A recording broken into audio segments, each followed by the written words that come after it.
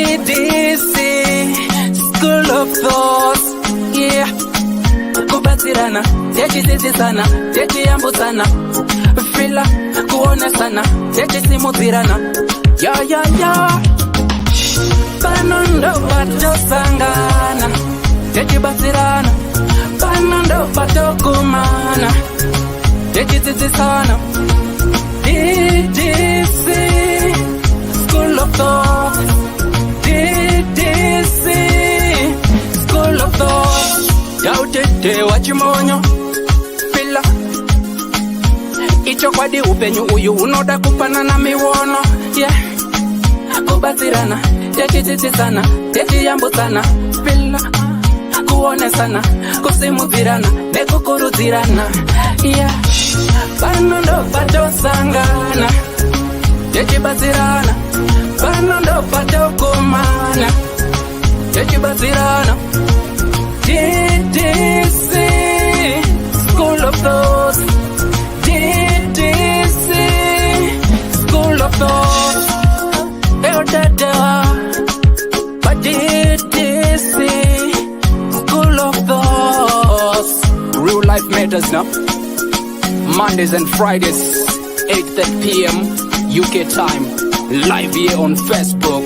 Ddc Skool of Thoughts. What? Which is Marabino one time. Ungabe udinga indawo yokuchadela kumbe udinga indawo yemhlangano esikubiza sithi ngama conference space. Ikulu indawo ema-Goddess Resort. Loba uthanda ukwenza imidlalo enjengokugada escape, ukugada amabhizi kumbe ikanu, woza uzobona ubuhle bemvelo. Ikhona njalo izipline ema-Goddess Resort. Kumnandi, labantwana asibakhohlwanga. Ikhona imjingo emihle emangalisayo emkhulu futhi. Ama-virtual reality, lama-TV amakhulu atholakala ngaphandle. Hawu wakuhle ema-Goddess Resort. Khawuleza wenze ibooking yakho uze labangani bakho lizojabula lithokoze. Sitholakala ku-Depshire Road, Harare, Zimbabwe. Ma-Goddess Resort, an adventure and a leisure paradise.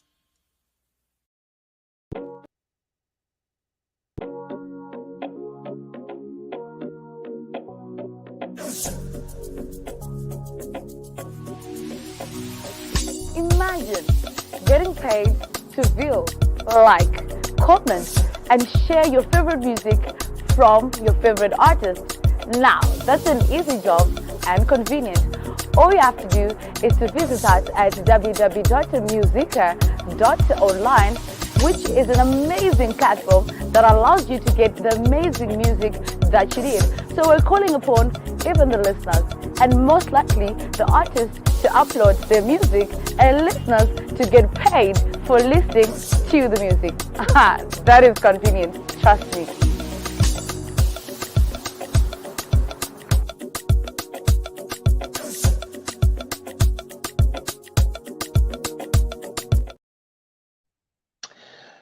Hello, good people.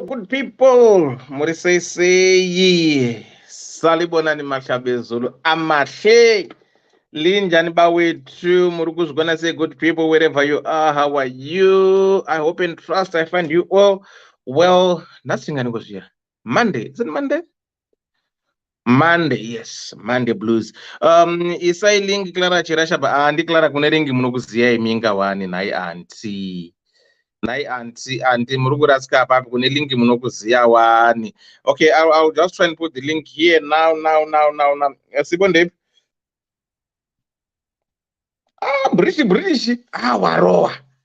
Hey, British, how are you, bruh? Long time no see, British. Hey, you've been quiet, bruh, for a very, very, very long time. How are you doing? Hope you are doing good. Right, Sibonde. Let me put the link and thing. Link it on the bond dip. So the same. The gamble panty link it out. Don't ban the link. And so then think what we should.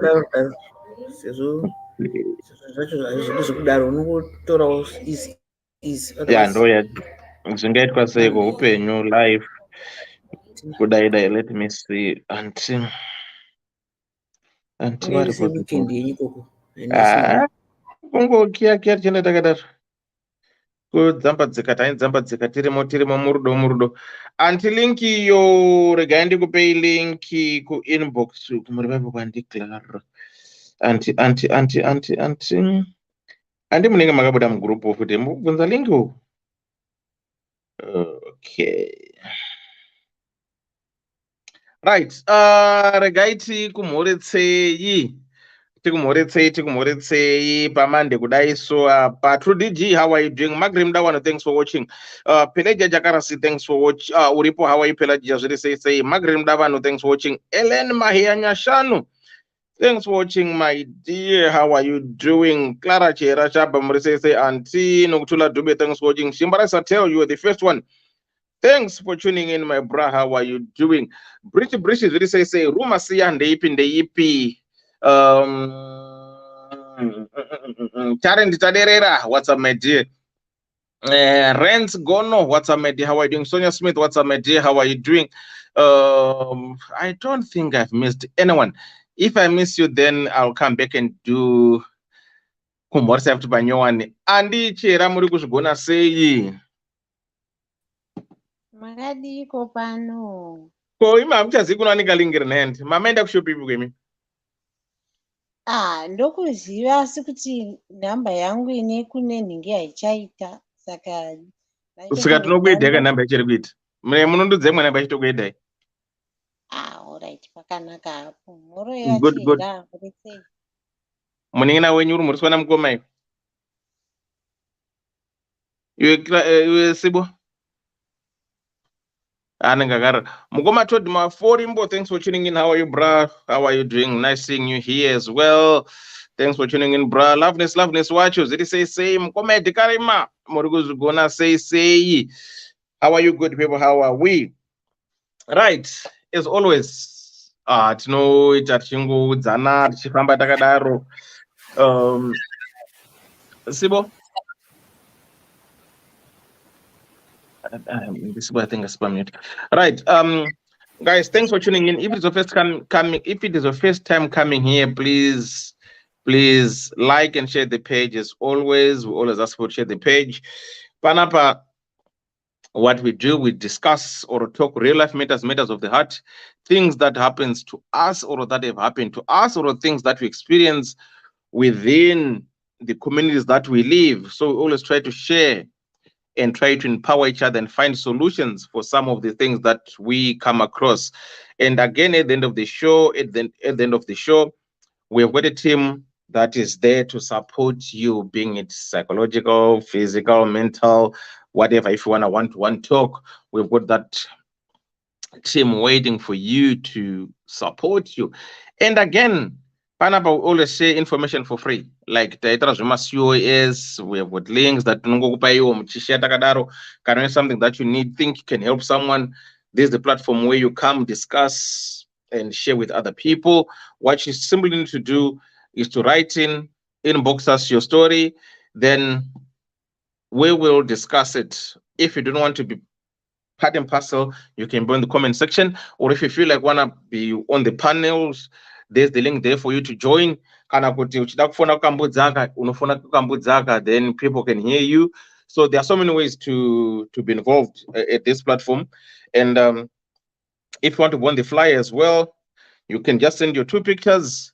We'll put you on the flyer. As problem. Tonight's program is supported by Magolis Resort. Easter is coming. So many things are happening. People are going to Zim. People in Zim, they want a place to stay holiday. There are so many places that you can go to. My Airbnb, you can book for the entire trip holiday. Everything is there for you by Magolis Resort.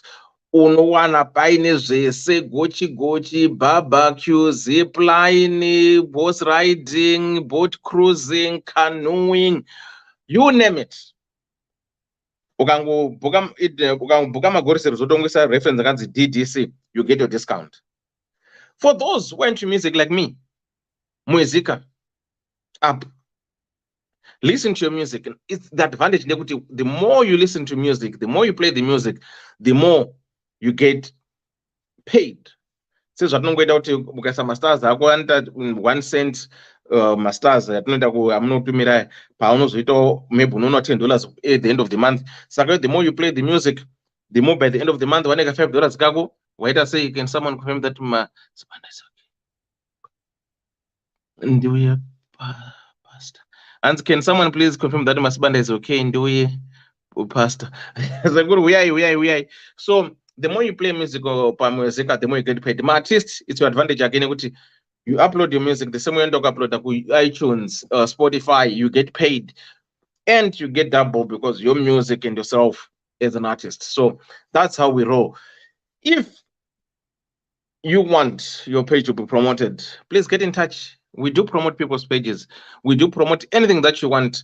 Panapa, a certain percentage kako. Then every Monday and Friday, we will promote your page, and at the end of the show, ukatarisapana patenge 327, but ukazinda after 2 days or so, inengane almost 2,000-3,000 views. So those people view and listen after the show, they will know there's this. Right, for those who are in the UK, if kana uchida chimbiltong chimkuyu, munoenda pa www.florencemeets.co.uk. ipapo pana handi Florence vanogadzira biltong mukaka webiltong, murikunzwa rakanaka rakachipa. Munongo www.florencemeets.co.uk.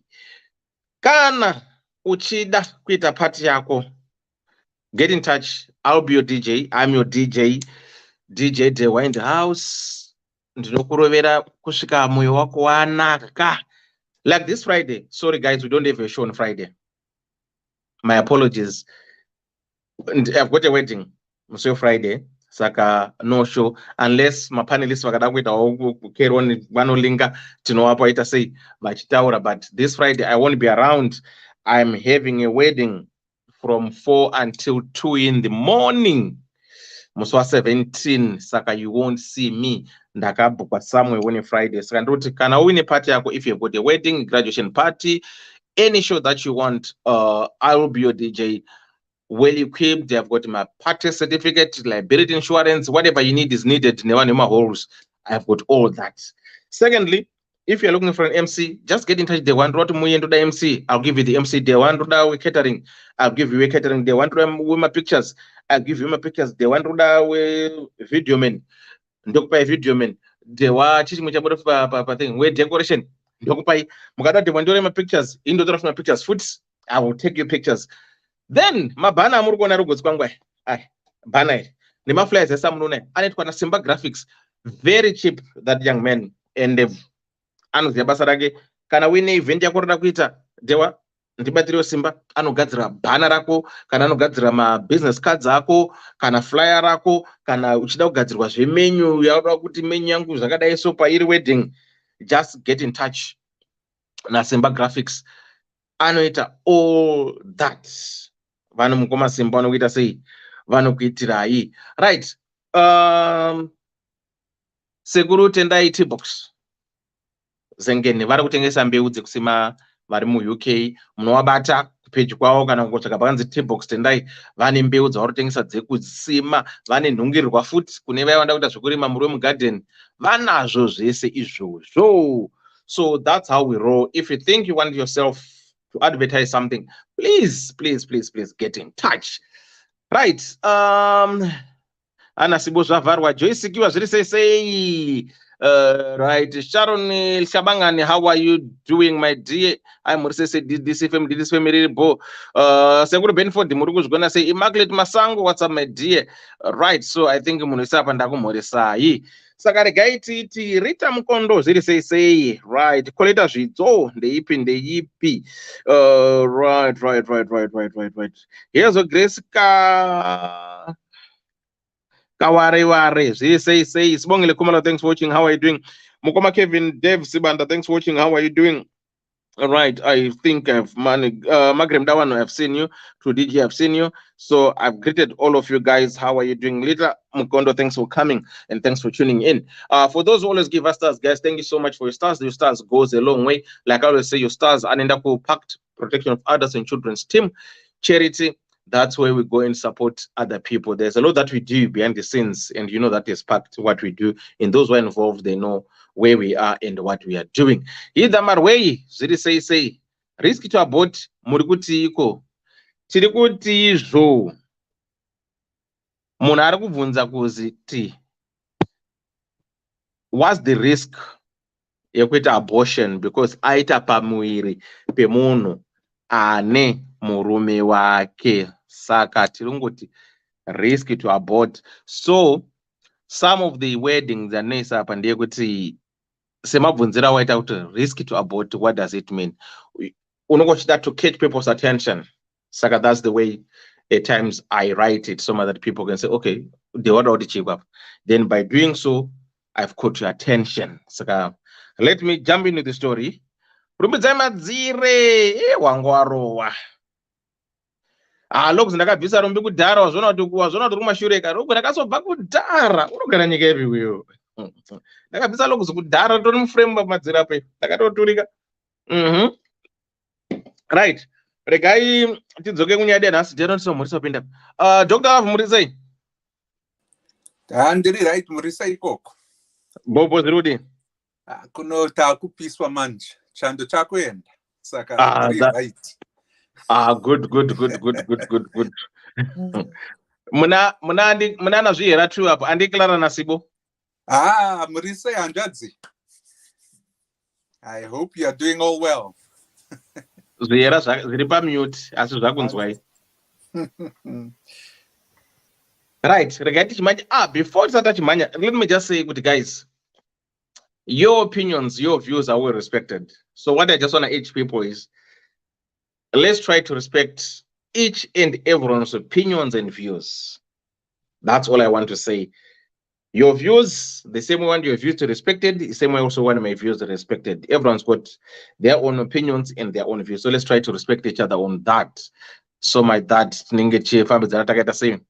Takafambi tichifambidzana tiri pamwe chete. Simba rashatiro wezi mukoma gwangu vachauya Simba, don't worry. Wekwamoyo mamox hanzi gogo goi pano pindai tikutambirei. Right, regai tidai so tione kuti zvakamira senyaya yacho. Those who want to join us, the link is there. If you want to join Pakambudzi, you can as well call Pakambudzi. Number Pakambudzi munadzo kana usina, you can just ask, then we can give you number Pakambudzi. If you also want to share, please share the page. Right, our tonight's topic is with you, risk to abort. Hello, Elder and DDC, please keep me anonymous. Elder, I'm a woman age 34 and this man is 44 years old. We are both here kuchando. Elder, munongonzwa imi, this dude ndi bangu hake pafeya. He lied to me kuti he was divorced with 2 kids na ex wake. Elder, and guess what? I believed him because he spends most of the time at my place and some sleepovers. Some of his clothes zitori modrob mangu. Elder, like I mentioned, my age never felt elder, like I mentioned, my age and never felt pregnant. Tried by the Rairamba with all the guys that I dated to a point I thought Kutipamwe and Izari. Laugh out loud. That's why they say it never rains, but it pours. I only realized that I'm 3 months pregnant. And I was happy, and only to discover that he's still married, but his wife Anita live in jobs. Saka most of the times she won't be home. Elder, I'm so angry and upset with him, and I don't want him to be the father of my first child. Before I would say otherwise. What are people, society, and even my parents will say Elder, do you think it would be wrong if I terminate the pregnancy? Elder, I really can't have a child with a married person, and let alone for him to be the father of my child. And the worst part, he deceived me. Elder, I'm torn and I'm hurt. But why Zimbo men are like this? Too much kunyeba man. Vano could believe this. Elder, is it too risky to do abortion at 3 months? Elder, when I discovered that he is still married, I openly told him I want to abort. And he told me, no, keep it. Hanzi kuzinza kwedu, hapana anobvumidzwa kuteura ropa risina mhaka. Elder, akutoita as if you owns me, yet kumba kwedu oro kwavo hapana kana one word anozivikanwa. Zvinoita here izvozvo, apa board ndeyangu and dumbu riri kukura nderangu. Please, Elder, can you kindly advise? I need help. I know and trust that with this platform, I will be able to get help. I will be reading comments. So, as sweet as it sounds, or as bad as it sounds, here we have got a 34-year-old young woman who is in the diaspora in the UK. This young woman, all her life, has been trying to conceive or to be pregnant, but mabhura acho ese vairwa mablanks to a point that this young woman doubted herself or thought that she's barren, she can't conceive. Then she happened to bump into this gentleman who is who is 44, and the gentleman said, look here, baby, I am divorced, I've got 2 kids, so I'm looking for someone to settle with. Then they did what they did, and the guy will go sleepovers, girlfriend's place, they are there, my underwear, my perfume, spend quality time together doing whatever they do. Then this lady happens to find out that she was pregnant, 3 months old. And the day she discovered, or around that time of discovering that she's 3 months pregnant, that's when she also discovered that no, this dude is married. He's a father of 2, like he said, but he lied that he's divorced. But the only challenge, or the only thing, was that his wife does or do live-in jobs. So most of the times, the woman will be at work. So that's why this man will go and do sleepovers, live close there, do mshakara, and do whatever. So this girl is saying, oh, I'm hurt and I'm torn because I don't want my first child to be a product of a married somebody. If I had a child before, maybe if I was a single mother, I had a child before, I would say, okay, that's fine. But what are my parents gonna say? What is the community going to think of me? What is everyone around me going to think of me that you didn't have a child? But look here, yeah, having a child to a married man. So this is one thing that is bugging this lady, that she cannot accept this pregnancy, or to keep the pregnancy, or to have a child with a married man. So she's asking, is it too late for her to do abortion? For that one, I was asking what I was about, to do abortion, because as it stands, them two, they are not even known to both sides. They are just there doing what they do, the 2 of them. The girl is not known, kumbakwe murume, murume is not known, kumbakwe mskana. You have to do. So this girl, she's saying, no, I'll be here listening, but in all fairness, I'm not happy. I'm torn and I'm so heartbroken. And she went to say, varume kuZimbabwe muri mbwa dzevanhu munobhilivhisa too much. Hanzi munotipidza ndege dzemashanga. Saka musikana ari kuchema, ari kuno kudiaspora, ari kuchema, akaiswa nhumba nabhangu. So toda kunatsoziva kuti vana bhangu ava vanombobhangura sei kusvika zvekuti Girimerina anenge abvuma kubhangurwa nabhangu sezvo ari kuti ndibhangu. Saka let's try and explore this case, and let's try and see how best we can help this little sister, because she has been trying. Or can you say she was very unfortunate, she was very unlucky with all the guys she dated? Let's say she started dating at 18, like, that's the average when people say, okay, I was in love. nodizwe kumahombe kuti zvinonzi kuti uyu mukomana wangu ndinodai so I will have sex. Say 18 to 32, pane almost 14 years of Bangfu. So can we say all these guys she encountered zvairamba kana ngoti yanga ngori wrong timing, then within a short period of time adanana nemurume munhu nombo boom pachimanyika ndo panochoda madzandeka. Saka can we say kuti zvangomirirawo here kana kuti for those who are Christians or those who are no believer, so was it meant kuti this is what was going to happen? Was this a fate that the person who's going to make her pregnant is a married man? Do you believe in fates, or was it just a mere coincidence that all along she was very unfortunate, but on this time now, it was a time to conceive, and now boom, she's pregnant.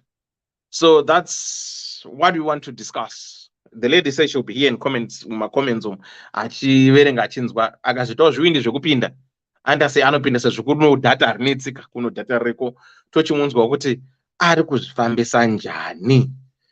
Saka ndo mamiriro ekunze talent adirira se uyu musikana ngasabvise nhumbu vana ndidzo hama dzese idzodzo pamwe ndiye mwana one iyeye wapiwa naMwari. Talent say it's better kuudza munhu chokwadi then odecide zvaanoda.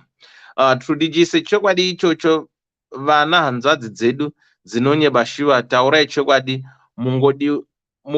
mungodiwa chokwadi. Saka okay, saka people are saying Zimbabwean men lie. Sonia Smith said, dear girl, it's sadly to let and again that body already feels rejected. Learn to love that baby now. Wekwamoyo say yatsika dope yanwa babes, keep mwana wangu. Either Marwe say 34, if it is your first baby, keep that child because maybe that will be your only chance at being a mom. 3 months is also too late for an abortion, risky. Right. Tadira say varame kuzimu vapinda bees. Zimbo men wekwamoyo say Zimbo men will humble you, sweetie. Either Marwe, that's the red flag. Why spend time more at your place than not it is? Debbie Jazz, how are you doing, my dear? Right, Debbie nasina kuona right kana mboerenga mesinda kuerenga yapo. Mashistor, good evening Ddc. How are you, Mashistor? Is it say Clara Mshonga Mende, what's up, my dear? Thanks for watching. So that's our story for tonight for those who are just joining us. And again, thanks for your comment section for your comments. Ndamwerengera shamwari chengeta mwana wako zvekuti murume womunhu kune wembwa here. That's loveness. Right, Sibo, what's your take on this? Tite say tichimanye. Ukunzwa ere dewa. Taukunzwa manje. Ha, saba nanchaura kana kushaka to say this kunzwika. Amino zvaitika, but anyway. At mubvunzo wake ndeupi handinyatsonzwisisa kuti ari kubvunza tanga tapindura mubvunzo tozomudza kuti marisks osheni nekuti mumwe munhu chachacha whatever iye chaari kuda rubetsero nazvo chii.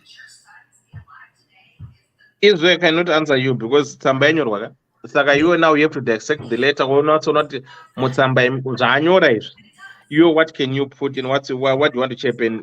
Keep in yes. Memory no mota ndepi. Parimwe Zimbabwe wapinda busy. Of course yes. Une device uri ramashure. Or a television. You have something chineno is at the back. Echoes. Une television umashure. I think okay yeah. It's phone yake. But anyway. All right. And I'm mute and declare because what's happening behind the scenes. Okay, all right. Then all right. After yeah, because we can hear everything. Okay. All right. Chera Jashe. Nenet. Chera vanenge. Let me see. Chera Muripera. Good. Edna Clegg, how are you doing? Debbie, just keep your child if they will eventually understand. Chimbasa mwana chipo chinobva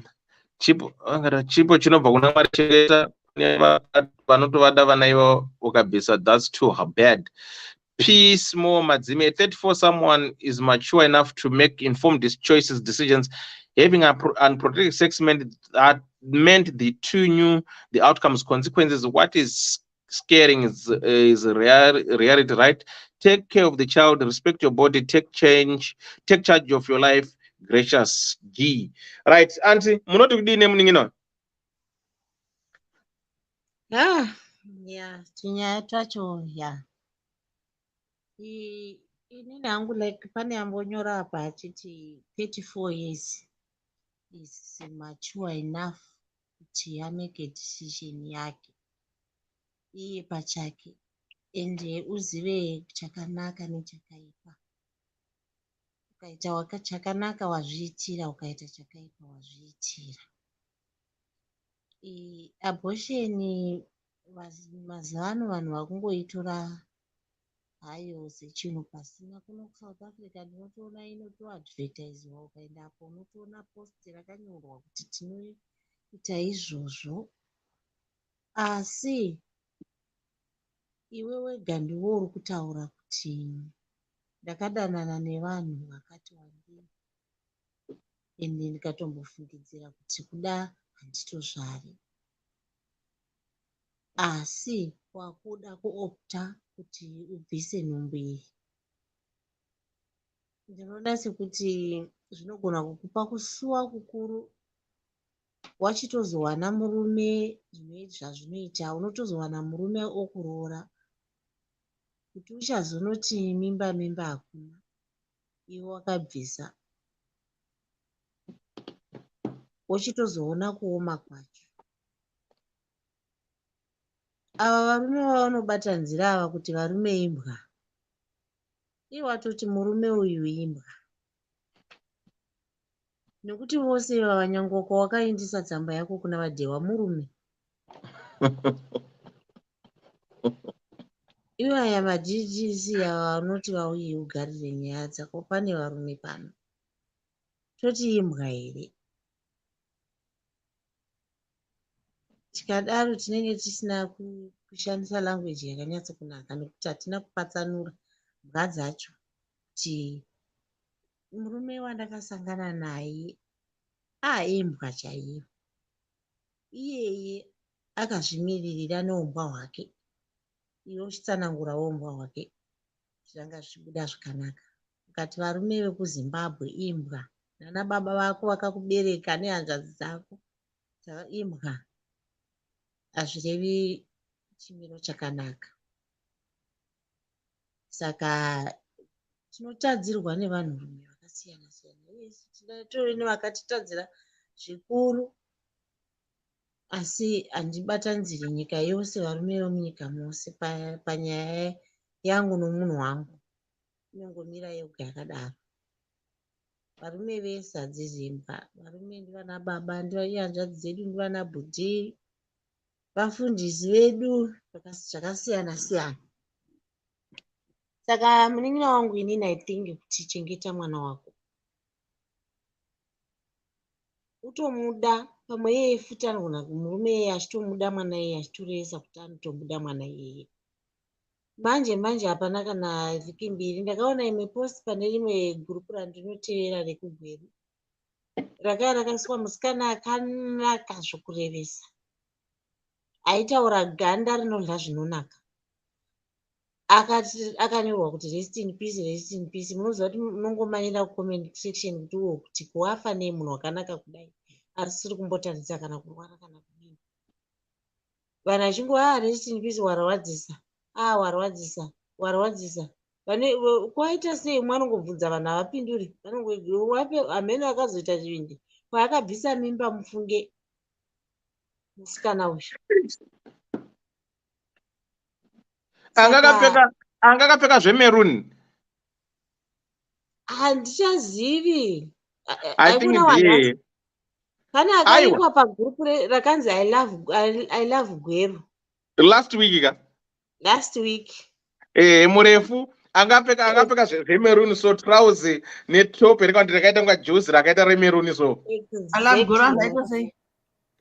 Makaiona ndakaiona ya group rangu iroro makaiona posti makaiona saka ndakatora nguva ndichiverenga makomi ndichidawo kutoziva kuti musikana wafaneiwe musikana wafaneiwe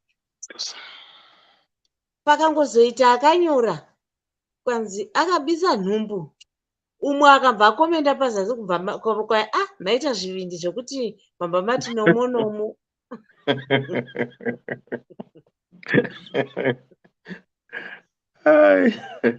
maita zvivindi saka hatidi kuzokuverenga tichichaya kuti munhu wafanei munhu wafanei munhu afanei tichitsvaka komendi inozotaura kuti nomo nomo kuti wakabvisa nhumbu ende ndopaunoona kuti nyaya iya inofamba nekuti inotrenda mazuva ano kune mawhatsapp kune chinyi chinomhanya chinyaya chinomhanya chikadzoka unochana chadzoka nekune rimwe gurupu chadzokazve chinyaya chichitrenda chichimhanya nekuti paita chinyaya chinodhirowa attention yavanhu ukangoita zvinhu zvako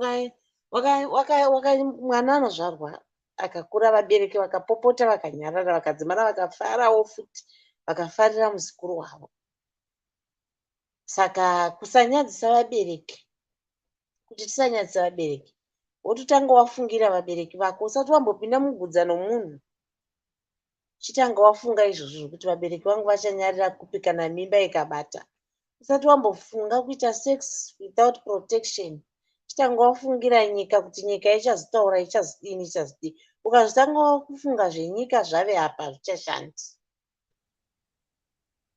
hazvichatomboshandisha chese iwe uchitongofarira kuti mwana uya wandaishuwa kubata mumaoko mangu ndatomutirwa namwari chiregai nditomuda mwana ushu ndoda kutombokudza imwe nyaya yakaitika yeumwe munhu wandinotoziva zvokudaro akachengeta mwana werepu aine nyaya yakada kufanana neyako iyoyi but iye akanga atova kuma40s achitambura kubata mwana achirambwa awanikwa zvakanaka achirambwa akazoita mimba nerepu kuba kwarepu kumagadheni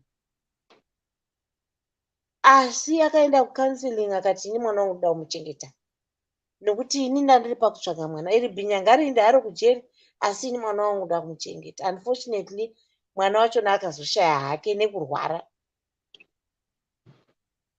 asi akasacrifica kuchengeta mwana werepu nokuti akanga aona kuti ndo paatouya napo ndo paatobatiswa mwana ende akangozova mwana wake 1 akashaya mai vacho vakazoshayawo after some years saka imagine kana munhu achigona kuita chivindi chokuti ndipo pauya nomwana wangu saka ndobvisa kana ari iye oga wandandichaziva naye akaita chivindi chokuchengeta mwana werepu zvine ima muchitodanana zvenyu iye munhu wako iye achitoti mwana wake anomuda I think kuchengeta mwana uyu zvinotogona kuzokupa kunyaradzwa kwakanaka nekuti zvokubvisa it will haunt you in your life kana wazoroorwa ukashaya mwana uchademba kuti dei ndisina kurasa mwana uya I think ndo mashoko angu right andi musati maenda pane zvanyorwa panapa naGeneral Kanyemba no it's not for you zvanguda kungoverenga zvangu and sadly said she has been trying to have a child with the previous partners, meaning she wanted a child, right? Now she has a chance to have that child with the pregnancy she have. But then again, she talks of abortion. It's nothing to do with the man. It's her who needs help. She probably right to want to get rid of the baby because in my experience, ladies who carry pregnancy with bitterness has done nothing but destroy the future of the child they carried. At 34 and in UK, she should know better. No, hey, thanks, Auntie. Mataura in depth, mashoko chaiwo anobata aripo murudzi wenyaya uya kana ida kuzofona chafona zvake isinzi akatanga comment section ndamona aripo zvake apa ari kuteerera. Right, Tarigam, how are you doing? Maria Gomazuri say muri kuzigona say I've got caller online here. Rekai ndipe caller then sibo bwazo taura zvako. Right, caller, how are you? tiripo makadi yenyu paDDC. Takasimba, I think warukunzwa yi. What's your take? It's a mixture of my question, the advice and governance of community. Moja kutangana chidota I agree na chera kuti akatutuka varume vekumusha kwedu anenge akutukuona na baba wake nehanda dzake, which is not true. Vari kuvarume vasvingi just asangana nebhora ngumairano zvekuti vese vakadaro, because akaita kamwoyo ikaku anobva aisa mwoyo uri better. Saka anachidongotanga nepapo. Chechituu ndangachida kubvunza kuti murelationship yake nemunhu uyu zvainyatsofamba sei kuti handinonyatsobata kuti vadanana for how long, but nonga vachinyatsozvifambisa sei kuti vasvike pavasvika asina kubata kuti ane mukadzi. Akamboendaumba kwake here? Paisvikika here? Aimboendawo kune hama kana kuna chii kana kuti aingoratidza kumashamwari? Because inene from my understanding murume akaroora zvibeona haanese kubata. Usually panyaya dzekuvhakachirana havadi anenge asingadi nekumba kwake, mutoona kuti okay, I think pane problem. Or at most zvinenge zvisina zvokuti ungaswera uri unoenda uri, you can go anytime. From what she says, kwake ndo kwaaiswera ari, which is quite common for vanhu vakadai vanenge vane vanhu vavo. So I'm just wondering kuti ivo relationship yanga yakamira sei, and vagara vese for how long. And then point yangu yokutera ndeyekuti kana tichidata kudai so it's important kuvheta kunyatsoona kuti munhu akamira sei. Ndo pakuvheta ndo paunobata zvinhu zvakawanda. Saka kuti kuti vasvitsane pavasvitsana akanyatsoongorora here upenyu hwemunhu wake. Because kana akatimuudza kuti ndine vana vangu 2 nanga ndine previous marriage, ma-questions api akabvunza kuti asvike pakuva satisfied kuti haana munhu vangori 2. So point yangu ndekuti I think kuvheta kwakakosha. And then going on, moving on from that, sorry. And I should also think, okay, I don't know, it's 3 months too late with either abortion. For me, question I get a bit strange to me because it sounds like I'm going for medical advice. Can I don't know of which one know as far as I know, one needs abortion legal. I mean, one procedure we have which is easy information because I want to go a doctor or a medical practitioner. So I'm just wondering why I go for the pachirungwa. I'm going to expect to a medical professional here. And why I'm saying that because pane zvimwe pane zvaari kuda kubvunza zvasinozokunobuda pachena. Because chimwe chinhu handinonyatsobata kuti asiyana nababa here kana kuti vachiri munyepera kana kuti iye ari kuda kufila ari kuda kasupport here kekuti pamwe zvinogona kuita akachengeta mwana wake nababa pamwe pamwe ari kuda ka-reassurance because handinzwisota anogobvunza kuti is it too late pachirongwa kuti tiri madhokta here ati ini ndozvamaonera ndozvino. And ndinobvunza futi vanyatsosiyana zvapera here kana kuti vachiri kunyetsawo nyepa vabaza. And then ini nangu elder ndangachitoproposa because nyaya dzevarume nekunyepa idzi dzati mombotiitirawo show yekubatsira isusu vakadzi, mombotidzidzisawo, mombotiudzawo game ameno imi nana mukoma kwangu nana Dr. Love munyatsoti tinongoti motiraira because otherwise tingapinda busy inyaya yevarume vakarora vanenge vachida kunyepera vasikana. Saka ndo proposal yangu. And then maybe lastly. Nashidongoti, sister, Nashidoti, she said to go to Ziotagarura. Are my investigations are right here. And if so, Chita right to attend the investigate, I'm my suspicions here. Which brings me back to the point Yanguti. Say Jazu Tora time could I so but now that I know Jazu Azu Bato Takagura. But Pesa Najaka Chaka. And then finally, Nash don't go muti ina Nash don't see my dear states. Usa December. My reason for that, I'm pro-life, as far as I know, I think 3 months that I want to say unless I would tell that later some backstreet abortion, which is risky anyway. But I show home to Iowa. I know Numbusa Vise, I know who Yakanaka. But manano pakunamari. And also, don't go mupa a person on the party. And this is the not sure, but Aninga is up from what Zaganaka Paguti. Arbuta and Didi and woman moon. And a who is up from where you see that was one. So, I think Joe Pound, yeah, those are don't.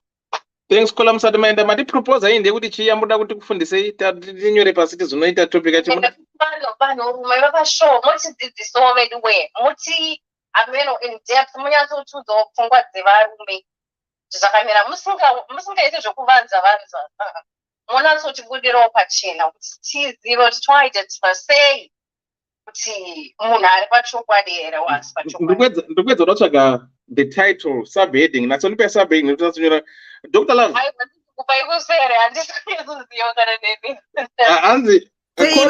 Sei varume vachinyepera vachinyepa pakunyenga. No. What I would like to propose. Dr. Love, how do you want to propose it? I would like to actually mimic a movie akaitwa na Steve Harvey. Think like a man, act like Hansichi, act like a lady, Think like a man, act like a woman. Act like a woman. That's exactly, some of those ideas come from specifically the ideas Steve Harvey, because there are some truths to it. But I do not focus on it, but I think it will be good kuti vakadzi vazivewo kuti zvinenge zvichiita sei. Okay. Think like a man. Yeah, always think like a man. Saka ndio topic yacho nenga chidzinga ndikutonyora pasi kuti Think Like a Man is a program that men are going to assist on women. Think like a man. Okay. That's what they're doing. They're thinking like men and then lie to us. Runonyenga runohwarara. Wagomana. Ndinda kutaura karume akomana. Vakomana think like a man runonyenga runohwarara kai.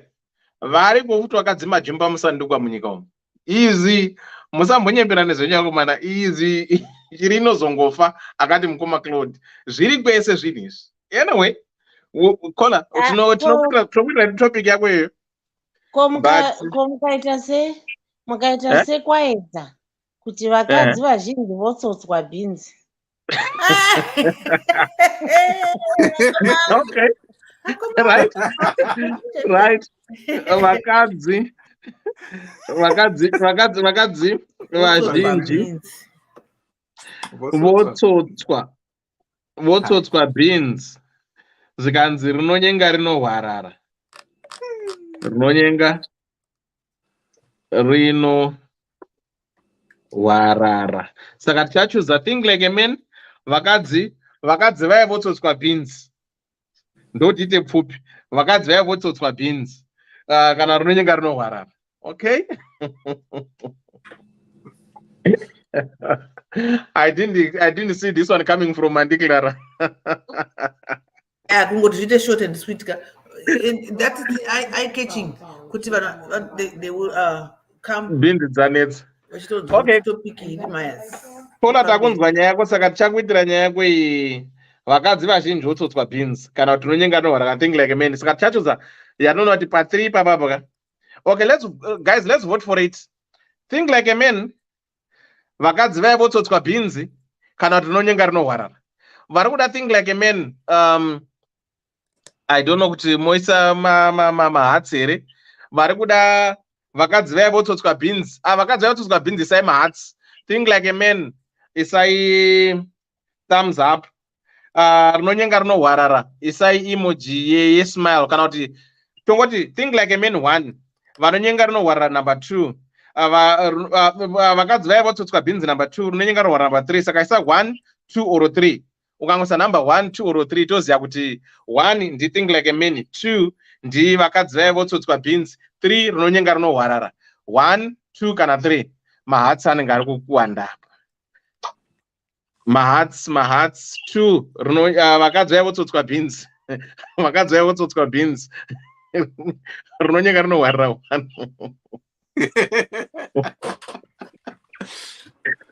Vakadzi vaya votsotswa beans. Saka vakadzi vaya votsotswa beans ndiyo rinonyenga rinorwara 3, 1, 2, 3, 4. Pamavhotsi apo ndiri kuona rinonyenga rinorwarira ine 2. Vakadzi vaya votsotswa beans 1, 2, 3, 4, 5, 6, 7. Saka beans. Saka vakadzi vaya votsotswa beans ndiyo topic yedu ye next week Monday. Since musi weFriday I won't be around unless kana waida kuita vasikana vanoita vakomana. Vakadzi vaya votsotswa beans. Vakadzi votsotswa beans saka musi weMonday mouya vakadzi votsotswa beans ndo yawina. Saka kola let's hope Monday unongoripo. Vakadzi vaya votsotswa beans ndiyo topic yedu musi weMonday. Okay. Saka tonzwa how to do due diligence in the dating process. Chingoita yematsotsi hagerani. Manonoka varume. Vakadzi vaya votsotswa beans ndiyo yatotora mukombe. Takutenda vakadzi vaya votsotswa beans. Ndokadzi vaya ndovara kunyora kuti vakadzi vaya votsotswa beans. Mukoma givi chingoita yematsotsi hagerani taiona. How to do due diligence in the dating process. Mukoma bullshit azviona. But yatora mukombe ndi vakadzi vaya votsotswa beans. Saka kola musi weMonday unochiuya wochiteerera kuti vari kutsotswa beans njani ende zviri kufamba sei. Tochionesana kuti zviri kufamba sei pakutsotsa apa. Handi zviri kutsotsa here kana kutsotsanwa. Think like a man, act like a woman, or act like a man, think like a woman. Handisi kuziya. Saka handimamirire nyaya. Thank you so much, Kola. Okay. Right. For those who are joining us, please do likewise share and like the page. Here we discuss real life matters of the heart, things that happens to us on day-to-day basis. Our topic tonight, let me just do a quick recap about it. So our next week's topic, that's 17, 18, 19, on the 20th, make a date. Vakadzi vaya votsotswa beans. Ndo yatiri kuita musi wechingani, musi weMonday. Tione kuti zviri kufamba sei, kuti vari kutsotswa beans acho kanjani pane munhu aratidza kuenda pa late okay, try, hold on, mirate on guys on my page. No, pana mandao batsira bana ari kutadza kupinda. Right. So let me just do a quick recap on this one. Sibanda recap. Right. Givitengo zviri sei mukoma bushke muringa muri sei General Kanyemba murudzgona sei Juliet Ngandu ndepi Sharon Shabangani ndakuona kudhara wekwanda kuona Trudy ndakuona Lois Muzvare zviri sei Rosemary Chigombe sweetheart how are you doing Sibongile Kumar how are you doing Loveness loves Joyce kwandepi Petronera Nyamkono Rasarupindu zviri sei Maria Kwema ndeipi Monica kunze kweguta my sister how are you doing. So regai tite recap tibatsirane murudzi nyaya yaripo munozomubvunza anopindura. Right. risk to abort. Hello, Elder in DDC. Please keep me anonymous. Elder, I'm a woman age 34, and this man is 44 years old, and we are both here kuchando. Elder munongonzwa imi, this dude ndibhangu hake pafair. He lied to me that he was divorced with 2 kids na ex wake. Elder, and guess what? I believed him because he spends most of the time at my place in some sleepovers. Some of his clothes zitorimu wardrobe mangu. Elder, like I mentioned, my age. Never felt pregnant, tried but zvairamba. With all the guys I dated, to a point I thought kuti pamwe handizvari. Laugh out loud. That's why they always say it never rains but it pours. I only realized that I'm 3 months pregnant, and I was very happy, and also only to discover that he is still married, but his wife Anita ma leaving jobs. Saka most of the times she won't be home. Elder, I'm so angry and upset with him, and I don't want him to be the father of my first child. Before I would say otherwise. And what are people in society and even my friends will say? Elder, do you think it would be wrong if I terminate this pregnancy? Elder, I really can't have a child with a married person, and let alone for him to be the father of my first child. And the worst part, he deceived me. Elder, I'm torn and I'm hurt. But why is Zimbabwe like this? Man, too much kunyeba man. Man believe it. Elder, is it too risky to do abortion in 3 months? Elder, when I discovered that he's still married, I openly told him I want to abort, and he told me, no, keep it. Hanzi kudzinza kwedu hapana anobvumidzwa kuteura ropa risina mhaka. Elder, akutoita as if he owns me, yet kumba kwedu uri kwavo hapana kana one word anozivikanwa. Zvinoita here izvozvo? Apa bhodhi yangu, apa ibhodhi yangu, and idumbu rangu riri kukura. Please, Elder, can you kindly advise? I need help. I know and trust that with this platform, I will be able to be helped. I will be reading comments. So for those who are joining us, that's our story for tonight. We've got a 34-year-old, 34-year-old young lady. 34. First time pregnancy, but she's saying all these years she has dated and sleeping with men. She never felt pregnant, to a point that she thought maybe she was barren. But with this guy, fortunately enough, she fell pregnant. She only discovered that she's 3 months pregnant, and she was over the moon happy. But the flip side of the coin, also to discover that this guy lied to her that he is divorced, but he's married. He's still married, because the guy said to him, you know what? I've got 2 kids. I'm divorced. So the guy will go do sleepovers, go holidays, or galavant with the lady, and some of the clothes of the guy at the lady's house. But the reason why the guy was doing this is because the guy's wife does live in job, so she goes away maybe for a month or 2 months. So the guy had enough time to convince and make this lady believe that she's dealing with somebody who is very much a divorcee who has got 2 kids. So now she's saying the sad part is that that's a first pregnancy, and it's not sitting comfortable with her to have a child with a married man, unless otherwise, if she had a child before and now this is a second child, people might say, munoziya kakambororwa akarambwa, saka let it be. But now she's saying, what are my parents gonna think of me? What is the society, friends gonna think of me that I never had a child in my life, and my first child is coming through a married man? So this is where her dilemma is. So she went on to say, varume kuZimbabwe muri mhuka dzevanhu, munonyepa singaiti. Saka kola baba ati ndiitirewo show yekuti vakadzi votsotswa beans. Toda kumbonzwa kuti munozvifambisa sei imba zvosvika pauzotsotsa vakadzi vese beans makaroora. Saka ndosho yachaita musi wechingani, musi weMonday. Saka this lady ari kuda help kuti how best, or you guys, what do you think she can do? Certainly Leno says Zimbe men munyika ya king vane PhD yekunyeba. So we've got someone who's experienced. yekuti ari vane PhD yekunyeba. Rita Mukondis, where are the guys' kids? Don't terminate, please. That's a child might have your only child. Consider your age as well, please. There is a play victim on the topic elder. They are playing victims on the topic elder. Kuzuskwa Beans is a curse story, right? So ndo Julie said tisati tamboenda kure haidi ko wainyatsoteerera yeke wangu usinawo family planning here, because you can blame this guy all year, but iwe sedunga numbu could have known better. That's my thoughts. So it's well balanced. We've got women saying no, yes, where's that nyoro in sanumbu, but when Julie munhu akatora yakamakore kubva at 18 achigwangurwa nobvutisinga, but yozobata 32 saka 14 years experience of gwangu, no pregnancy, iyozongouya kana ndini I think I will be head over heels. Mukoma gwangu muri sei? Maunchibvunzwa naSimba Satero. Simba, mukoma gwangu wakwauya, mukoma gwangu muri sei? Ndiri bo zviri sei Bobo pane mufana ngachikutsvaga iSimba Satero saka ndati mukoma gwangu wakwauya sei vauya.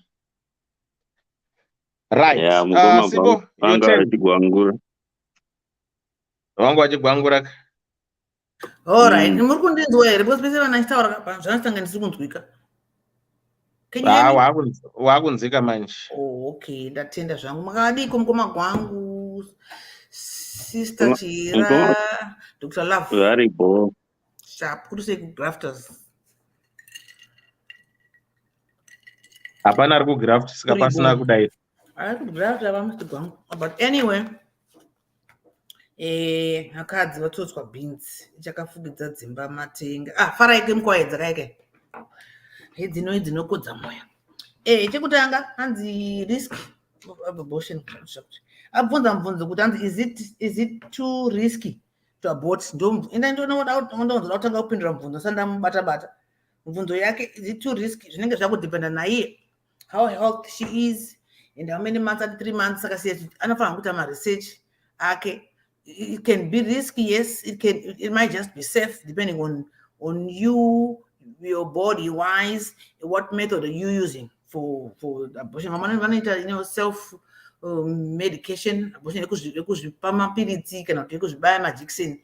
Kozoita imwe yekuti unoconsult a doctor, unoenda kwadoctor wotokuita matest, wotokuudza kuti mwana chaitika kuti audi abude, kana achibuda zvinogona kutoaffecta newe chibereko chako iwewe. Saka it's 50-50 to answer her question on that one. Is it too risky to abort? It's 50-50. That's the answer. Imwe yatanzi zvinoita here izvozvi kuti ndiite mwana wemurume ane mukadzi wake vanhu kumusha kwedu nekumusha kwake vasingazvizivi. Zvinogotadza neiwe wakatoita pamwiri.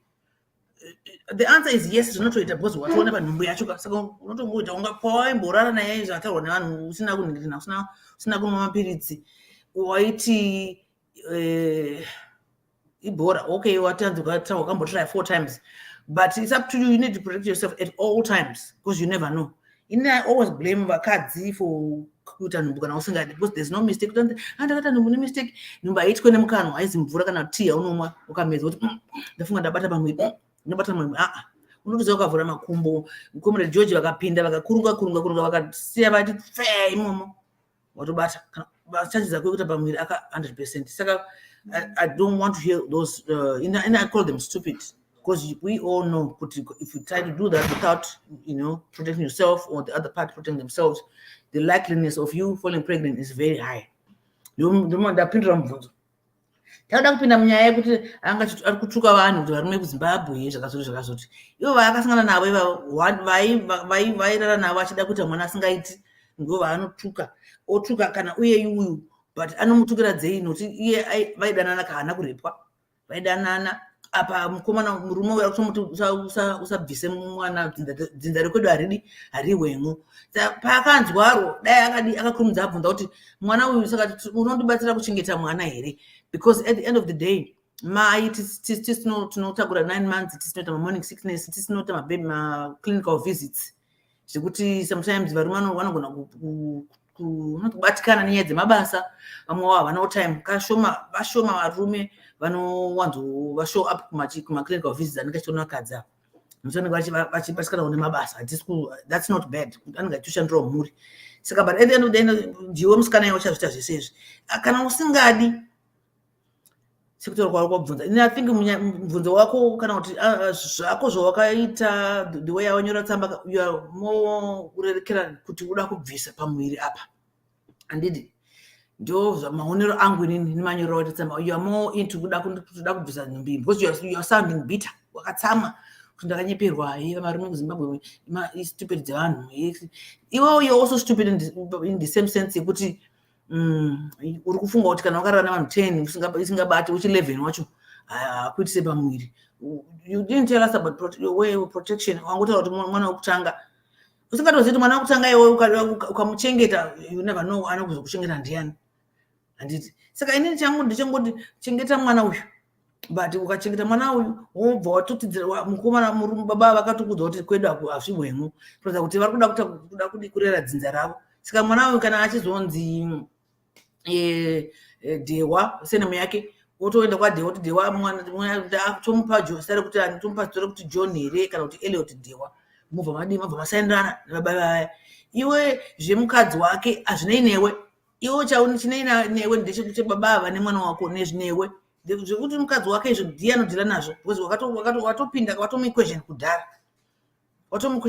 pana kola ambobvunza kuti relationship yenyu yapapera as we talk right now we don't know. Saka watachauya tingeta kuziva kuti vachiri vese vachikutaura here vese sezvo nhumbu ichiripo maybe kudai imene kutsamba ndiarini maybe atone 6 months maybe akatopona maybe akatobvisa pamwiri pacho we don't know. Handiti mazvona kuti ndikuona kuti pane ka bitterness mutsamba ane ukasha hwekuti ndakanyeperwa kana kuti ndinoda kubvisa pamwiri. Iyo ndeyako iyo yekubvisa pamwiri hama yangu iyo that is yours. Even if this guy was saying angadai kuti bvisa hako kamubaba vaka zvinenge zvakwauri. It's your own decision, it's your body, it's your own guiltiness or it's all happy. I don't know kuti unofeel asi vakawanda some people feel guilty, some people feel happy. Ambozvakazvitaura mupenyu wake ndakamboita ndikabvisa. Some people do that. Saka this one is up to you my sister. Once it's 34. Yeah, my sister, you're not my baby. You're sister wangu. I mean, so it's up to you at the end of the day. Your relationship, your relationship with yourself, with your pregnancy. Support. Because your mother will never, leave you. My work on the my gorana, Naskuskari, and the my Kanaka, but at the end of the day, they will regroup. So you don't want to have a miscarriage. Please do not have that. Do not do that. You are risking your life, yourself, your health.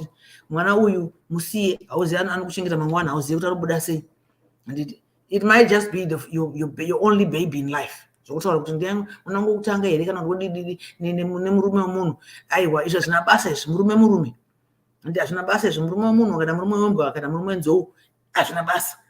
tuta nezvimwana health concerning your health abortions okutaurezvi. Saka one inoita kuti don't do it. Two, relationship yako nemunhu here, how far, where are you at right now? If you're in good books, thank goodness, wotononyoresa wobva wamudza kuti ndichikumbira kuti muve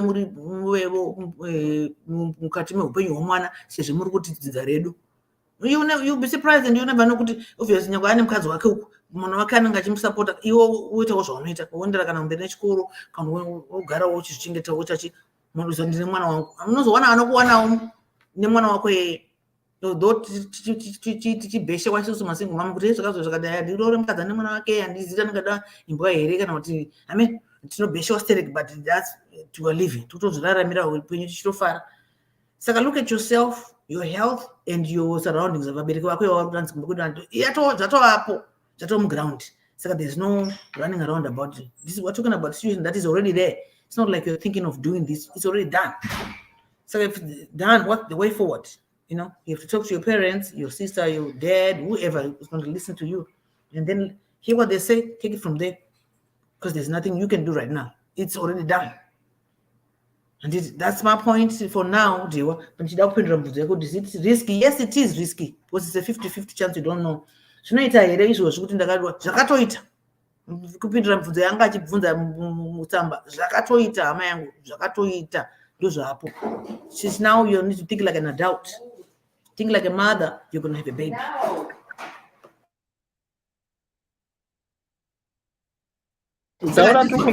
Okay, ndikuti inini asazvati ndauya tinokumbira kuti azopindura ke kuti vari zvino sezvo akaudzwa usabvise dzinza rekwedu richiri murelationship here nemurume achimuudza kuti handa kubvisa ndine kana zodai. She needs to really know kuti murume uyu ari mulife make here, kana asimo oita decision yake kuti ochengetera mwana ega. Vamwe vanhu zvesho vanouya ndivanozoya patsamba, tinozoona tsamba pana machinzi mudzimai ari kuramba ndione mwana wangu. Varume vanenge vaida mwana wavo, obviously vanenge vaziva kuti ndakashaisha kana ndakanyepera munhu. Kangani haazivi kutanga kana kuti kunyeperwa, haazivi kutanga kuwira mutsekwende yekuti unogona kutomindiswa chaivo nemunhu asina kana mukadzi, asi asingadi agoramba nhumbu iyoyo. Unogona kumindiswa nemunhu asina futi mukadzi, asi iwe uda kubvisa nhumbu, achida nhumbu nokuti hauna kurohwa naundoroora, saka unofanira kutobvisa nhumbu yekumba kwedu, tinofanira kunge tichitanga takaroorwa first tozoita pamwiri, but unenge watopaita murume achiti usabvise woti ndotobvisa woshayika zvarehwa natete pai kuti nyaya yanga iri kugwerui kunzi chiiko chino akabvisa nhumbu. Dzingani nhumbu dzatinongozonzwa kuti akafa akatitrai kubvisa nhumbu, akazvikuvadza vana vakakandwa mubhini, dzakawanda nyaya. Saka please find it in your heart to take care of yourself and take care of this pregnancy. Kana usingadi mwana antu watiri kuchando, I think kune organizations anobetsera for people vane vana vakadai vekuti you can give birth and then give mwana ku orphanage, mwana unoadoptwa nevamwe anoda kuchengeterwa vana. Ingoita zvekuti ubetserekane iwe usingazofela guilty nezvauri kuita kuti ndakazouraya mwana kana ndakazozviremadza nekuti ndakabvisa nhumbu. So the risk is great. Look at it and then at the end of the day make your own decision, because murume akutokuudza kuti ini ndoda mwana wangu haana kuramba, iwe ndiwo kuramba. Pamwe kuti mukadzi wechitu hauna kubvunza zvako, ukamubvunza anogona kukuudza izvozvo. Pamwe kana usingadiwa haudi, but at the end of the day we are talking about mwana asati azvarwa asina advocate pano pasi. I'm advocating for the baby, kuti let this baby live. You never know what zvinozobuda mangwana. Kana baba vachiti vanogona kuda mwana wavo zvekuti newe unotoshamisa kuti dai baba vasina mukadzi vangu ndaitoda kuti vatomudoroora because baba vane mwoyo wakanaka, baba vanoda mwana wavo. Nokuti makesi atinoona atoripo, reported good cases ekuti panana baba vanochengeta vana vavo kune dzimwe nzvimbo, kunana baba vanosiyawo vana vavo vachingoti zvikazoti ndozvona. Saka iwewe please ndikumbirawo kuti usabvise nhumbu. Andisika ndombosirai patozoita discussion zvedu, usabvise nhumbu zvese zvinoita hazvo, asi usabvise, chengeta mwana. You get help, unotsamwirwa nemaparents ako, but zvinopera, hauziwo watanga. Ndogumira ipapo ndewa. Thank you so much. Trisha Kumala, how are you doing? Zirisa Trisha Kumala, thanks for tuning in. Amilon Rufo, thanks for tuning in. Koni Murida, thanks for tuning in. Margaret Gwede, thanks for tuning in. I think that's not more. I get 2 or 3. Ndana Telio, thanks for tuning in. Rumbili Dube, thanks for tuning in. Subongle Nambogona, I think that's on. I get 2. Lord Musa Sufoti ndakujamba iba no ndandisina kuona izvangu bandazokuona imanje izvi Clara ndakumurisa kudhara saka right. Thanks for tuning in. Mbuya, thanks for tuning in. Mbuya muri pa phone muri sei regai nditi panapa mbuya wabata kubvira kudhara pana mukoma kwangu Dr. Love mbuya ari pamberi penyu wangu akabatana nemusikana anga kola ngatara pa phone yasika mbuya wakapfedza then Dr. Love then mukoma kwangu regai nditi mbuya mukana vaite sei vachimhanye regai mbuya ndawaisa kupo zve ndombotsvaga mbuya wacho ndichazendawaisa kupo futi zvinhu zvacho akwamani. Right. Mbuya dzokererai futi mamusina kunzika. Dewa makadiko. Ndiri bo feli mamoyo ndepi? Hanzi mandijamba feli mamoyo zviri sei? Tiripo mbuya muri sei? Aiwa tiri kuno zvedu dewa iwe. Ko verudzi rwangu makadiko mese uko. Verudzi rwambuya muri sei? Tiriko mbuya makadiko, makoma makadiko. Aiwa ndekuno sivo iwe. Vakuwasha wangu ana gwangu ana kwangware uko. Aningi nangu ana Clara. Mwakwasha dairai.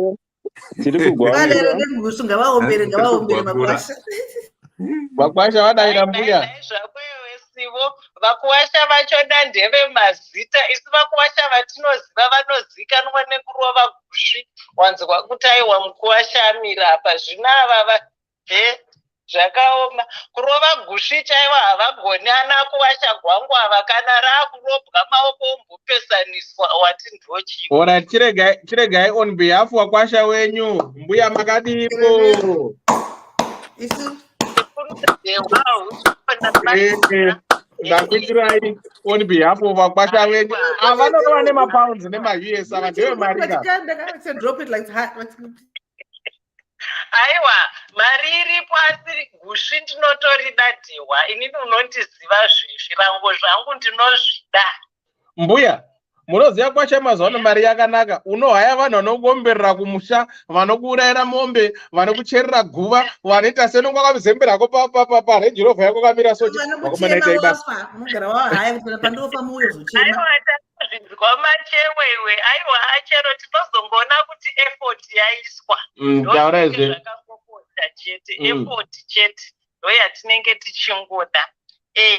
Aiwa ndoti ndoda kuti ndione kuti ndanzwisisa nawi zvakanakisisa dhehwa ndione kuti ndagona kubatsira munin'ina wangu ari panapa ane 34 years inini ndiri kutena 50 this year saka ndingangomuti munin'ina kana kuti ndingati mwana anokwana kwese okay right ndomuti mwana right mwana uyu anga achidanana akapinda murelationship handiti but apinda murelationship akafunga kuti ari kudanana nemunhu ari single only to discover ane mimba kuti munhu yari married ndizvo but in the past mwana uyu anga achinhingirikina anga achimbotraya kutsvaga mwana but zvanga zvichiramba although anga asana ari married handiti okay fine saka ndanzwisisa then ndobva ndati chi nhau tainzwa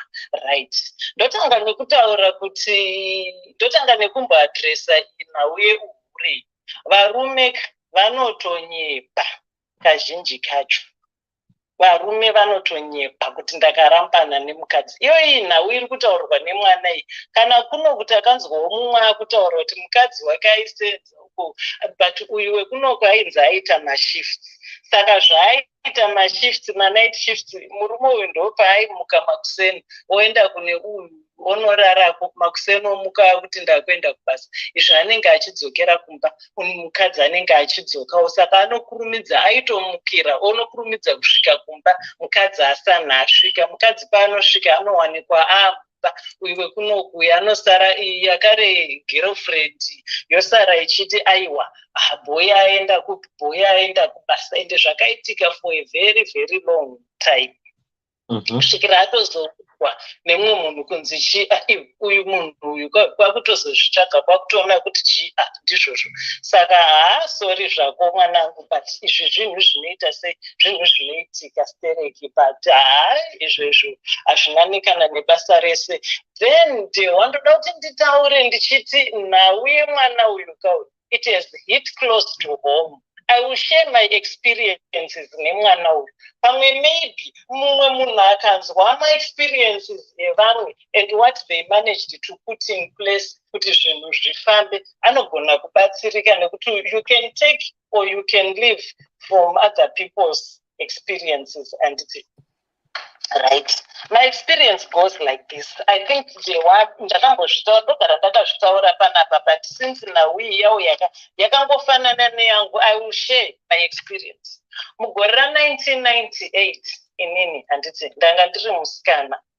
ndakasangana nemunhu then my ex handiti and like I've told you before dewa inini ndiri muzezu ex yangu muVictoria ndakanakidzwa neaccent dewa uri kunzwa accent yakaita kundibheura ndanakidzwa neaccent ndakatenda munhu nemimba handiti uri kunzwa dewa I was 25 when I fell pregnant ndini musikana mukuru wekumba kwedu handiti And vabereki vangu vaivimba neni. Ndakakura ndiri mwana akanakisa ndisina musikanzwa handiti.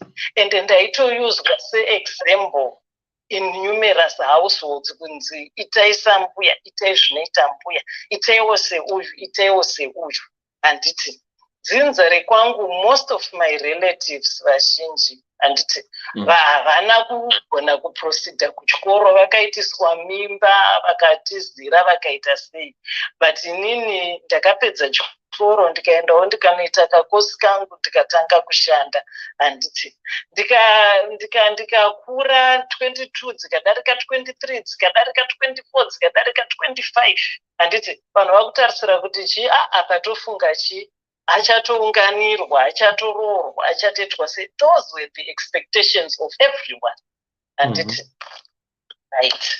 Inini sei ndiri kutaura kuti this is hit close to home. Uyu mwana uyu neni, we experienced the same. Whereas anga achitry all along kuita mwana zvichiramba, inini hangu handisingatry kuita mwana zvichiramba handiti. But what was happening with me, Dewa, inini ndaive ndinoperera munoti jeko handiti. Jeko riri severe rekuti raiti rikandibata, so ndaipedza 3 days ndinaro and ndaichenuka kuti mbu handiti uri kunzwa. Inini jeko rangu ndaiti kana ndikatanga period yangu, baba chaivonya kundibereka handiti unonzwa kumba kwedu kusvika kuna T-boy wepabasa aitozviziva kuti uyu musikana uyu aakumwedzi. Ndaita jeko rekuti ndaiti ndikatanga ndairutsa zvisingaite. Ndapana chandaitozombogona kuita 3 days ndakarara handiti uri kunzwa.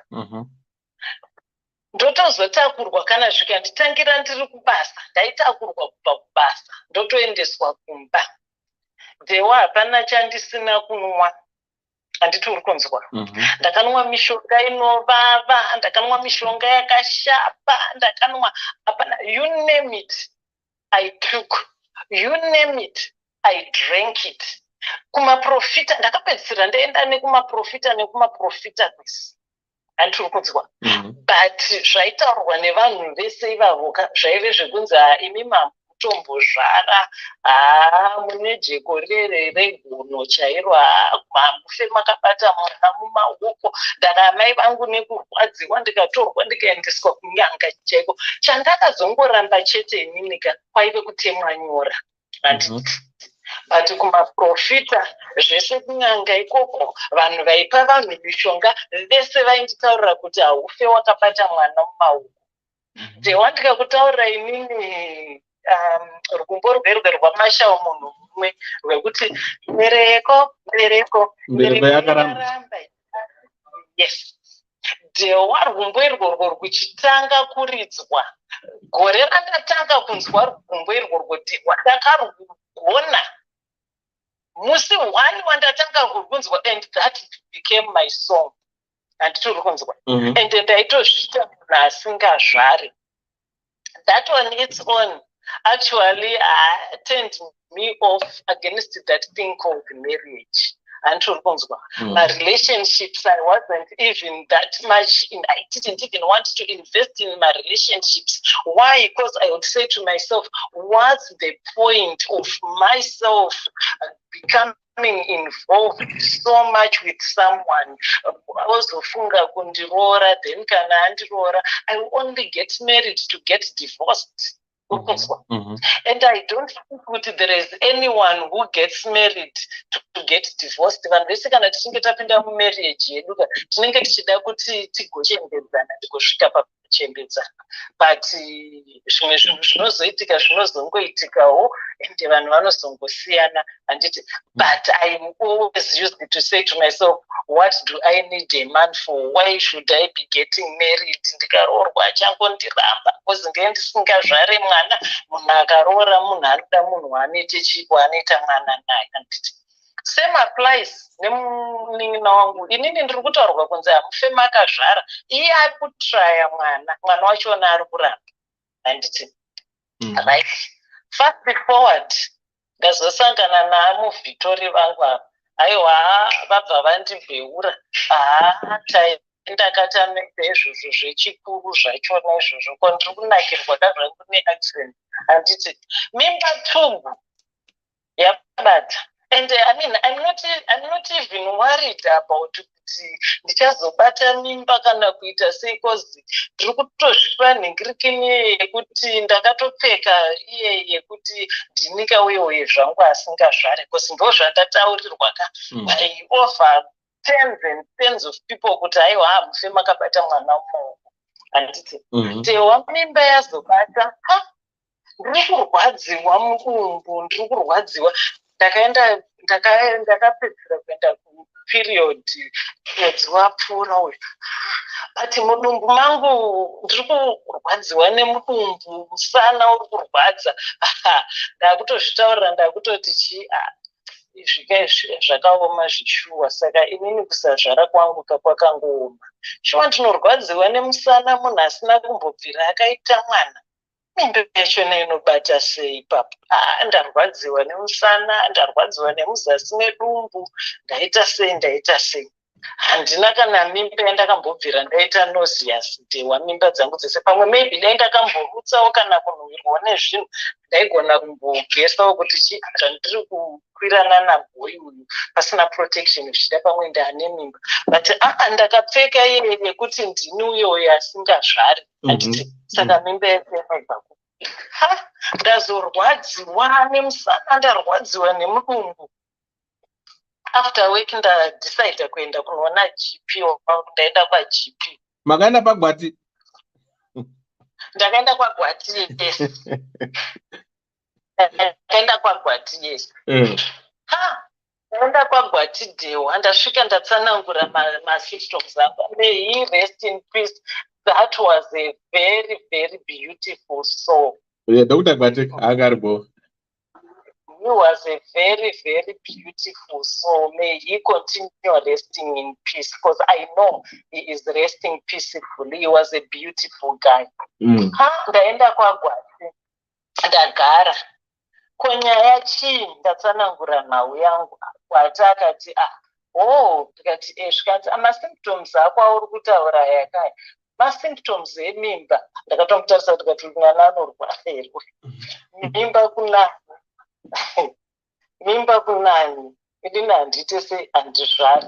Zvikanzi saka toda kuite chi, motipawo nhingirikini urine, endai munotorwa urine. Tiite chi, tiite matests. Ndikati urine arikuda kuita matests. Okay, fine. But ndikati aiwa handifunge kuti ndiyo mhindu. Ndobva andibvunza akati chi, hamusi sexually active here? Ndikati aiwa I am. But zvikanzi saka muri kuyuza any nhingirikini, any family planning? Ndikati aiwa hapana. Okay, ndisani ndakanganwa futi kuti ndikuratidze how desperate I was. Ndakazomboiswa futi pamapiritsi efamily planning anonwiwa nevakadzi vaive vari kuronga mhuri because ayayo kana anogona kucontrola pain. Saka for 3 months handina kuita period pain. But then ndakazongozvibvunza kuti but why should I be taking mapirits aya? Kana ndisingazvare then anogona futi kutozoinkrisa manhingirikini angu ekuti ndisese ndisatozombofa ndakabata mwana mumaoko achona ndikabva ndasiya. Tewa ndikakutaurira musi wandasiya mapirits iwayo ndakaita afanike ndichafa. Ndakarwadziwa. But anyway, back to pregnancy. Ndatorwa nhingirikini weti adzi chiregedza itigoita matests handiti. Ndabuda paipai zvangu zvikanzi saka munozodzoka zvenyu mangwana moita sei tokupai maresults. Alright, ndabuda zvangu ndaita sei, ndaenda nhingirikini ndaenda. Ndazodzoka mangwana Gwati akutotarisa maresults aya akati maresults eurine yenyu akaita se akauya. Ndikati chiko kozi ndandichirwadziwa dai pain yakapera handaimbodzokeera but ndakati chirengedze ndidzokere pamwe ndine infection pamwe ndine chiya pamwe chibereko ichi kaichi chiri kuora saka pamwe chakuda kutozi ndichiite sechibviswe nokuti tainzwa kamadzimai chikuru achiti kana uchinzwa musana kana uchinzwa chii chinenge chiri chibereko. Ndobva ndaenda kuya watotoburitsa maresults zvikanzi congratulations you are pregnant. Iwe ndikati ndini here ndikati zvikanzi munotori nenhumbu inini zvikanzi ko why muri kuita fanike muri kushanda ndikati kozi nini ndine jeko kainine ndirimember makambondidhawo ndiye akanga Gwati ndiye akanga atonzwa wakutaurwa manje Gwati wacho ndiye akanga atombondiita futi pamaperiods iwacho. Ndikati zvikanzi munotori nemimba ini ndiwa unoziva ndakafara ndakashaya zvekuita unoziva ndakasvika kumba kwedu so ndichifara zvekuti vakashaya vese vese kuti chii. Ndikabvunza ndikati ko ichi chiri kurwadza chii zvikanzi aiwa ezvinezvika ningirikini bhodhi yenyu iri kustrecha kuti iite seiaccommodate mwana chichichichichi. Right. Ndazofonera X. Ndamutaurira ndichi shamwari ndo nhau iripo panapa saka inini ndatonzi ndine mimba. Zvikanzi naX ndikati zvikanzi manje inini ndine mukadzi wangu nemwana wangu. Inini ndinotori nemukadzi wangu nemwana wangu saka ininika hazvingatomboita kuti ndinhingirikine nditorane newe kozi ndinotori nemukadzi wangu nemwana wangu. Saka iwe wotobvisa mimba iyi. Dewa unoziva ndakamuseka uri kunzwa Dewa ndakanyatsomira ndikagombera maoko angu ndikagoseka ndikadai ndikati uri kuda kuti ndibvise mimba. Zvikanzi nekuti inini nditori nemukadzi wangu. Ndikati mukadzi wako ndewako shamwari. You knew very well did you handiti when you came after me kuti une mukadzi wako waitsvaga huri rekuhura nayo. Saka zvinezvi iwewe wakunditaura kuti ndibvise mimba just iwewe kuti unhingirike uprotecte your marriage. Ndikamutaurira ndikati look here inini handina kana basa newe handiti uri kunzwa basa newe chairo handina ende ipapo paakangotaura nawe abortion Dewa ndakabva ndabata dumbu rangu ndikataura ndikati my baby handiti uri kunzwa munhu uyu ari kuzviti ndibaba wako ari kukuti iwewe ubve. For your own information, you are very safe with me. I am the only person who can make that decision for you to live or for you to die. And the decision that I'm making now is we will be together forever and ever. We are going to be very happy. I'm going to look after you. You need to look after me. Ndichitaura kamwana kangu and X was standing there. Akada kundisa pressure ndikamutaurira ndikati look it takes two kuti mimba ibate handiti and ndakungoita mimba ishi by myself takakwirana kuti mimba ibate handiti saka mimba ndeye vanhu two. Iwewe you have your own part inini I have my own part. Iwewe kana uri kuda kubviswa mimba enda unobviswa iwewe mimba handiti uri kunzwa inini yangu I'm going to keep. I'm not going to have an abortion. Iwewe enda unobviswa mimba. It's my body.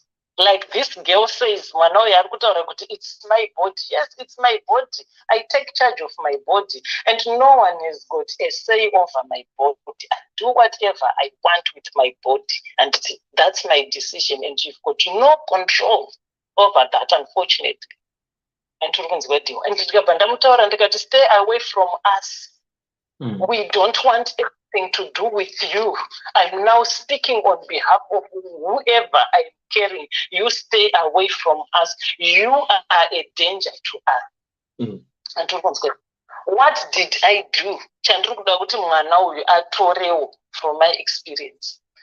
Ndaigara kumba nevabereki handiti uri kunzwa mimba yakatanga kukura ikatanga kukura. My father and mother never ever noticed kuti mwana watigere naye pano yaane mimba. Handiti uri kunzwa diwa. It was my eldest brother who noticed kuti uyu munhu yaane mimba. Inenika ndakakomborerwa naMwari dewa handina kana kumbopira ndakaita dambudziko nemapundu kumeso. Handikokuzwa. But pandakabata mimba yemwana ndakaita mapundu ndakaita bundu rakaoma unongodzwa iwe. Hanzvadzi yangu hombeyo nditi apa painge pari pamberi pevabereki uyowo nemimba iwo mapundu kumeso so inini ndobva ndapochodzera undoti aiwazve mimba yachona ndeyako iwe unoziva sei kuti ndine mimba. Mapundu achona kumeso uri kumbotarisa chii kumeso kwangu apa baba namai vedu vanenge vakagara apa vongotoigirwawo zvavo. Mimba yazokura ya3-4 months zvaari kutaura yemwana iyeyu ndatoona kutoti panapa mimba iyi yaita seyakura. Ndakatsvaga imba yangu yekugara dewa handiri kunzwa ende ndakaita makistereki mwana wangu inini musikana akandiunzira makomborero kubasa kwandaive ndobva kwaive nevamwe baba vaiuye vachigadzira magesi ndoandatovabvunza ndikati ndiri kutsvagawo imba yekuloja room kana mukaita sei kana muine wamunozivawo munogara pakati kufiyo. Ndobva baba vaive vazonditi allright ndichazodzoka. Ndobva vazoya baba vaive vakati inini pamba pangu ndinotori ne1 room saka mune murume here. Ndikati aiwa murume handina ndiri ndega. Saka mobva maenda munotaurira adzimai venyu kuti munhu tawana muroja asi haana murume kozi vakadzi vazhinji kadewa havadi masingusi pamba pavanhu tinozviziva. Ndikati saka munotaura naadzimai venyu kana adzimai venyu vabvuma then I will move this weekend. Ndobva vaenda ndobva vanotaura nemudzimai wavo zvikanzi ndobva vadzoka vakati aiwa mudzimai wangu ndamutaurira ati it's okay ngavauye zvavo saka you can come weekend tinenge tiri kukumbatisa. Ndikati bo saka ngirikini ndiri kubasa. Ndobva ndaenda ndikanotenga Friday Saturday yasvika ndakaenda ndikanotsvaga I had a very very supportive friend I can't speak of her in the past because she's still there. Aiziva nhau dzangu. She knew everything that was happening. Tewa tikaenda tikanotenga magumbeze edu chedu ndobva taendesa kumba kwekwe. Handiri kunzwa. Tikati zvinhu zvangu but ndichazoya Monday after week because kumba ndandisina ndaoneka. Right. Ndaenda kumba ndadzokera zvangu kumba Sunday night. Handiti ndini ndiri kuziva kuti mangwana ndiri kuita sei ndiri kuenda. Hembe dzangu ndakangotora shoma ndobva ndatora munin'ina wangu unomuziva kaiwe we have spoken before now. Right. Ndakatora munin'ina wangu iyeye ndikatora hanzvadzi yangu inonditeedzera vanhu vadiki kwandiri handiti. Ndikati ndinoda kutaura nemi guys. Vaisazviziva kuti ndine mimba. Vaingonzwa ndichinetsana neuyu but no one took him seriously because no one ever suspected tewa kuti ndingaite saizvozvo handiti. Ndataura munin'ina wangu nehanzvadzi yangu ndikati look you guys inini ndine mimba. I can't remember because that was muna August. Saka I think I must have been 3 or 4 months pregnant. I can't remember. Ndikati but challenge iripo dambudziko riripo manje murume wemunhu handiti. Saka anobva kumasvingo uku. Saka I can't be with him because ane mukadzi wake. Saka inini the thing is ndatsvaga imba yangu yekugara ndawana imba yangu. Saka what is going to happen mangwana handiti after work I'm not going to come back here. Ndakutenda kunogara kumba kwangu I will be living there nemwana wangu handiti. Saka mangwana inini kana ndabva panapa kana baba vabva kubasa after dinner handiti mochivataurira kuti kuti nini handisi kuita sei, handisi kudzoka, ndaita sei, ndaenda vatsanangurira situation yachona. Inini I didn't know, I wasn't aware kuti uyu murume wemunhu handiti. Saka muvaudza ndo nhau yatopo, but I'm going to have a child handiti. Right, ndini Monday makusendewa ndakatora hembe dzandaikwanisa kupfeka up to Saturday handiti. Ndaisa hembe dzangu mupaper bag rekwaEdgars kuti pasave nesuspicion. Taibuda pamwe chete ponapo pangu kuti ndaenda kubasa, iye aenda kubasa. Zvikanzi hembe dzawatakura idzi ndedzei? Ndikati hembe idzi dzakurisa, I don't know, I'm losing weight. Saka ndinoda kuti dziende dzinoita sedzinoadjustwa. Baba wangu munhu aindibhilivha stereke, whatever I said he would take. Zvikanzi ndikati zvikanzi saka munhu wachona anogona uzopa chema? Ndikati iye anogona. Zvikanzi ndikati alright. Tapesana paya, ini ndaenda kwangu kubasa, ivo vaenda kwake. Manheru dewa handiti mwana uyu kana ari panapa ngaachipabatisisa. Baba wangu aenda kubasa, at times ndaimbononoka kubva kubasa, of course taita maovertime, tozoenda tonodropa kubasa. Baba wangu aona time yandinosvika everyday handina kusvika. Vaibika vaning'ina vangu ivavo unoziva zvekumusha, vaning'ina vangu vaibika kana usipo sadza rongoiswa, unoziva masitofu akudhara aive newoma drawer, then woma drawer yokuichwa on. Baba wangu abuda zvakaenda kunhingirikini, akuenda kutoilet yaive panze mazuva iwayo. Paakudzoka kukitchen it was around 7 manje. Dhina kumba kwedu tinowanzoita na6. Baba wangu ari kudzoka ari kuonawo madrowa iri off. Saka akutoti kune vaning'ina vangu, ko naini, ko madrowa izvo iri off, ko sei hamuna kubatidzawo madrowa? Ko chikafu chemumwe chinofanira kunge chiri umu chichiita sei chichibvira.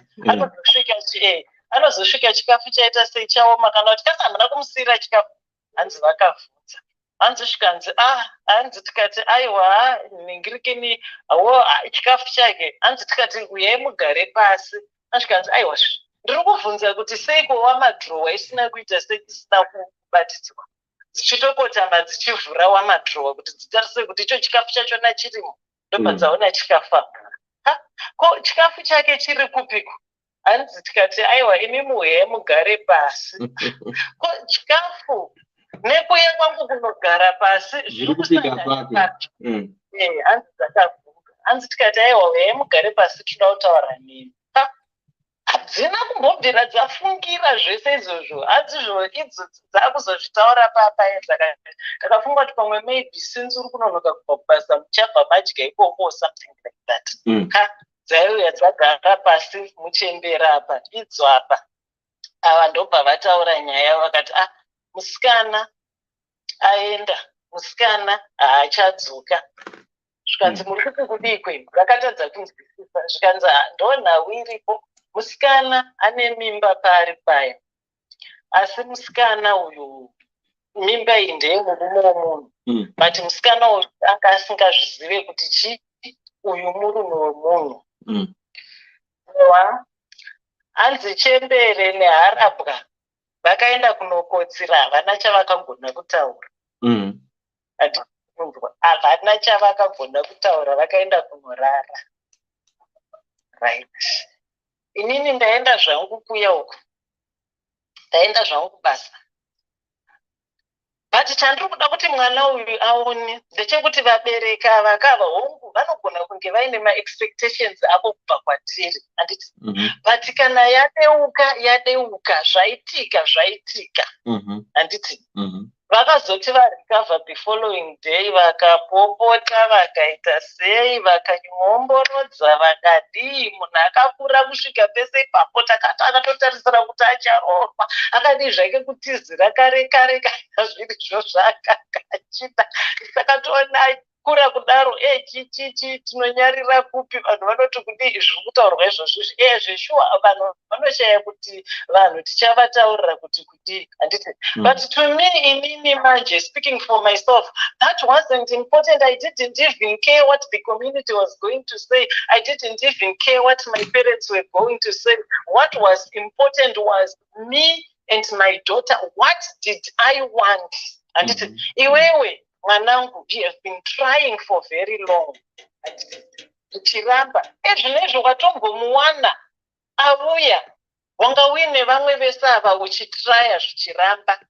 You were doing it navo vanga vasani vari varume vako vakakuroora anga ari maboyfriends. Kodai vakanga variwo futi vasina vane vakadzi vako waibvisa futi mimba dziseti. Apa watombomuwana zvako after such a very very long struggle. Wakuti futi wakubvisa. Apa iwewe chawakatsamwira, your only concern is because this person is married. Direct your anger at him. You are now misdirecting your anger. Pamwana asina chaanoziva ndiwo wakuda kubvisa aitawo sei zvake. Uyu mwana uyu was conceived out of love. Manga muchitodanana nemunhu pamakazoita mimba. It's not like wakabatwa chibharo or something. Dai kwanga kuri kunzi pamwe wakabatwa chibharo unogona kuti tinogona kuzvisapota nekuti tinenge taakutotyawo kuti genetically pamwe mwana uyu kauyu anogona kuzoita matraits enhingirikini nemacharacteristics emunhu iyeye saka zvinotyisa. Mwana wachona anobude papa anenge akaita seko akazoitawo manhingirikini macharacteristics anenge emunhu iyeye. But uyu munhu wawakatoona ukatodanana naye mukatoita zvese mukaita sei, mwana akonceiva, mwana wangu uchitsvaga all along naimwana, mwana wachona akuuya, wakuti futi hauchamuda, alright, mwana iyeye uchamubvisa, ogara futi owana futi mumwe boy wauchabatana naye obva azoramba zvachose, then what? Ozotanga kukungura manje kuti dai ndakanhingirikina, dai ndakaziva tisina kubvisa mimba iyeye. Uyu chaunongoda kungomutaurira chete kana if you decide to terminate the relationship, kungomutaurira chete kuti iwe uchisiyana naye nina will focus on my child. But uyu akatonakisa anongokutaurira kuti mimba yachona handiti ari kukutichengeta.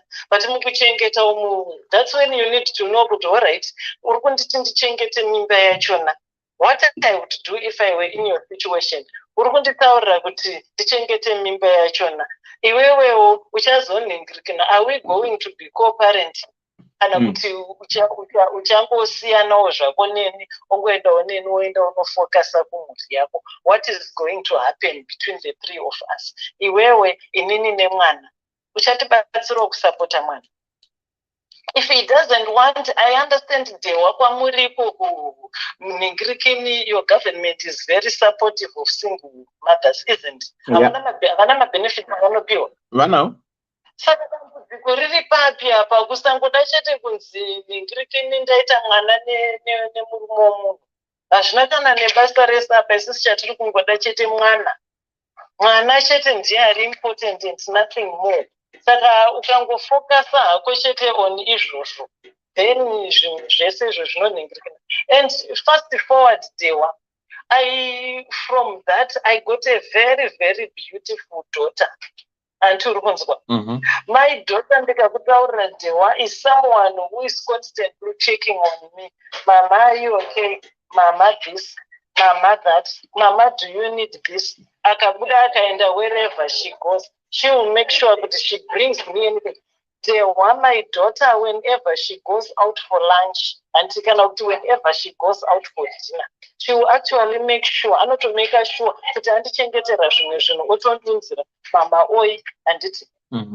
And for your own information, ndiri kutena 50 this year and it. But ndikakutaura kuti when I saw my daughter apa ndaenda ndinaye apa bebasi, atotanga kutofunga kuti my mother one day will become very old. And when she becomes very old, she will need someone to look after her. Atotanga kutondibvunza zvese izvozvo.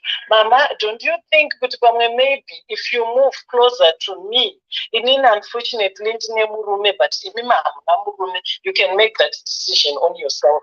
for yourself. Inini ndine murume wangu haadi kuuya kwenyu kwamunogara ikoko, but imimi you can come here tobatsirana kutsvagawo imba, motsvagawo imba maybe close to us, kana mukagarawo close to us, kana mukazonhingirikina when you really need my help, usingade zvenyu kuuya kuzogara nesu, I will be checking on you. Ndogona kuuya ndichibika, ndogona kuuya ndichidropa chikafu, ndogona kuuya ndichikutora ndichikuendesa kuma-appointments acho. Atotanga kufunga, but imimba yandakatoita nemunhu akatomboiramba, munhu akanga anditaurira kuti murume womunhu. Handiti, it's a positive that came out from a negative. But ndakachengeta mwana wangu, and she's very beautiful. Today she's given me 2 beautiful grandchildren. Saka murume akavheka turnaround. Iwe chimbomirai ikoko. Mirai. Pano tinoita zveorder. Mirai henyu mukuru wangu. Pambio breaks. Mbuya taura iti nzwa.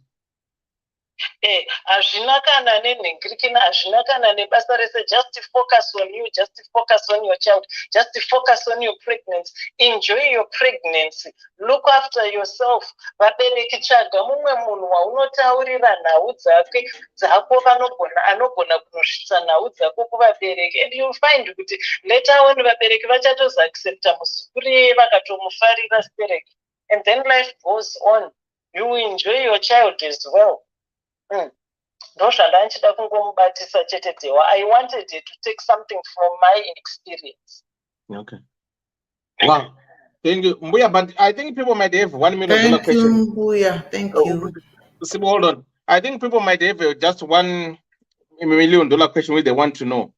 Because somebody mentioned earlier, could see, as a woman, you can tell if the person is married or not. And it is. So the $1 million question most people might want to know is, you were 25, right? Because of all the trauma that you went through, gonna conceive, all that kind of stuff. Were you not able to know, or did you know that this guy was married or not? I wasn't able to know, Dewa. Kuti munhu ari married ka zvichida pamwe unenge watoita ma-investigations ako. Let's take for example uyu munhu uyu ane nhingirikini anga aine mukadzi anenge achishandira away uyu.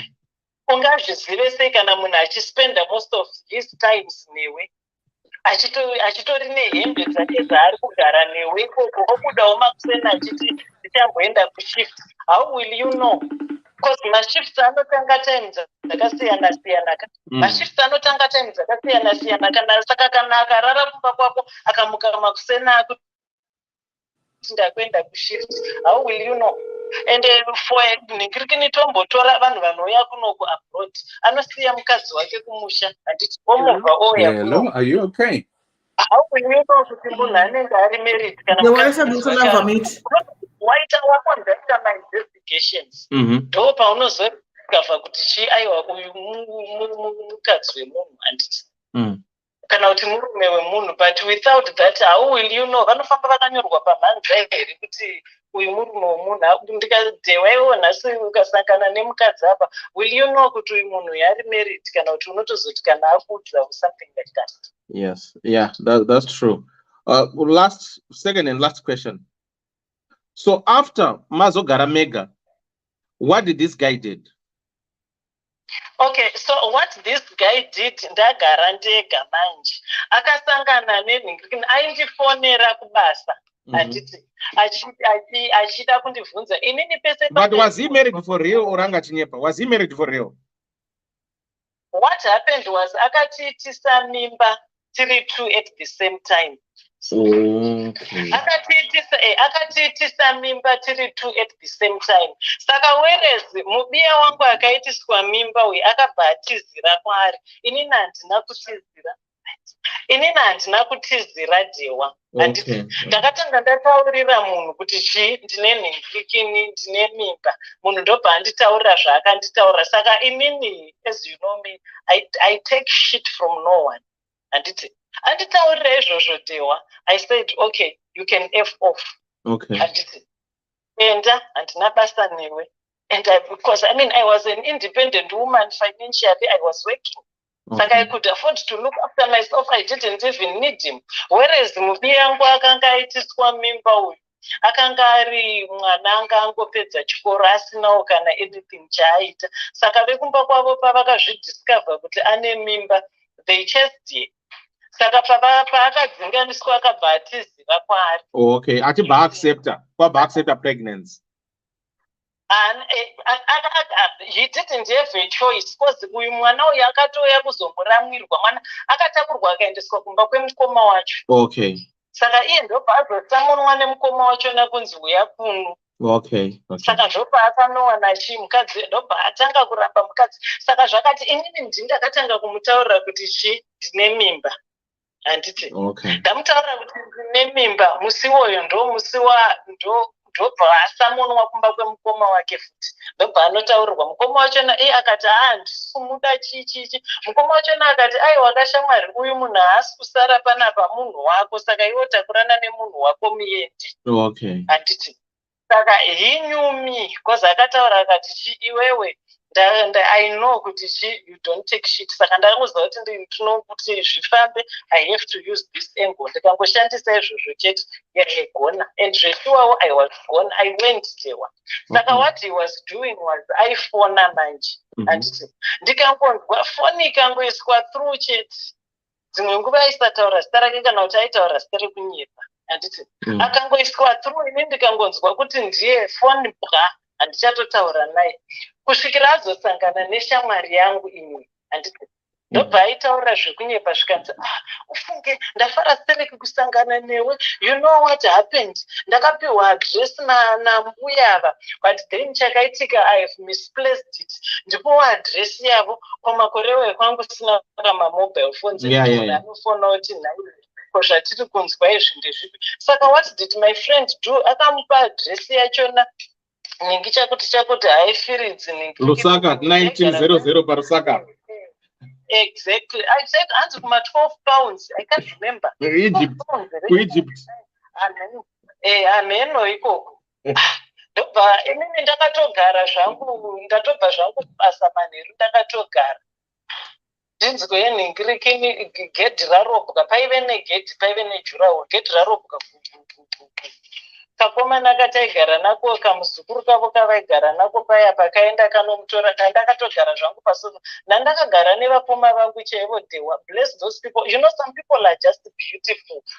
Ndakatogara zvangu pasofa ndatarisa kugedhi kwekwe zvezvekungocheukawo kuti ndiani kwaari kupinda. Nditoona ndiye ari kutopinda panhingirikini pagedhi ipapo. Ndikati oh shit, munhu uyu ari related kuvanhu vari panapa ava. Inga zvakaoma.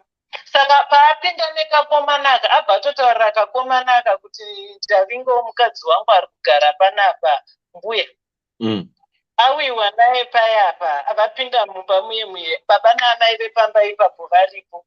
Ndewapa anga manheru dzanga dzava kuma7. Ngirikini ava abva apindwa naye mumba, apinda amhoresa vanhu andimhoresa.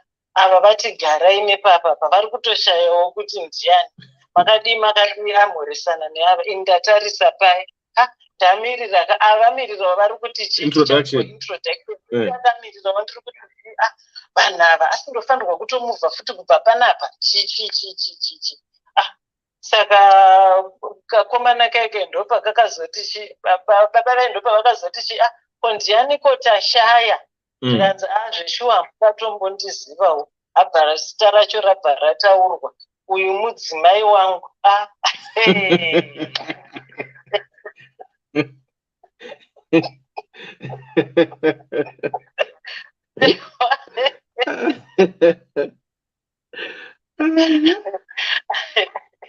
Ndavingawo mudzimai wangu uyu ndiye wandauya kuzoona.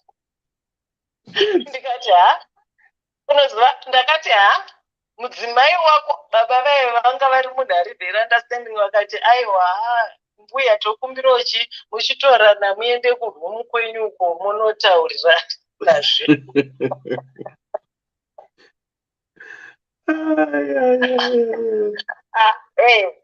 Ndo kuzodzoka kwachona kwaakaita ndo yakanga iri first time. Amwe ndakatozomuona tofunga mimba yanga yatokuma 7 months.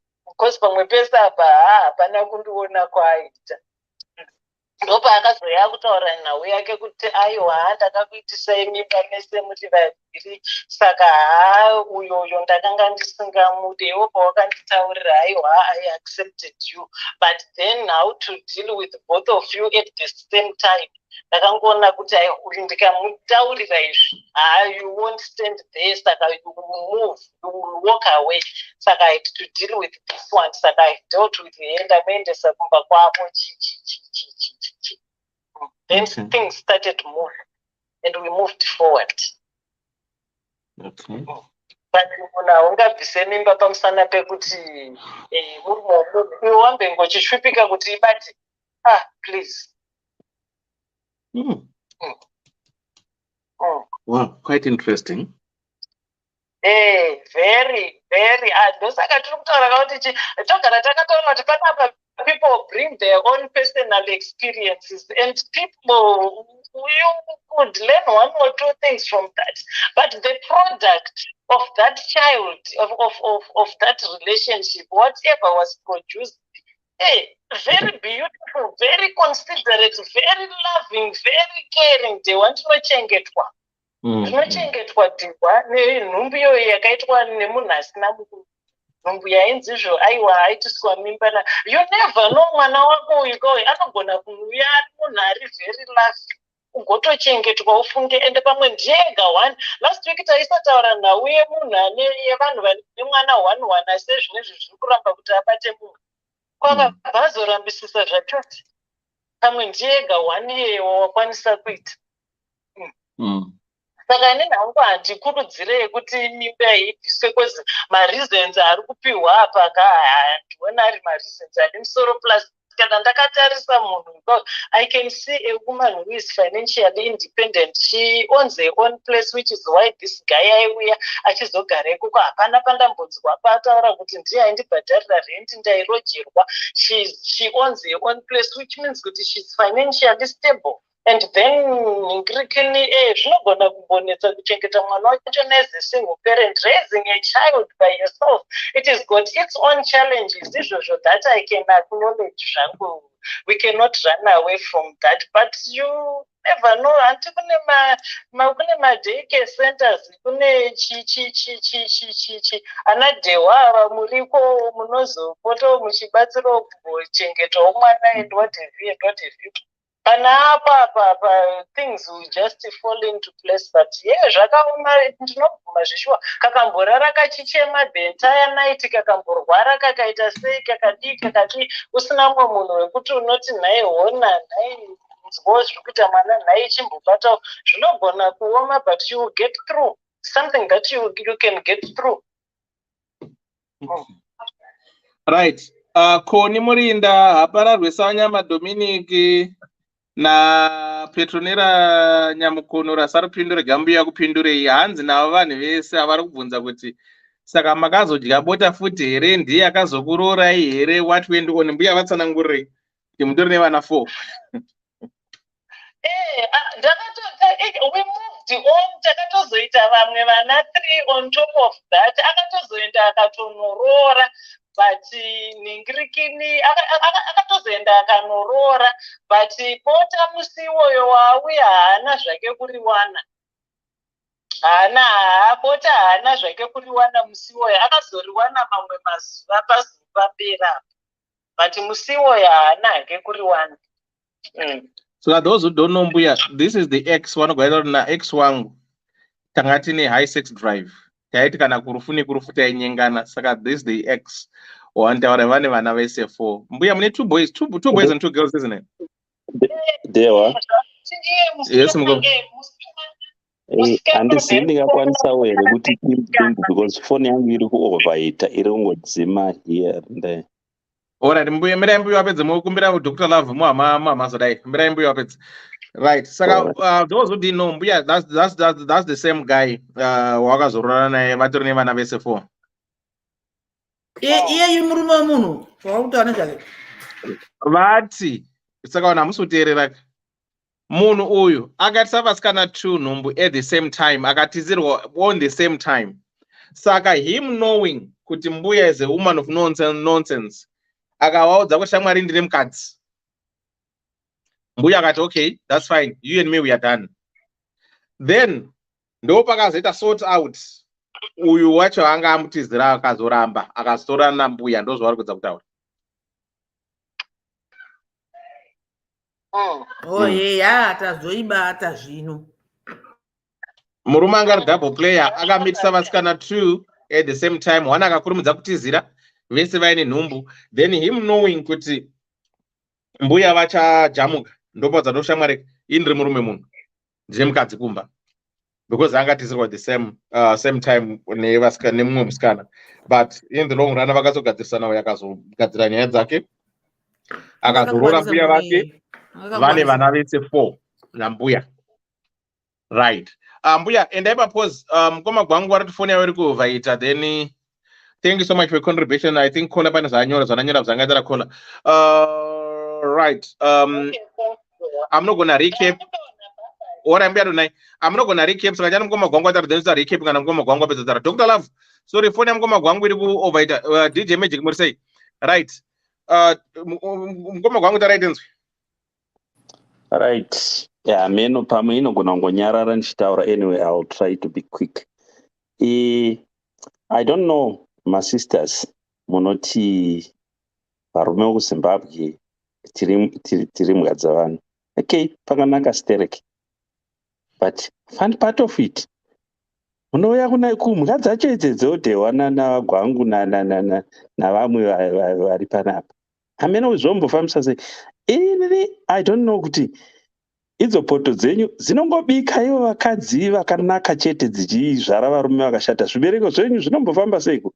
Upfu huri kushaisha kana kuti mugoti uri kubikisa uri kushaisha sadza kungoti kubude vasikana vakanaka. Zvibereko zvinotakura nhumbi izvo ndezvenyu. I don't know why. Honestly. Vamwe vanhu tina vanhu vaitida zviya zvokutida zviya tichina vakadzi. Pakangonzwa kuti hatisina vakadzi. No. Mune motisona kuti uripi. It's so funny. Namamwe masisters eda. Kuziva kuti munhu ane mukadzi. Yes, vamwe vanenge vasingazivi. But to be honest with you, 7 out of 10 vanenge vachizviziva kuti munhu ane mukadzi. Yeah. Ndinokuuya ndichikuudza kuti tiri kunetsana nomukadzi wangu. Zvino zvakazoti uchibvuma kokumboti tangai mandorambana, homwe unogona kunge wakanyepegwa iwe. But the bulk of you vane vakachizviziva kuti munhu uyu ana mukadzi wake. Icho ndo chokwadi. Especially ukangoita kabhegi. Tina varume vakawanda vokuti haukwikwidzani navo. Even iwo usina mukadzi. Nyango ukava nekamari kamwe kari nani kokuti anokwanisa kundotenga chikafu achirekera. Vakaona pane kamari chete vamwe vacho. Not all of them, of course. Vachida vachiziva. Vanoita rekera. Vanoita idzi nhumbu dzachona. Kuna vamwe vanotoita makondomu okuviga chaiwo. Vakaona wakazadza makondomu mumba mako. Saka, I don't know kuti chirudzii kusvika rini muchingoita macry babies. Yeita sosai. Vandivana Gilbert. Ndiudzei varume vasinganyepi. Tiinde titore rori kana ndege. Tinokusvitsai kunyika yachona. Kune varume vasinganetsi. Tombokisai paMiddle East apa. Pana vanosungira madhuku mumusoro varume ava. Toona kuti zvinofamba here? No. Ndonga ndaimbotaka papu kamboita imwerekera panapa. Inonzi umwe munhu achibva wakabuda achitaura achiti haiwa vakadzi vokuZimbabwe ndokungoseenzesa. Tikati tizvitaure honzwa muri jealous. Hamudi kuona tina mana echimbi edu. Imimi kazhinji 8 out of 10 maproblems enyu mamwe it's self-inflicted.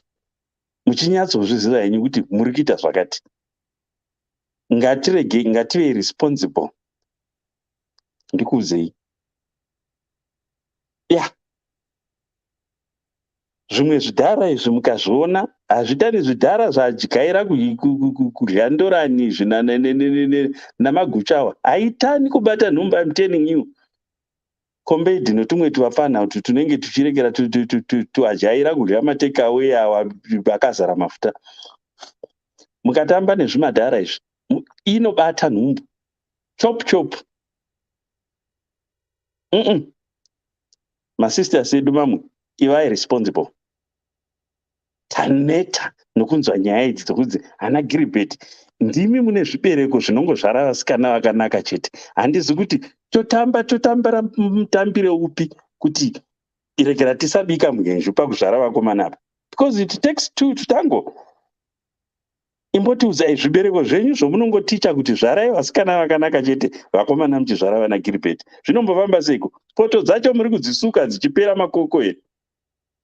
Idzo dzinobikirwa sadza rinozoumba vana ava ivo vanozobuda vakaita mwenju ava vechikomana vana Gilbert ava. No. Ngatizivei kuva responsible. Protection. Munorobwa nyoro? Mune muchiti muchirobwa nyoro zvinoguma nepi? Kana muchirobwa iri nyoro? Ndo maperera azvo iwawa. Varikowo zveshuwa mwana Gilbert anoti aita mwana saizvezvi haadi kuchengeta mwana, umwe unotoregedza basa asingadi kubhadhara maintenance, but uyo ataura kuti ngatichengetei kwedu akura uyu vanhu dzinza rokwedu, why pay? Is a responsible person, ari kuda kuchengeta mwana wake. Saka moda kuti zvifambiso sei? Iwe mwanangu, because uri mwana, kana une 33 uri mwana, ndo zero refirst born yangu. You should learn to be responsible.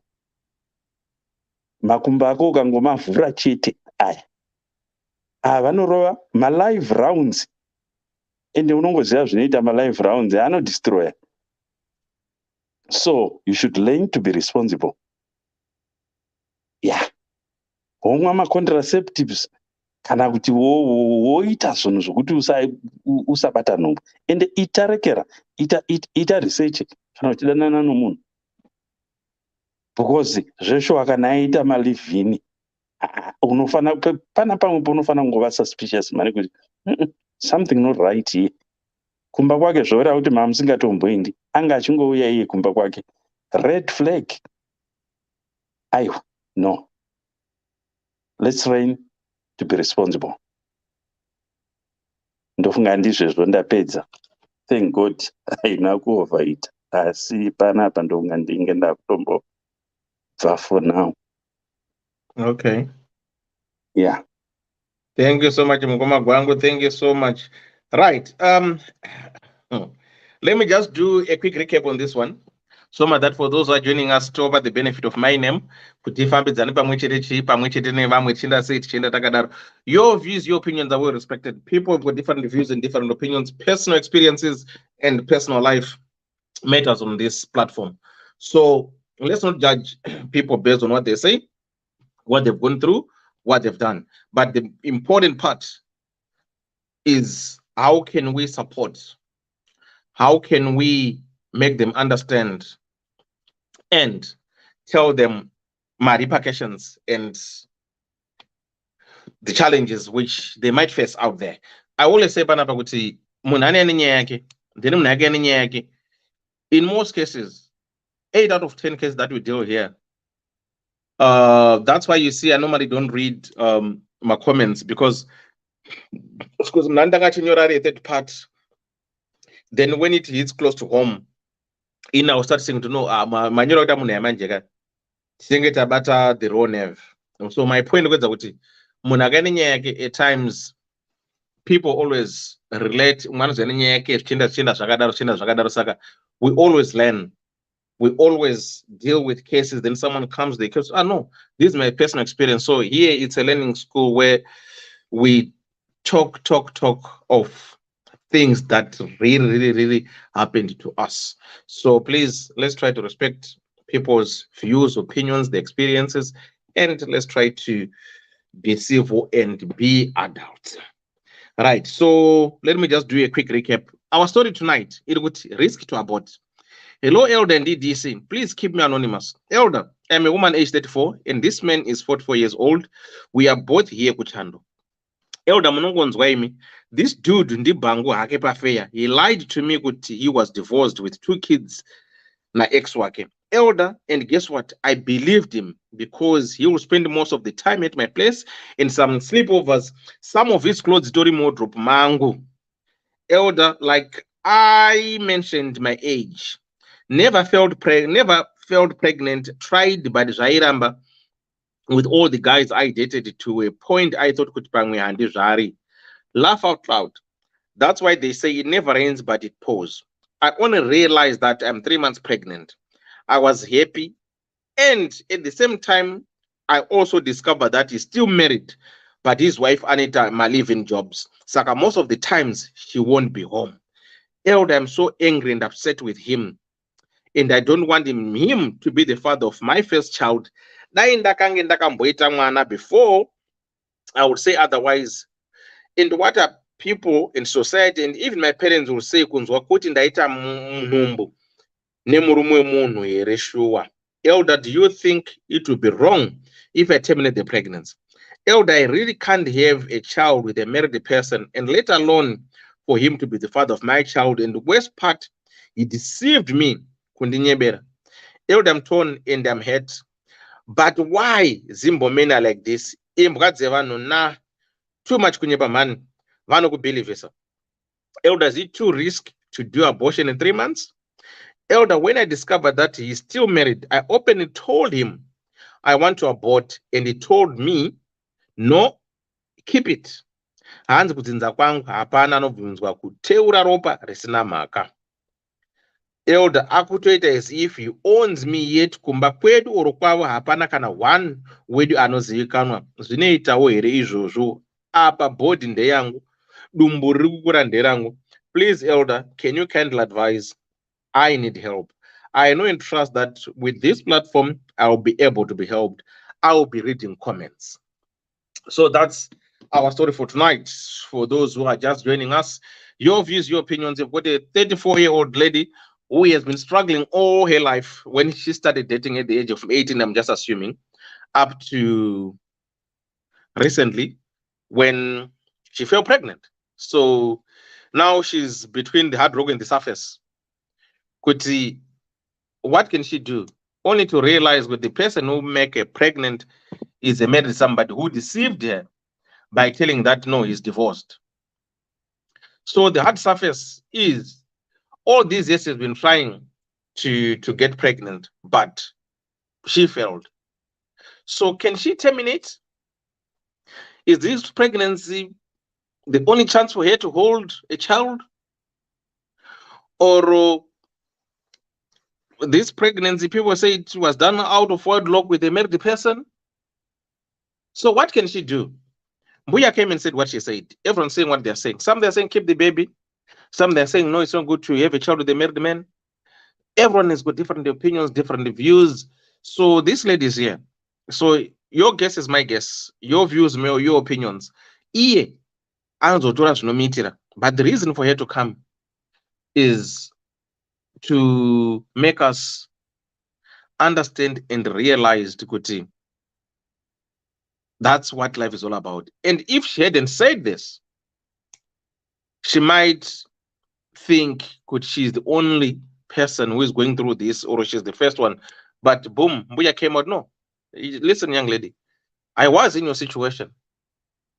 I was there. This is what happened to me. At the end of the day, I said to this guy, FF, it's me and my child. It's me and my pregnancy. But it turned out, so the thoughts, the views, and the unthinkable, maybe that pregnancy is the only child that maybe she's going to hold. Is it so? Or she might have other children out there. Is it so? So we will hear others, and we will give you advice, and the choice will be hers. Dr. Love, how are you? Magic, Madam Paribo eri. Muri say. Indiribo angu kungodaro chete. Good, Uri good. seiko?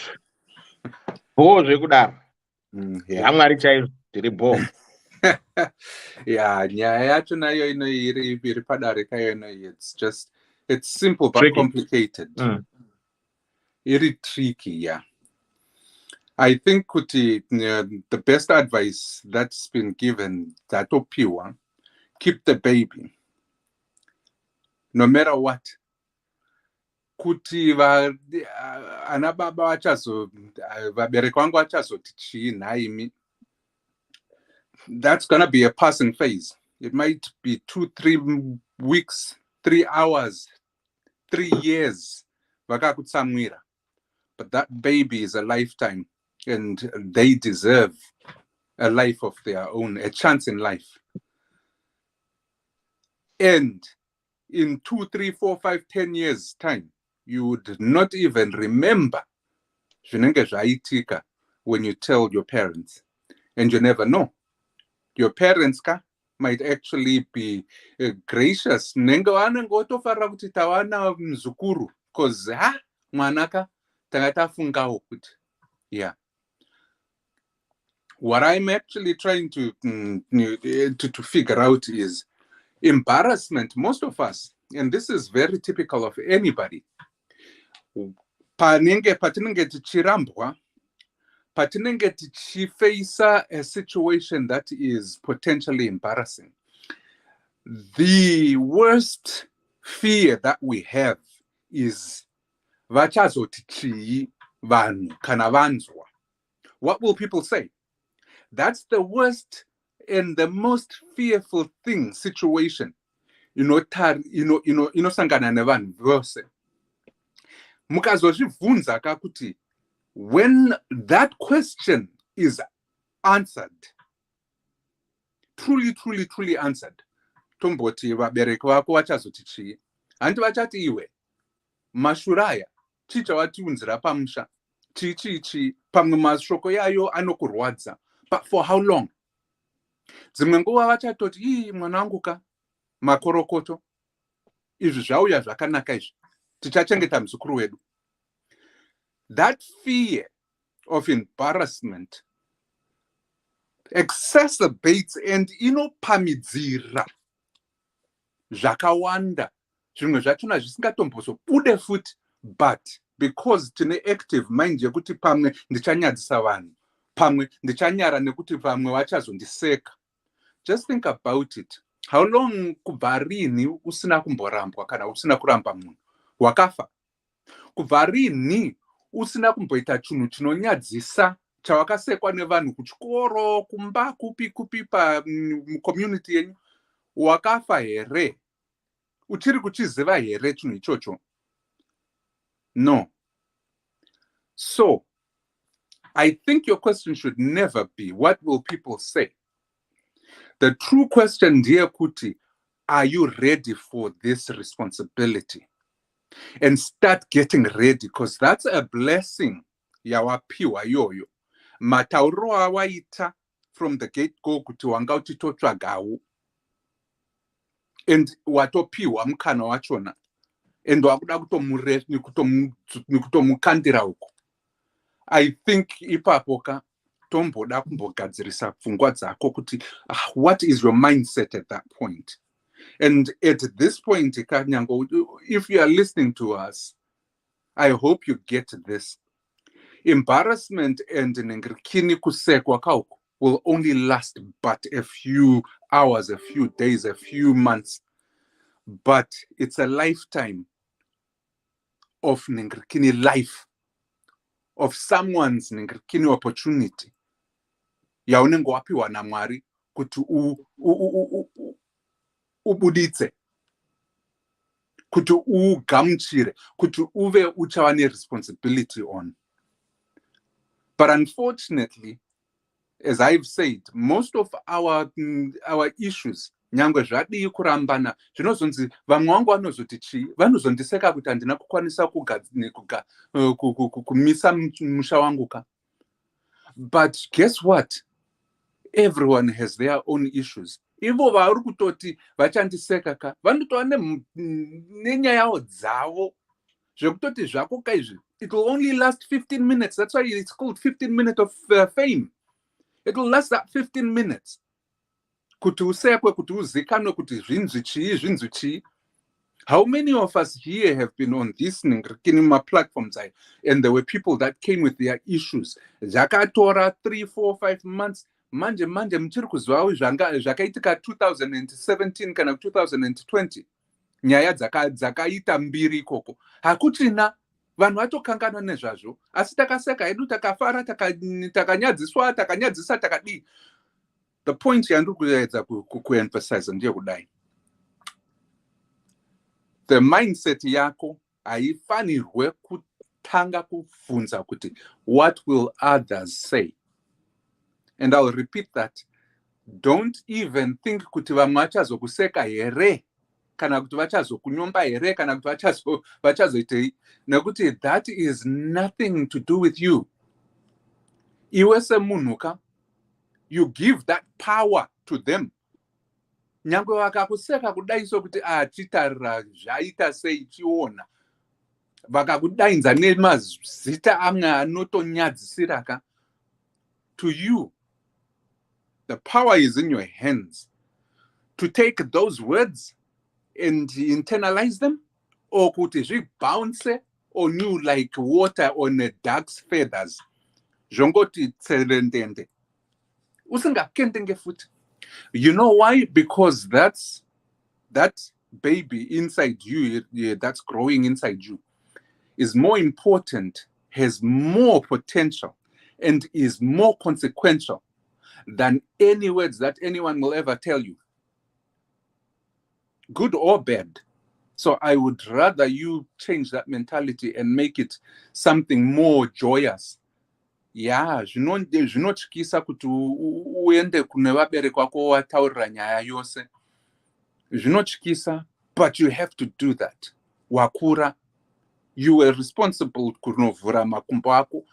Be responsible to take up and face the music. Dance to it too.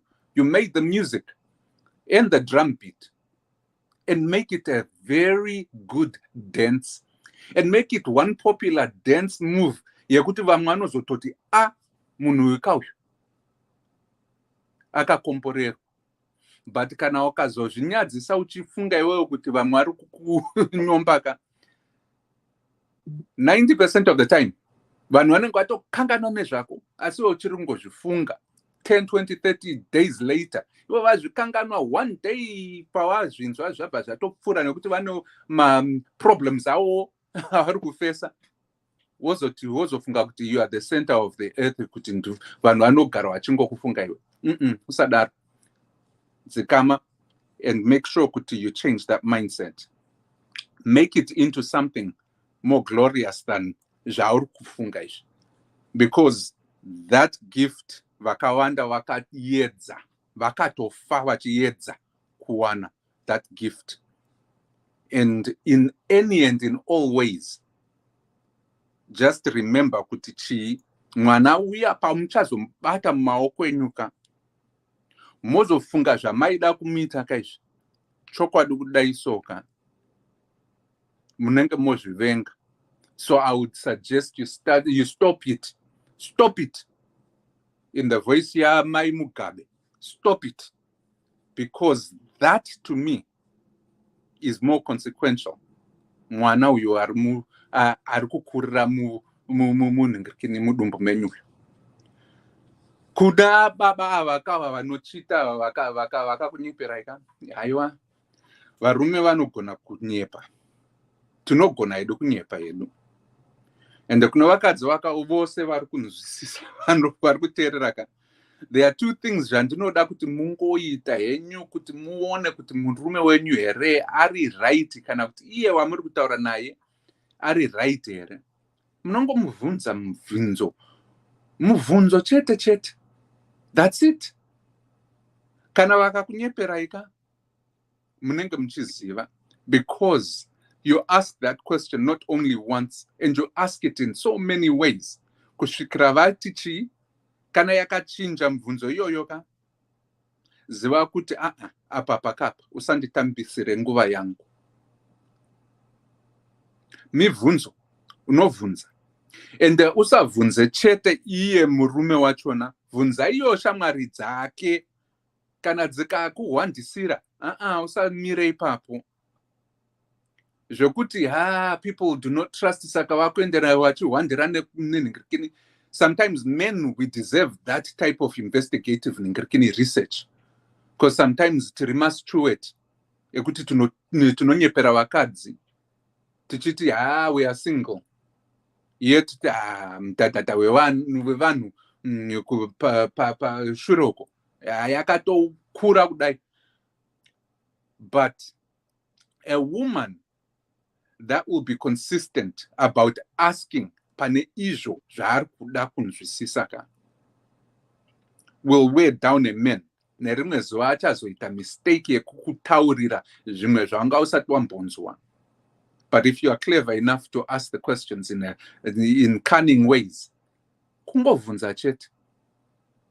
And I'm putting it simple kudai so, but bvunza Google, bvunza munhu wachona, bvunzawo iwo hama dzawakaintroducwa kwavari. Kana wakasaintroducwa kune hamaka, zvichingonzi aiwa hama chi handina chi. Hapana munhu akakura pano ari oga. Ane vabereki nasekuru anatete ana mbuya anani. Chingobvunzawo kuti if you are that serious about that relationship, if you are going to be sleeping, having the courage the activity of sexually interaction, the best way to do it, if that's your person, wauri kuda kuti ugare uchinyatsokunzwisisa, kwete zvemjolo izvi, uchinyatsokunzwisisa, iwe uri pachokwadi, please don't ever accept a man to say hana hama kana shamwari. Don't ever, because we are not isolated and we are not islands. Tunotowa nemunhu watinotovimbisawo, watinovimba naye, kana kuti unhu watinoti awa ndi baba mukuru, ndi baba munini, uyu ndi bhudu, kana kuti uyu ndi sisi.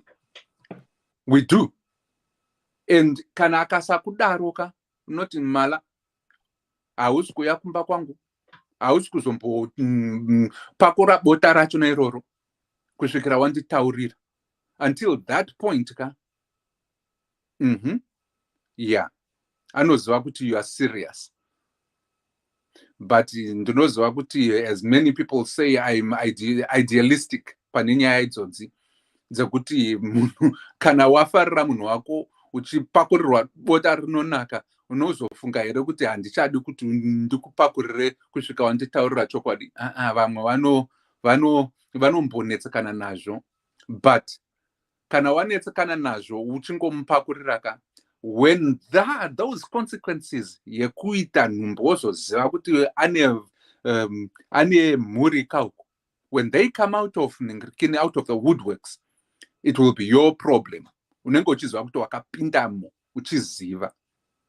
So either do the due diligence now, save yourself all the heartache and the problems to come for a lifetime, or chingoita zvako laziness, ungoti brugwa uko makumbo apa, and the consequences are always real. Sometimes it's either my disease aya, STIs, numbu, which will be a lifetime, kana kuti certain levels of emotional and psychological damage. It's your choice. So discipline yourself and make sure kuti you do your due diligence. And I'm not saying kuti varume vose vakadaro. And I'm just saying dzimwe nguva tinomboinyepa. Nokuti hanzi murume asinganyepa harooreka. And it's a true statement. But that's the common statement. In the Nautica, there has to be a point of infliction. A point yakuti I am the one responsible for my life. The consequences I'll live with. Because and you are left with the evidence of your inappropriations. So unfortunately, you carry the burden. And unfortunately, most of the time, you are the one that is supposed to say yes or no. But a woman has the right and has munofanirwa kuziva kuti masimba enyu aripo pakuti aiwa handidi, until you have proven something to me, until you have given me evidence zvokuti haiwa iwe unogara uko uchindivhakachira ina handisi kuzouya kumba kwako. No. Nyangwe akasada kuti uye kumba kwake yeye, chingwarawo zuva iroro raanenge ari ikoko kumba ikoko asina kuya kwako, driver neshamwari yako oenda ipapo ombonokemba for 2 hours, woona kuti zvinenge zvichiitei. Vanenge vachiite iko kunokuka kwandiri, vasikana vakawanda ndio zvaanoita, vasikana vakawanda vandinoziva ini ndio zvaanoita kune vaboyfriend avo vasati varoora, vanonokemba. Iwe woti this is just out nonsense, this is just too much. The problem is that at some point you trust your person, but a lot of times these days trust is very thin. Kana iri thin kwaurika, to avoid the consequences, chimboitawo ichocho, chimbopengerekawo ita wild like that, wongonochi driver pachikona chacha, wongoona kuti yeah, that's my boyfriend ari kupinda umu, ndani ari kupinda naye. Kana ukaona pane mumwe mukadzi achipindamo, hausazoendeka kunonoka uchinoti hey iwe chii chauri kuita, unongotora mafoto chete, video, wongozvinyararira woenda kumba kwako. Akazoti ndakuda kuuya kana kuti chii, ipapo ndipo paunoti mala hausi kuuya pamba pangu kusvikira wanditsanangurira kuti apa panga pachiita chii, wanga uripi, wanga unani. Akati hey hapana, wongozomupa evidence.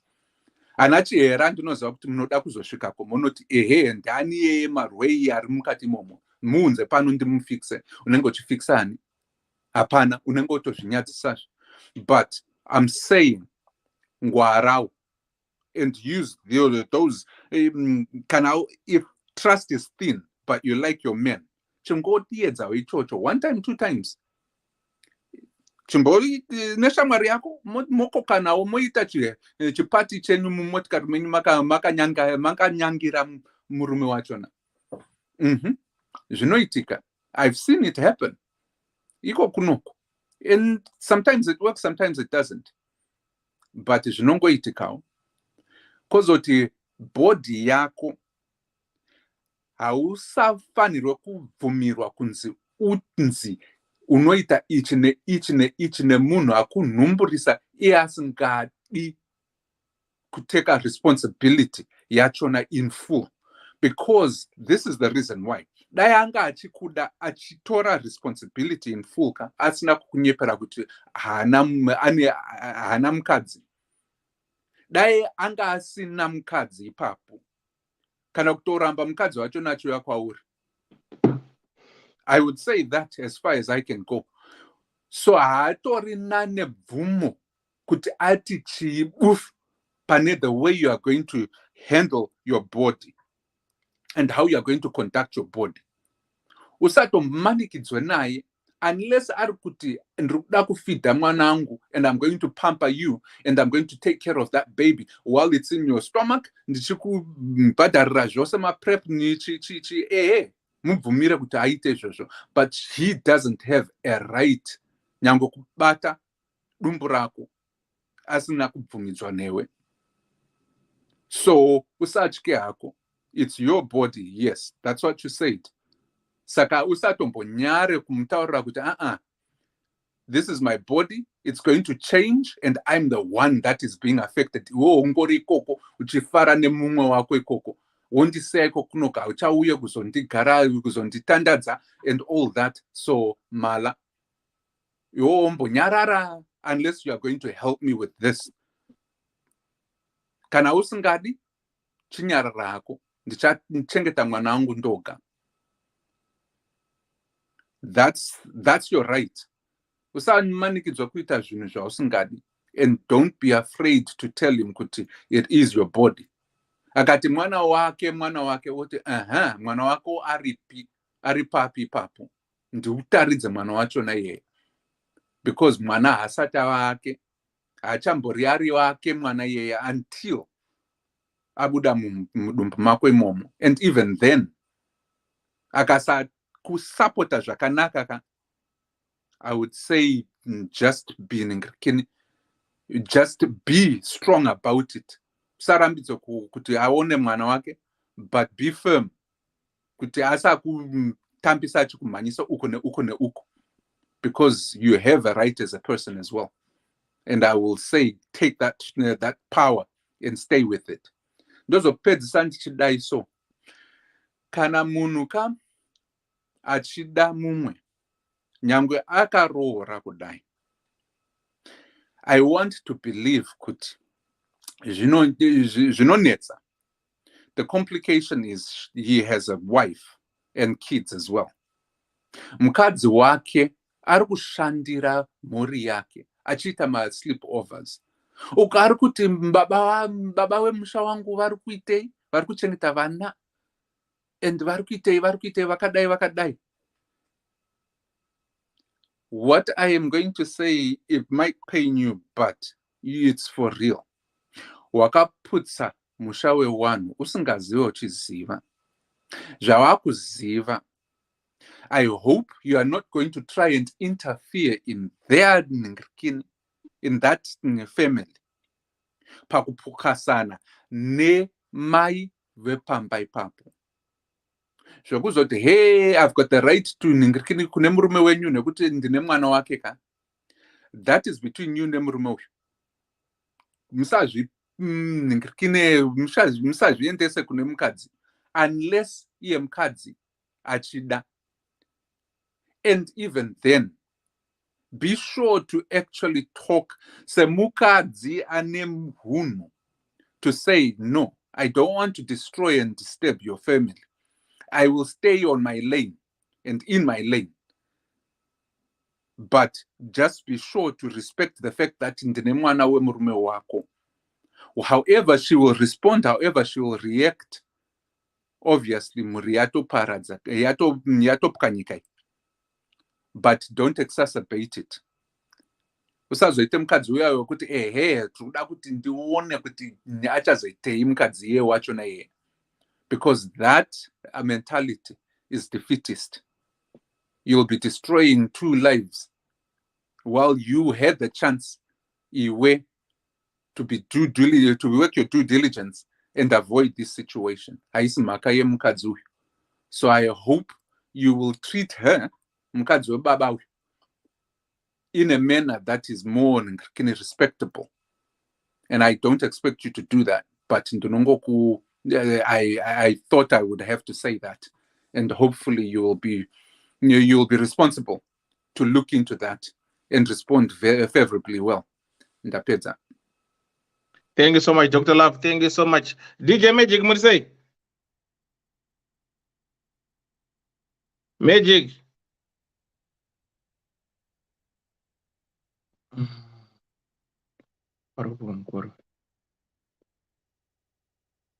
DJ Magic, what's your take? Muguru?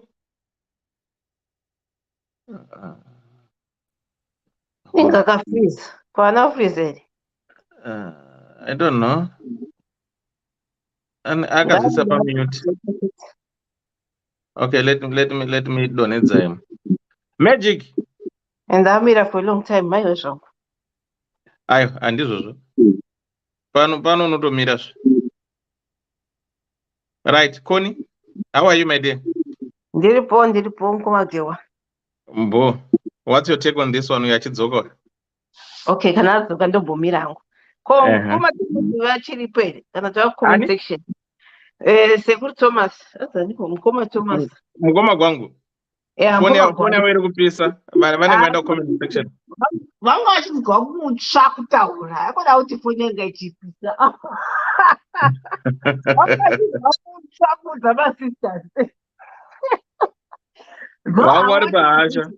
Because this is what we need. You know, So, looking at this story, man, in chapter name Engo, the girl argued murumo akuda kuti achengete nhumbu. Saka I don't know what her issue is. Because kana murume achida kuchengeta it's bore manje.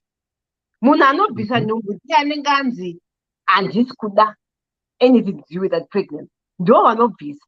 Kana murume atoti ndichachengeta, unotovhara. What you can do, because varume futi vanozvitaka, paunomudza kuti ndine nhumbu, it's either achafara and then anyatsodigesta, he's not going to be happy about it, or he's not going to be happy first paunomudza the news, and then also digest, also oh yeah, ndakumuda mwana here. So it's always true. Look at the reaction yemurume. Apari kubvuma handitika. Probably thought about it. Saka zvanikatomuita in this day and age, ngatingwarirei. Make him sign kuti I will look after this child. Haikona kutaurana nemuromo, because muromo unonetsa. Especially if it's married. Hauzombomuoni futi. Make him write down on a piece of paper or sign, and then get a copy of his ID. Watching it. From there, Moya's agreement yenyu kuti achakupa mari, even from now anditika nhumbu inoda kuchengetwa futi. That's how you see commitment yake. Ukaona achigona kuchengeta panhumbu, wabuda bob. Nengwagara kuthatha. Saka if I was her, I would not go for an abortion. But at the same time, man, story, we have to think hard. Yeah, she's what, 33 already. Jolo, there was no child. The vast about number now. Saka, we don't know how has she tried before. Maybe they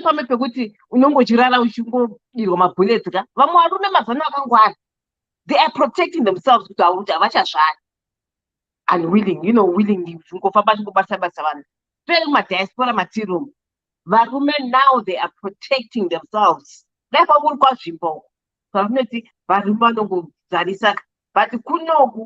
I think maybe 50% of the men right now are in market too.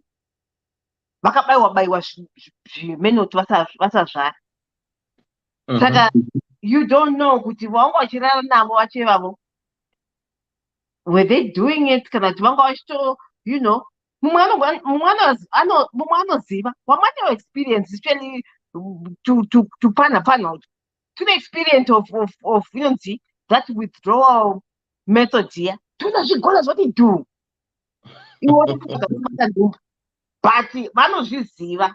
Saka kuti varume vemazuvano vangwara. Zvekuita vana vakadzidza lesson yekuti vari kuita vana vakawanda panze. Saka they're now protecting themselves.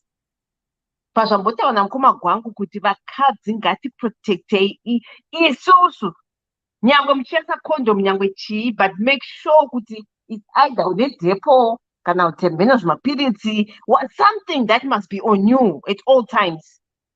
Because I think akurambidzika kuita inonzi gwangu. Gwangu inotonaka kapana munhu ada kuudzwa kuti usaite gwangu. Saka itai, but make sure it's protected. I would go for the condom because zvirwere zvawandisa kunze uko. Nai mwari we. Isvika waka 60 years is that we are free from HIV, we are free from gonorrhea vaya.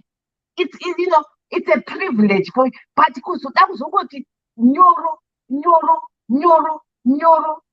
Ipapa iwa nchataura ngomukoma gwangu aipedza topic papa. Koni. Richard adzoka, Magic adzoka. Yeah, ngambotora. Right. Magic. Yeah. Ayo, anga atokubatira zvako nzvimbo. Oh, okay. Zviri sei bro? Aiwa ndiri right. Ameno murisei. Bobo. Right, ndinongoti gaga. Chekutanga chandinoda kuti nditaurire sisi. Sisi vaiziva kuti murume uyu ane mukadzi. But vanga vasingazivi kuti vachiri kugara vese. Saka kuzikanwa apa zvokuti ane mukadzi nevana vaizviziva. munongozivaiswa komana anzi rinonyenga rinohwara raka unenge uchiitira kuti chiusodedzwa musikana padhuze handiti tochiuya panyaya yekuti vazoita nhumbu vaine 34 years hanzi vaitomboedza nevamwe vakomana vava vakambodanana naye. Apa chandongodawo kutenda ndechekuti zvino vaitawo laki sisi ngavachitodzikama zvavo vapore vachengete chii mwana wavo vachibatsirana nemurume wavo vatokomborerwa kuti vatowana chii mwana, nokuti vanhu vazhinji vamwe vanototambura vamwe vanotofa asina kana kuitawo mwana. Saka imimi mateta mhanza ekuita mwana ndinokumbira kuti muchengete zvenyu mwana. Hamuzi rimi mekutanga kuitiswa mwana nemunhu ane mukadzi handiti. Vanhu vakawanda vakaitiswa vana nevanhu vane vakadzi. Saka imiwo mukada kutarisa kuti nyika inoti chii ipapo apa zvinonetsa sezvambotaurwa kare kuti imi muno zvinongotaurwa kwenguva diki diki zvikanganikwa ingwani kana kufirwa vanhu vanofirwa nevadikani unoona mumashure memwedzi mishomanani zvinoenda zvichikanganikwa handiti. Saka zvakangofanana naizvozvo izvi zvaitika yadeuka hatichakwanisa kuidzorera. Saka chandongokumbira chengetai zvenyu mwana wenyu pamwe nemurume wenyu. Uyo murume kana achida anogona kubudirawo pachena kumukadzi wake kuti ndo zvakaitika, ngaarege kuti zvozozikanwa nani nemakunga ipapo ndopaunoona kuti mukadzi anovava. Zviri bheta vangozvitaurira kuti shamwari unongondiziva unoziva zvinoitwawo nevarume takazodai kusvika zvasvika apa. Iwawo sisiwo ngavachidzikama zvavo varere mwana wavo sematauro andamboita kare.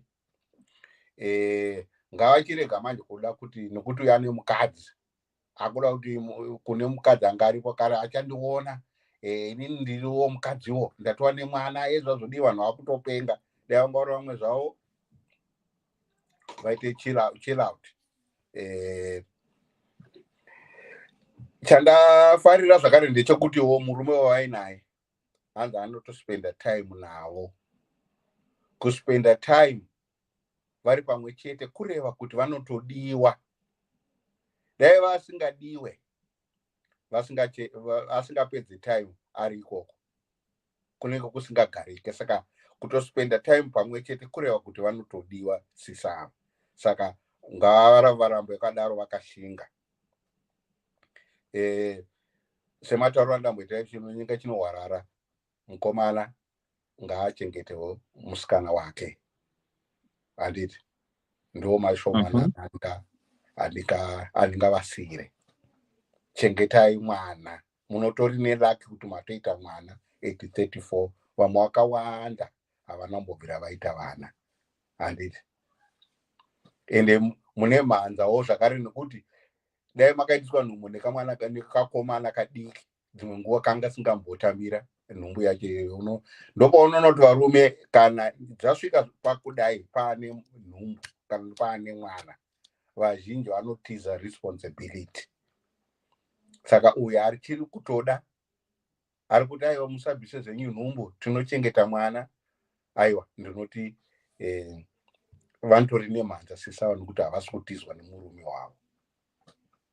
Dzimwe dzenguva murume iyeyo kwake kumba kwake ko pamwewo zviri kuvava handiti. Murume awana kwakuti anokwanisa kugara achichengetwawo muchichengetana, nokuti murume haangakwanisa kukutaura zviri zvimwe zvichiitika kwakubackground. Dzimwe nguva nemukadzi wake hazvichanyatsowirirana, pamwe hazvichawirirana nenyaya yako iwe. Dangwa uri mumwe machengeta mwana wenyu pamwe chete nemurume wako. Ndinoti ndio contribution yangu. Thank you so much mukuru. Takunzwai. Right, Koni, chita take off. Okay. Anyway, ndataura the side yekuti achengete mwana. Kona anomboti mhoresa wasikana zvokokanaka here naye sikana? Ndamhoresa vanhu, handafana mhoresa. Iwo mboti sibo here iwo. Urama wakaina uzondorama. Okay. Pane muri seiko sipo namukoma anani Dr. Love na DJ uko na mwe DJ the wala DJ me anani ko magic.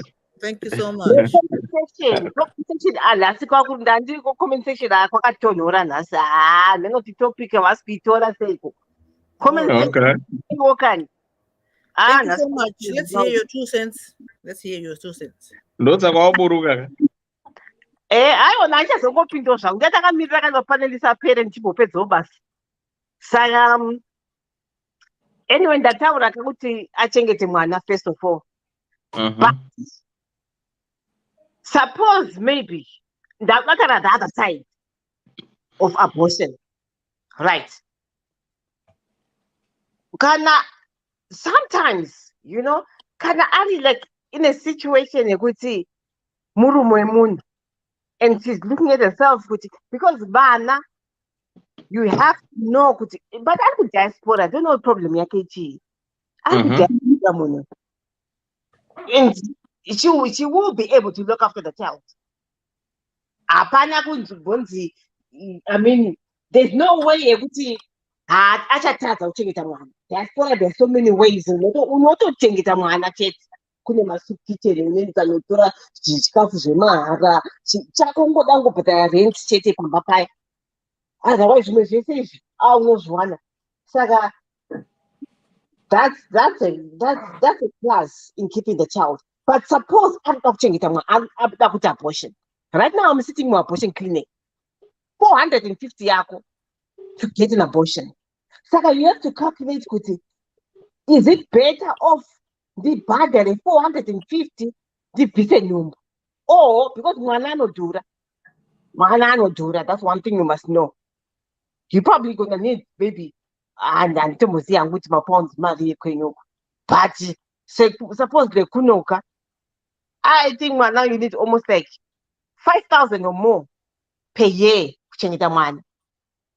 Saka you have to know kuti mwana wacho, this excluding education, unless wada kuendesa hako kuma public schools uko, otherwise hakuna zviriko, hakuna. Kana uri muZimbabwe uine mwana ari public school chimbozvibvunza, what am I doing? Because amene kuita zvosiyana nemastates, but ekunoka mbanje dzega dzekwenzi dzirungodzidziswa kumba kokukoroko. But anyway, Saka, that's where I'll think kuti, would she be able to look after the child and give a good life? Diaspora, you know. But I now I'm just looking at it and the problem because hapana problem up. Murume munhu pa basic pemwana pachanyorwa here kuti married men ningi apanyorwi zvese. Saka what's the fear? Kumba uko futi unozati vabereki vemazuva anoka mwana akangoenda kudiaspora chauya vasina basa nokuti wakazonumburiswa uri diaspora ikoko nemurume wemunhu wakazorohwa nemurungu havasisina basa nazvezvi. Kana pressure iri kuZimbabwe kune vanhu vari kuZimbabwe kunoku chero chavaudza kuti ndiri diaspora ndakazita chakati zvonzi makorokoto mwana wangu makorokoto ngachiuye kachimuzukuru tichione. That's all they will do. Because I mean, not vari kunyengerera mari here dzavanotumirwa amen, but yachinja. I'm looking at my family yangu chavaudza chese, they will not question, and havana wako kuti wazodire wazodai no, they're not even concerned. Wazomudza kuti ndane nhumbu mama sotonzi mwana wangu pamwe unotofonerwa every day makusenyegega kukumbo towa makumbo ita chakati havasina basa razvoutoti kwanzi, you know, I don't know, but that's how I'm looking at it kuti vanhu vatemberedzeri kuZimbabwe mwana akangoyambuka chete hakuna South Africa notukwa, but ukangoyambuka kuyo kuchando kudai watogara vasina basa nezvauchaudza, vasina kaizoti murume wemunhu inongonzi aiwa ngaangotifonerawo kani ndingomuzivawo zvatopera izvi. Hari kutongotya hake kutongoti vabereki vachati ngaamboregera dai makuru, let's hope kuti ari kuvapowo mapounds achimbotumidzira kumusha uko, then it becomes easy to tell them zvino kana usiri wachengeta ndopauchatukwa ndopauchatukwa, but otherwise handinatomboona problem. But komatewa, lastly chandapika patsamba yanhasi tsiurana panyaya yekuti kana muchida kuita zvemashift uri married, balance mudzimba umo. And I do not blame this man. Then dai kwanzi mukadzi wacho akambonyorwa tsamba achiti kwanzi murume wangu akanonumburisa uko, ndinotomuti toko. Mari haiperi, but marriage inopera. Musakupe mashift, kudzadza mashift uchiziva kuti you are married. Balance it off. Ukatorawo day shift. Vamwe vanotoita zvokuti mai nababa vatora day shift this week vese, because manheru munange muri mese. Zvino mwari kupinda mwari kubuda. Give it 6 months, marriage inopera. Musamhanyidzane nevanhu vari single. If you are married, make sure kuti kana even weekend ukashanda ko Monday to Friday, mashift haaperi. Kana wanzi uda kuita overtime, chimbotiwo no. Murume ada kuseviswa kudzimba uko. Ndo zvandada kutsiura vakadzi, manyanya kukumba mashift. Murume haagoni kuita 1 week asina kumboempta tank rake. Hazviiti kana ari married chaiye. Saka ungoda hezvoka kutombonorara ukoko. Kurova kuti mukadzi hatorina kana key naye murume, kana kumbomufonerawo usiku ari kushifti kwake uko. Because murume kazonorara kwamagweika uko. Kurova kuti mukadzi wacho is not even checking up on him. Iye akavhatirawo advantage. Handika murume atsvage kamukadzi. Because murume any given chance anotenda kuside checks. Saka make sure kana uri kushifti ikoko, kana kuti video call ye 2 minutes uri pabreak paya. Noka kuti baba uri pambedha pako. Murume akanokempa zvake uko haana. Kana ngozviziva. Dziri busy zvadzo kumashift. Mari haiperi, asi marriage inopera. Handa madzimai ngatipangwarire ipapo, ndapota. I hope comment section yamuka uko. Anyway,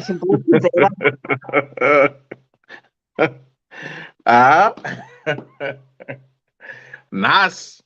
And futhi atitaura kamuti mukadzi yacho kuti hanzi mukadzi ari kuita live in. Komana unozati vakadzi vari single chaivo vari kutodzida marriage, kutodzitsukira chaivo vari kutodzishaya. Uyo ari kuita zvake live in zvake. Live in uri marriage. Tsvagawo live in next door. Haiwa tanyanya kandiaspora vaduweka tangoiuya zvedu, but hatina kana chinangwa. Hatina, we just had these chickens running around. In a wouldn't, no. Married. Sure, no, kuti pane mabasa ema-married people. Pane mabasa ema-single. Sati kana ma-single ari kukumba mashift ese newo uda kumhanyidzana navo. No. Hai papa amene kuti vakadzi muchaita sei. Ukatendangu. Unoziva kuti Ndewanoda kuti counter-attack kuna koni. Nitaure. taura. Iye yari kuataka malivhini. Vanhu zvinenge zvisingabalansi mumba. Saka discussion yekuti murume haasitaudzi mukadzi wake kuti shamwari malivhini handisi kuda nokuti ndokuda kumbaka. Anenge achitoti dzangu dzawira mutswanda because ana madam ana girlfriend yake kuside. Hachaudzi madam kuti please handisi kuda kuti muite livhini. Iye anenge achiziva kuti zvake zvaita plus mari iri kupinda mumba. Saka this woman, this my guru havasi kuzviitira zvekuti akufikisa munhu, vada kuitira kuti imba yavo igarike. Mari iri kuenda baba nemari yavari kunza vachiita malivhini zviri kubva zvabalansa mabills avo. Saka she's not even looking beyond kuti ndiri kustabva murume kana ndiri kuita sei. Murume ukadai pamwe murume akataura kudai wakamadam zvamuri kuita zviri kundishotesa, maybe she would have adjusted, but murume hanhu angombotaura just because vakadzi we can go a long time without even having this honor. Zvese nevarume sekutaura kwaita iwe kuti hanzi wiki haipfuure vasina kuempta tank, isu togona kuita kana mwedzi chaiwo. Saka kana murume asina kucomplaina ini kwandiri zviri right, ndikunza mari ndiri kubatsira baba kuti kubhadhara mabill. Saka kana murume asina kutaura ndichafunga kuti tiri safe. Saka advantage iri kuna murume because ane side chiki yake yekuti kana madam vasipo vari kuita mari, vari kunza mari mumba, ndichadi chinopotera kuti side chiki ndonoempta tank rangu. Saka zvabalance. Ona. That's what the point I want to come across kuti vakadzi tine chizvifunga hedu but tinenge tichifunga kuti ngatibatsirei. Hapana mukadzi anoda kudhiswa imba yake kunyepa. anenge achito ndikufunda kutova akanyambirwa ari kutodistra just because kabisira murume haasi kutaura kuti shamwarika panapa uri kundisiya ndiri ndega ndiri kustava. Saka murume akastabva akuenda nekuseri manje achaudze madam kuti aiwa garai pamba tirove bhora. Saka nanga dzangu dzawira ndakutoenda kwakasibo ariko ndotonorova sibo zvangu gwangu left right center. Mai madam vari kulive in ari kunza mari mumba tobalanza mabills zvedu zvaita iyo nyambirwa sibo uya asi kuziva kuti kumba hazvisi kunyatsomira zvakanaka yezvokanhumbu yabata. That's what I just wanted to say kuti it's a 50-50 sometimes. Sibo, ndibvakubvunza question. Yes. Kuti kudiaspora ndifika kwavari zvinhu zvingatadza kubhalansa sei on two people vari kushanda. Problem yatinoita kana tida kuita we are trying to live an expensive life. Problem unotoona kuti mukadzi uyu akutoenda kubasa zvake because ada kudrive Range Rover. Saka isei kuti zvatiri kumhanyira zvacho it's like we're trying tingati chivo I don't know how to like express it. Connie, you know, as us as women, we trust a lot. This is what not trust. We put trust in our spouses. Trust as we could do. I'm talking about maybe the majority, the minority. Hold on. Huh? I want to answer question yangashitaura kuti chii chino kuti hamusi kubalansa sei. Saka munenge makagara vakawanda kuno Koni, you know, you are here and I'm here. It's just the minority vanobalansa vari vega, but most of the time it has to be the husband and the wife working kuti mabhiri abhadhari nemari murume zviri kubhadharika. Saka apa the lady is trying to live in so that she gets more money, she also has an input pane zviri kuitika mumba semukadzi anoziva kuti mabhiri akamira sei. Saka it's up to murume kuti ati mukadzi wangu sha indokwasa kuti zvawakuita zvawakutozviwanza ende izvobva zvaoneka nemukadzi kuti ndikuwanzira murume wangu ndikumusiya ari panzara, then she adjust, but otherwise they are comfortable. Mukadzi anoenda anounza mari, murume anenge ari uko unoona hake side chikeke wodi zvobalansa wounza mari vese vobhadhara mabhill voisa maholiday inavo. Andivana mimi ndoda kushamisira kuti muchitiradza paFacebook kuti muri kuzvigona. Siraiwo malive in eva single ladies. You see now, that's what we need to advocate kuti dzimba dzinofanira kubatwa vakadzi imi mubatai varume venyu zvakanaka because tinovatora isi masingles hatina ntane nawo ini kana akauya zvake ndomutora ini. Nditaura kandikatoti varume opportunity they get. Can I also come in there? How are you, comrades? How are you, comrades? Good. Ndachida kuti ndite kambuti tibatsirane kana tisati tabhasha madzimai kuti don't forget kuti there are also men who do live-in. Yes, Married sir, men. yes, Yeah. So nyaya yemashifts is not one-sided. And I think issue iripo ndeye communication.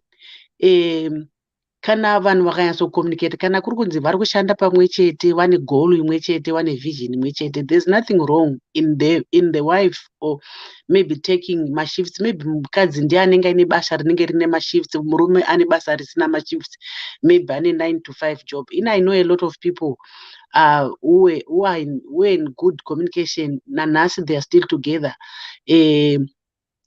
Like vaibatsirana child care.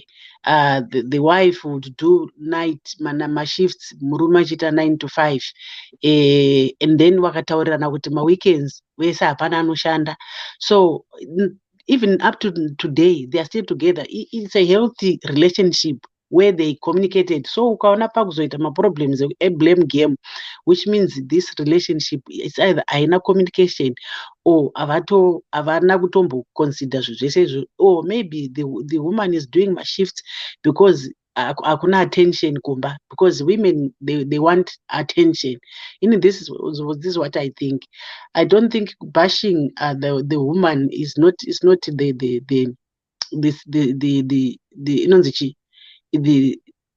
the way to go, because mukadzi uyu the married woman ndotoona ari victim So isusu tine tendency always we bash the victim and then the perpetrator tom bail out kana kuti we side with the perpetrator who is the man in this event. Akaenda kunomitisa murume muru, mukadzi haana kumita, so the man is the culprit. Akandomitisa iye achiziva kuti ari married, and that's not an excuse kuti mukadzi ari kuita mashifts.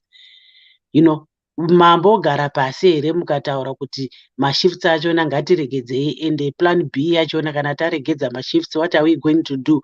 This is the reason why most men are suffering, because wamitisa kudaro mukadzi azvidiscover, the next thing you are going to be kicked out of the house because mukadzi ndiye ari kusara newana, and then you start saying kuti vakadzi vane utsinye futi.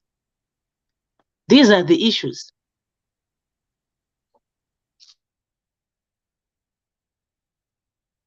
Enderani babs, mane mukana enderani. Ndosaida futi hangu. Enderai Aiwa, ndandisingoresponda kune handini yangu chanza isati yasvika, ndoda kuti murecap. yebva yatosvika muchingotaura kudai yebva yatosvika. Okay, ndikogadzira hangu pavataura. I think it's responding to my question. Yeah. I'm not bashing the woman. Ndati mashifts, whether men or women, no mashifts to take. There are some shifts meant for single people, and there's some shifts meant for married people. You have to know the difference.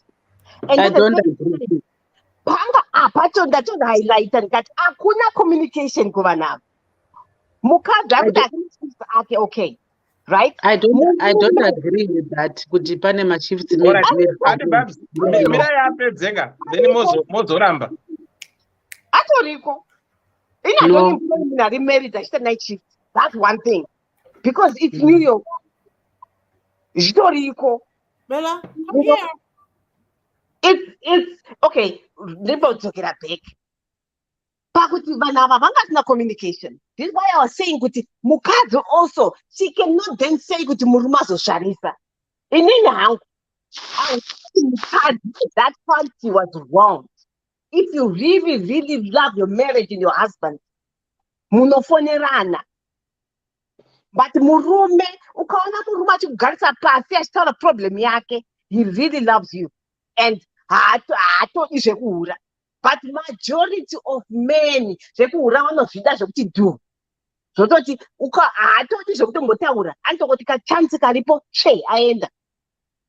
I don't think so, because if he really wanted to be in that marriage, he would have stayed down nemukadzi wake vakadiscassa zvaari kuita. No, amai mwana chimbodai timboshanda zvakadai vachishandidzana vese.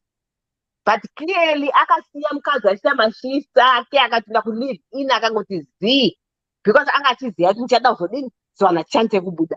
This is why I'm blaming the woman. But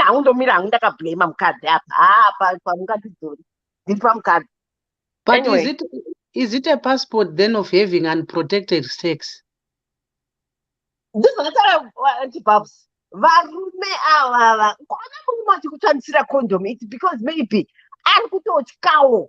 But varume variko mazuva ano avatyi chinhu, avatyi kuzvarisa, avatyi AIDS. That's one thing we should know about these men. Avatyi.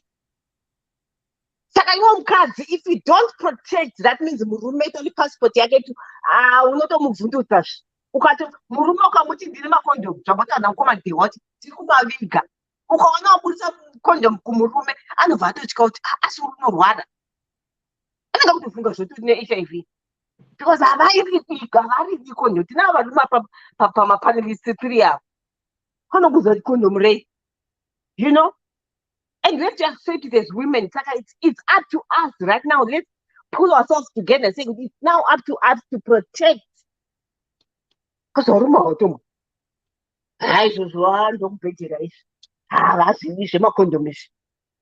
Can I just ask a quick question? Just then mozoitsa na inaradzeni. Muri kuita as if this condom issue paanoda kuita sina condom munonge munonza muna choice, as if you are being forced, you are being raped. Iwo chinoutaza kuti urambe kuti handisuda kana usina condom chi. Why do you want to blame men as if it's a man's responsibility to wear a condom. Why can't you get your own condoms, keep them? One and instead of pick a condom, no, there's no sex. Pick a condom. Saka murubu there kuti muruma akayasina condom. Munoti saka murume, they are only people. We are only responsible to wear a condom. You understand? No. You are right, Dewa. In it, I agree with you 100%. The reason why in that is it a passport for this man because murume ndiye akabuda akaita girlfriend, and aita girlfriend he never thought of his other half kuti ndikaita unprotected sex. Besides mwana kune zvirwere. How about zvirwere? Ndo chino chekutanga. So even this woman aita nhumbu ane mapowers. Tisusu tinawo mapowers Dewa ekuramba kuti andisi kuda. Yes, that's what I know. Yes, you are very right. Unenge uchitoda nyoro yachona. We cannot blame men. We are both to blame. Those that ndaitaura kuti even varume vataura kuti waita nhumbu family planning hauizivi. Family planning is not for women. Both of you munofanira kugara pasi and then you plan your family. It's not the woman who plans the family, but both of you muno plan a family. And condomizing, there is a female condom. Kana iwewe paunenge uchienda kunojola, why not carry your female condom? So that kana murume asina male condom, iwe you put on your female condom. I'm up with what Auntie said. But at the end of the day, you owe some cards, you must always protect yourself, regardless of what I'm not. Then I was a woman because the watch at 9 months, the watch at morning sickness, the watch at number. Number. So I didn't always say to Murukad, Garauri a step ahead of this guy. Garauri a step ahead. Crashes with Amana good on the Kudamana Kondagara and they want 3 months, 4 months, I was set up at a number say, the bone discuss a man. I was protected about I didn't know good to Amana, more discuss from there. I always want the woman to take care of themselves first before they assume could Murima a condom. What about you? Don't you want to watch that number?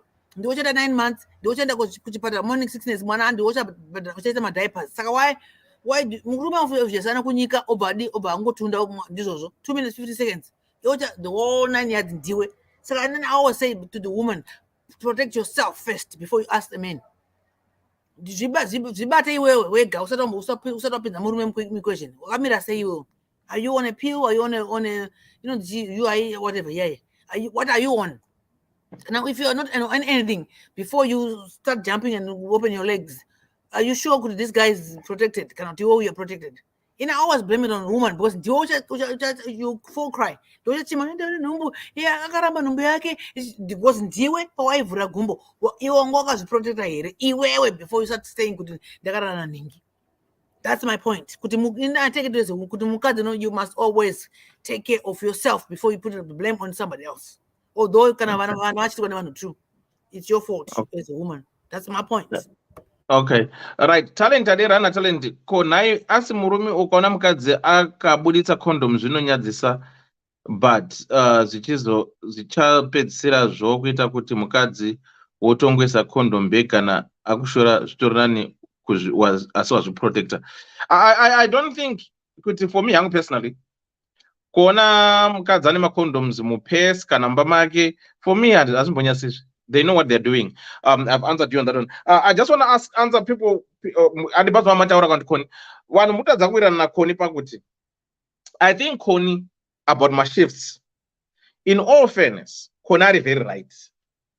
Could some shifts kanamuru murume nemkadzi?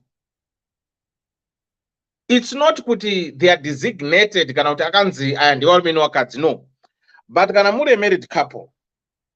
Pane mashifts ekuti hamufani kutora. Imi mmega muri 2. Munoziva kuti mashifts ayatiri kutora aya anoita kuti tiitwe drift apart. Saka munoweka around. This Koni is very, very right. Honestly speaking, muri a couple in love. How can you expect to be so much in love? Umachita 3 months ari kulive in. Umasara pambari 1. Muri merit. Pane zvimwe zvinhu zvekuti unotsona kuti izvi as is designed for single couples is as it designed for singles is as it designed for this. But the challenge is kuti vamwe vanhu varida kuedza kumpunyikidza kuda kuti because yari kuzvita I can also do it. So Connie is very right. Communication mashipsa ndekuti tauriranai kuti mai mwana baba mwana tine vana isusu handitika, what can we do? Yes, munoro cheta akamboenda kunet this week umwe achiita school run kana not kuti live in kuno ngoenda ma live in or married. In all fairness, waita live in 3 months gore rese duri ku live in, what do you expect your wife to do? Iwe mukadzi waita live in, what do you expect the husband to do? And you need to understand futi kuma live in kwacho wakadzi wacho ari kuhura futi vari kufuti because vanhu vanopinda futi because munhu anenge aina munhu wake vari 2 pamba full house like this one vatigara vari 2. So it's either vanhu ava munokwana achitwa nechekuti vanhu vakarambana kudhara mudzimba, vanhu vari kugara mudzimba kwangogarira vana kana kungoti united front. Umwe inenge itori get away kutoti I need to be away from this nonsense. I would rather go and stay kubasa. Do you know kuti kuna munhu kuti not live in, they are married vari kutogara vese but anozengurira kudzokera kumba kwake so kuti angoti haish I'm going back home now, shift yapererei. Why? Because kuri kubhowa, there's no longer that spark. Hakuna chasuwa umwe. Vanhu vari kurara mudzimba mukatanga kunga 2 sides of the coin. Umwe ari kurara mubedroom re uku, umwe ari mubedroom re uku. Munoona anga ifamba nemarange rover yaka. Muchiyemura munoona vakapoda pafacebook vachazarika zvokutaura zvikazvo. But in all fairness, zvamwari chaizvo chaizvo, if we are to ask those who are married today, could given a chance, will you still be with the person that you are with today? I'm telling you, 99.9% of that, no, I won't be with this person again. Vazhinji vakasorambana kare kare. Imi mutori single, mutori far much better. Because unoziva kuti pandasiya cup yangu ndo panosvika ndinasiya kuona cup yangu iri, pandasiya mabhurugwa angu ndakagadzika pasi paya ndosvika kuona angu oripo. Vazhinji ava musanyeperani zvenyu. Tarisai vamunoona vari married, vamunoti wacho vari married couples. I'm telling you, 2 out of 10 ndo vamunoona vanoposta mapicture. Pamwe pacho vanoposta mapicture vaita united friend yekuenda kuholiday uko, havana choice. But pamwe pese apa ihoyi apa ihache pachitoko Koni vana vakarambana mudzimba mudikani sanyepiro zvakarambana ane mukadzi akarwa aenda kulive in achita 2 months, murume ane mukadzi aenda kulive in achita 2 months. Thank you. Murume achidai so mukadzi achidai so. Ndopandataura kamukomadzewa ngoti pamwe shona yangu haina kunzwisisika zvakanaka. Ndotowatsanangura wataura chokwadi. Tisatotsvaga murume ari kushift because vatoti hakusisina love apa. Hakuna, let's be honest. But tichadai kubuda zvemurume uyu vamwe wapinda. No. Nadewa. Ona Koni. Pane munhu akambotaura kuti hanzi ndakaiona hangu comment yakambosekulira samwe vanhu vakatukana hanzi vakadzi vava dai vachitombotenda chi small house, because small house anoita kuti zvinhu zvavo zviite, because anenge achitoziva kuti muriko but vanoisa more fire kwamuri kwete kuti musadiwe asi kuti mudiwe. Saka vanhu ngavatotenda chi vatende masmall house, because masmall house anoignita moto kudzimba dzavo. Ndakaona vanhu vachibhemwa zvisingaiti but nevarume anofanira kutenda masmall house. Don't forget kuti zvaakueseka, saka havisei kuti varume anofanira kutenda. 1 minute Dewa. Taura Dr. Love tinzwe. Right, nyaya imwe iripo ndeyekudai so imo mudzimba matiri imomo handiti mune competition dzirimo dzababa namai, sezvo zvamambotaura zvekuti rudo hapasisina. Saka mashift kupika kwavanoita kana kuti mashift kuenda kumalive-in kwavari kuita kuti agadzirise upenyu hwake. Mumwe nomumwe ari kugadzirisa upenyu hwake, hapasisina zvokuti vanhu vanogadzirisa pamwe chete. Okay. Yeah. Well, point.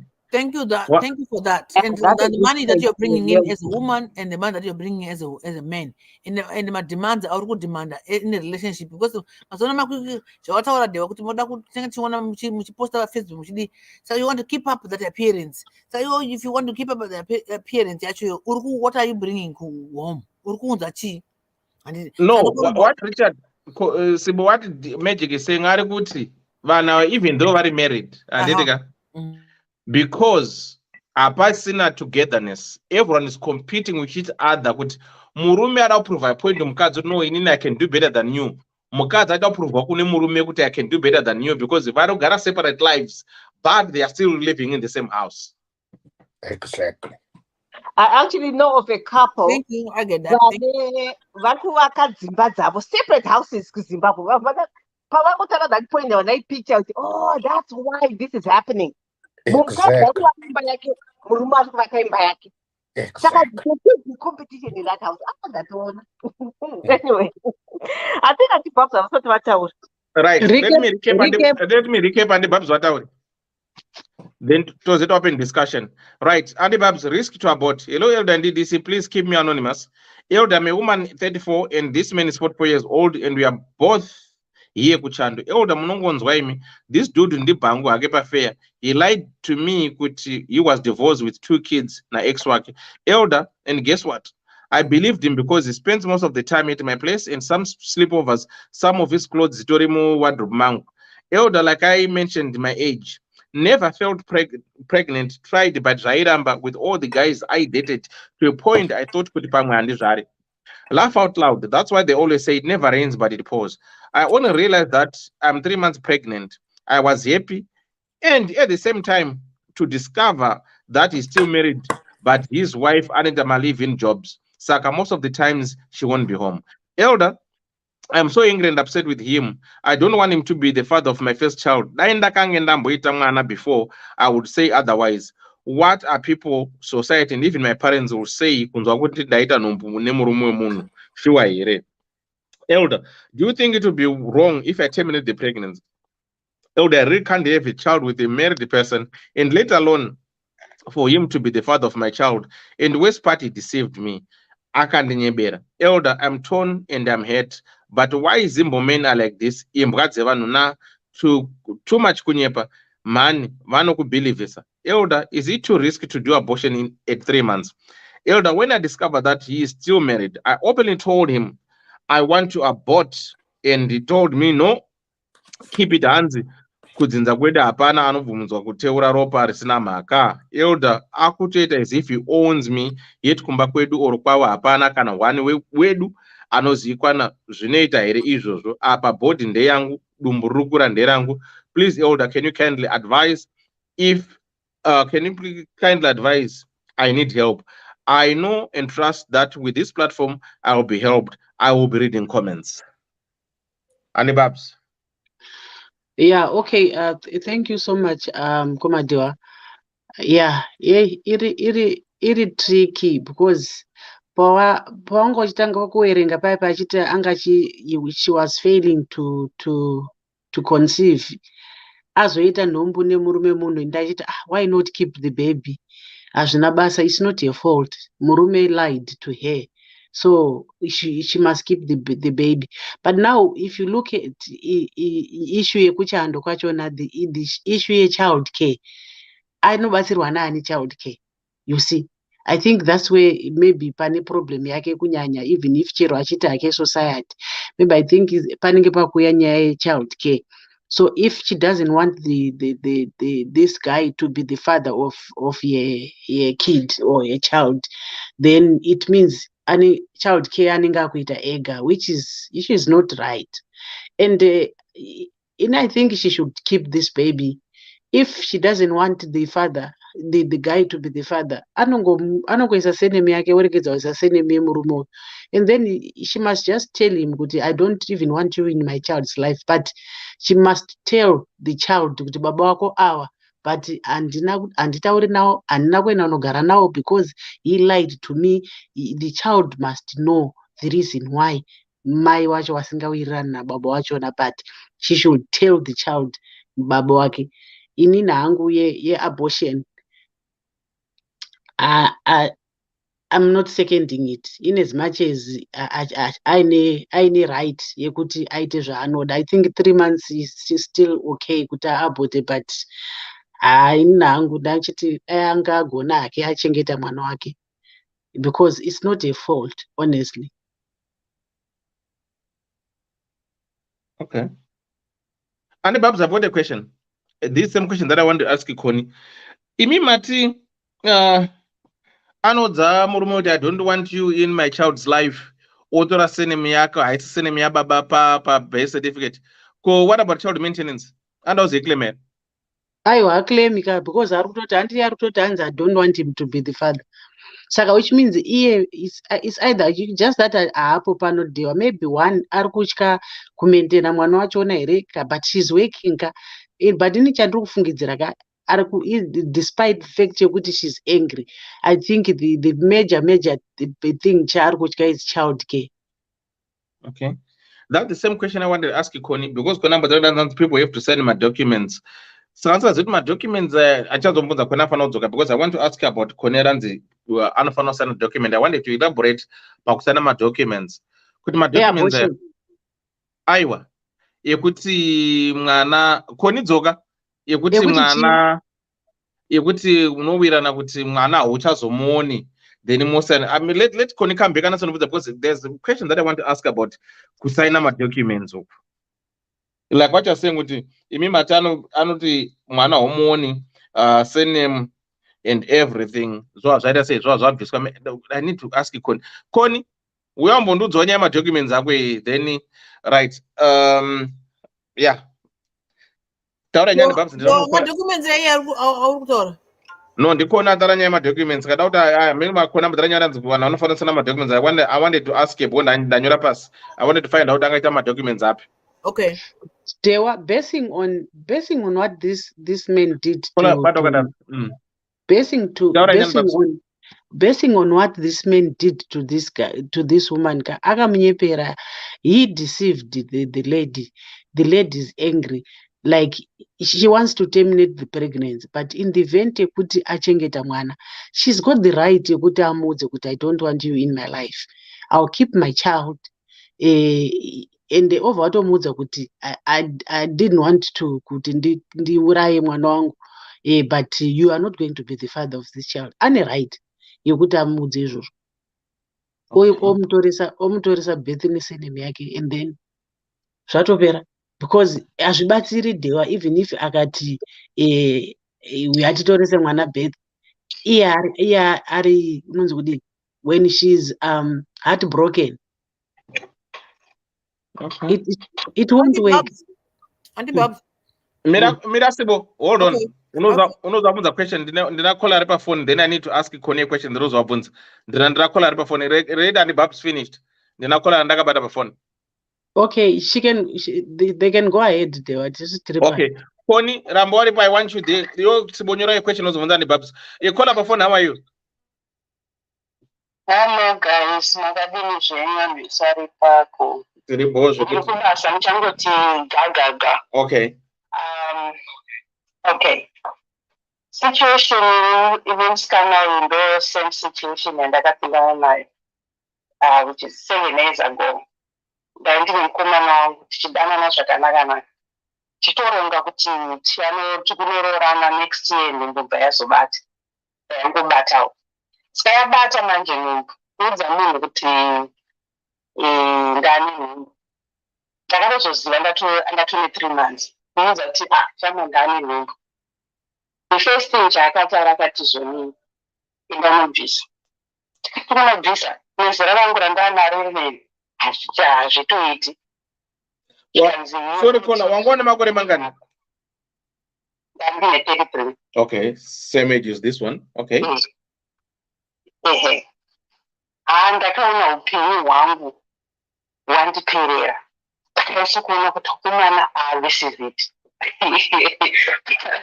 Hazvichatomboita ende sezvimwewo saka mukomana akabva atomira kuti undoona ipapo haana kuzomboda kana kutombotaura neni kana ndokubva andibhuloka kwese ndakabhuloka saka ndinokupa mari yekuti unoita sei unoita abortion. ndikatomboda kutomboita kapfungwa ikako ndobva ndazosangana namai vangu munhukini ndikutofamba zvangu mutauni kwangu nditi kune nhumbuka because handiri kutizva vanhu vese ndakatanga kufunga kuti amai vangu vachati kudini dzinga rese richati kudini vandiri kuti mai vangu mukadzi wabamwe munun'una wababa vangu ndimai vako dzinga rese dzinga amai vangu vari muzimbabwe dzinga rese richati kudini pano ndatopera ende vana bamwe vangu vese vana baba vangu vese vanopenga ka ndozvigarira zvangu ndega ndakagara ndichingogara ndega saka ndobva ndabva wazviziva ka hausi kuzotoibvisa nhundu iyoyo ende hausi kutozoibvisa ende ndikutoziva zvekutomupfungwa mako imomo saka mukomana ari kuti kudini saka ndozvaari kutaura zvanzi hakuna nhungu iri kubviswa ndobva akapfungwa kaibva kaenda zveshuwa ibanda handisirida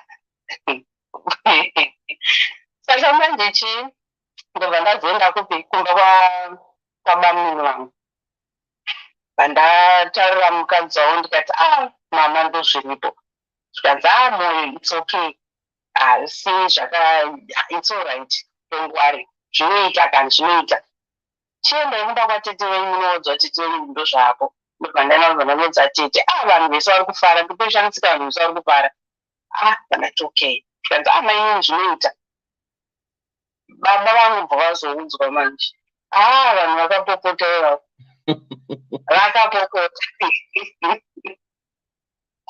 vakapopota apa mai vangu kuzimbabwe vari kuti zvino nyika ichati kudini isati takatarisira muchato vanhu verudzi rwangu varatizvoni tandakakutarisira muchato isusu tandakatarisira zvinhu zvihombe kubva kwauri iwewe saka ndokubva ndazonhindikina vanangoti okay that's alright baba vangu inini vakato up to today nababa vangu hatitotaura tese because of that navo chete kana varwara because of that ndakatovavakira imba zvese before ndisangane nhumbu hatitombonyatsotaura tese saka muchibimba hangu ndoda kutaura kuti zvoni unozviona right now kuti unoona kuti zvatokuperera kana zvaita sei nhumbu usabvisa hako shamwari mwana iye anounza naye mablessings akawanda ndaifunga kuti upenyu hwangu hwatopera handichatokwanisa kana kushanda handichatokwanisa kudini ndikakuudza kuti izvezvi mwana wangu ka anoenda kuprivate ndozvindobhadhara ndega baba vake nababa vake havatombozivana ndakatombomaa mapepa ekuti asaine mabirth certificate emwana akamarurukina akamadeclina ese sanangosiwo zvakadaro haatobhadhira kana child maintenance nothing akatobva atotiza mune nyika akatenda kunyika kwavo kwaakaenda saka anoita zvezvekuona mwana anoita basa rekutumira mafenzi ake ndo vanozomudza kuti mwana wako adaiso mwana wako adaiso izvozvo ndakatosvika pakutozvitengera imba yangu endogara nemwana wangu zvinhu zvese zviri kungoendera saka usazvisiyana nazvo musatombobvisako nhumbu mwana anotokuinzira mamablessings asina akawanda ekuti oga unototaza kuti saka panendirisiri ndaimbozvifunga here zvese zvirikuite abcd saka nhumbu ako usabvise izvozvo ndingabvunzawo here dewa okay ndaida ngobvunzawo kuti apa panonzi nhumbu enda unobvisa chichichi panopiwa mareasons ekuti kudii ini ndakapiwa reason yekuti you are not yet ready to be a mother because ayakufara here ayakufara ndaifara hangu saka ndakazizoni you are not yet ready to be a mother but once wangoita nhumbuka kapfungwa kekuti ndaane nhumbu ndaakuteta amai zvinhu zvese zvinongochinja so Kola iwewe wakaita nhombe 33 handiti at one point did it happen to click in your mind that kuti maybe kuita kudarika sell by dates kana kuti at one point did you look around your surroundings kuti the expectations of my family members of me being 33 without having a child, they're expecting big out of me because I have done this, I've done this, I've done this, and I know Puru diaspora, I've done this for them. So do you think kuti Babako was so hurt in the sense that maybe he highly speaks of you, could never want to know when Grimerina astarorwa vakaimba zodai so saka I think achatigira mukwasha akazoti zvikati. Did you even think along those lines kuti uzvigara ko your happy life or wakambosvika at a time in your life yokuti wait but by now I think I should have a child kana kuti wakambotsvaira zvakaita musoro ndakati no I have tried but vese vakomana ndagara navo hapana ndakaita nhumbu but now I'm pregnant. Did it ever happen to you kuti pane time yakambosvika maybe ruma 27 kana ma 28 kana during that period of time kuti but I need a child, or it was by mere coincidence that you had a child and you had pregnant then, and again like what Richard Magic has asked, but saka your boyfriend did he even know that you're not on a contraception? For the whole year maita I'm going to kubata saka why now?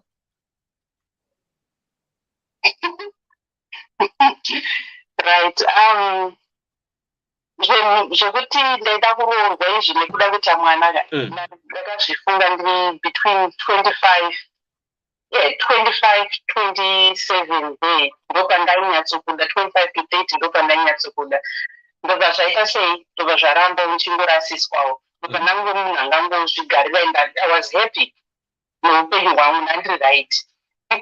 Okay. Then you don't know. It just don't know. Saga, part 27, 25, part 25 to 30, the guys that you have dated 2 or 3 or 1 year, numbekaramba kubata. Then pazvakaramba, then wakabva ngoti no, this is me. Contraception. Okay.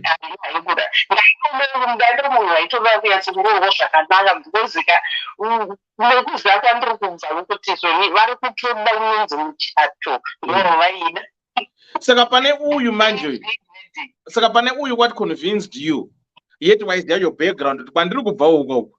This is what people are expecting of me. So what made you choose regular contraception?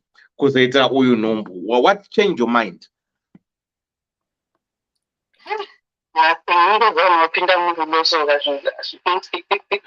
This is where see this way it comes now. Urugona zvinoitika zvananchida kuzokudza vanhu ndekuti sometimes anditi murume inini I'll speak for myself as murume kana zvinokunga rume wakawanda ndeyekuti pamunoenda for a date anditi muchitaurirana paya uchiti no inini that's why Ellen achiti usaudza ndakaita wakomana 2 kana 3 ngoti ndomukomana wangu wekutanga kana wakosina mbororwa. The reason being ndeyekuti uchanditi hauna dewa I was dating Richard for 5 years and you know we just broke up and you know I've moved on. Then inindo ndadanowe 3 months. Then within that short period of that window of 3 months or a year wobva wanditira nhumbu, right? But you and Richard makadonza 5 years gallivanting usina kuita nhumbu.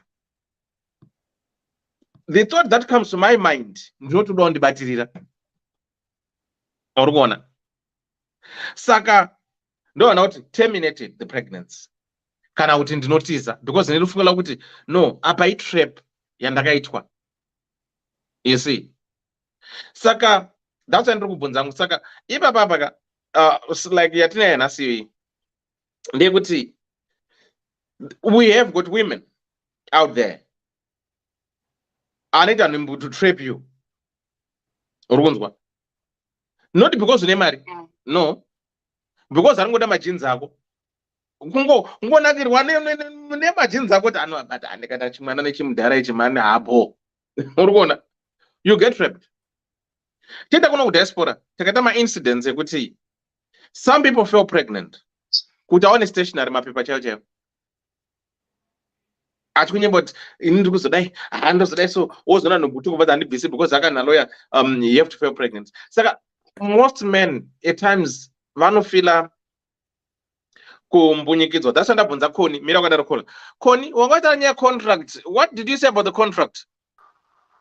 I was saying so ndiri kunze padinesi. I was saying kuti handiti apa murume ari kubvuma zvake kuti chengeta. Ndikati chief munyoresera pasi munyorerane pasi and get his ID because anogona kubvuma iko zvinezvika 3-4 months down the line obva ati aiwa nchadi kana taibva todisappear undomutsvaga kupi.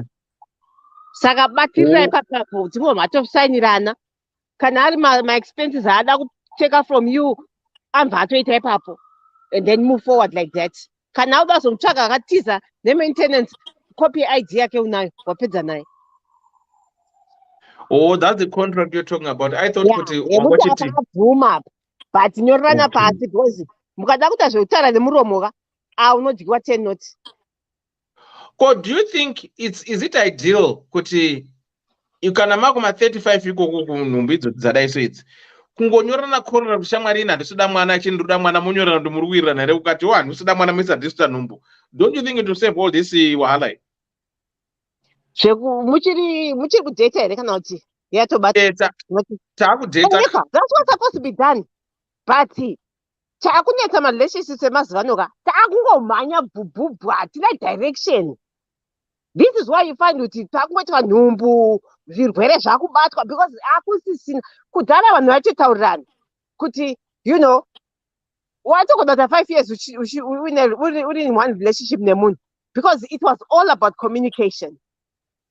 Because nhasi waenda mukomana masakana mutraining lese masakana mutraining kuenda kumba zvako mazuvano mosakana mutraining pamunoburukira ipapa maybe munoburukira la same station obva taiwa rega ndimboya kumba kwako for an hour or 2 akutorarako bonde rakutorohwa. Saka hapana kana pambotaurirana kuti kambodini you know this is what's happening. Saka we cannot run away from it, but let's correct it and say my relationship is all about communicating. Take my steps bit by bit. Msamanyire kupinda my relationships. Msamanyire kubonde uko. You know. Hold on. Call her online. Don't you think kuti where you were lucky kuti wakaona a supporting group ye family members dzanga dziri kuno? If it wasn't of them, don't you think we're going to think otherwise? Yes, the better lucky. Wakasimbiswa kai.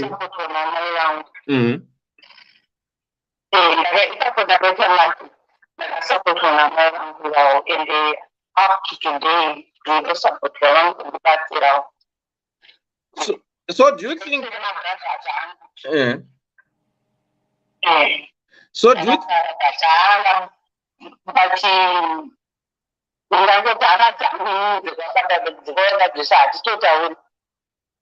so you think kuti hama dzababa vako dai dzakadziziya otherwise we're going to terminate because of the pressure?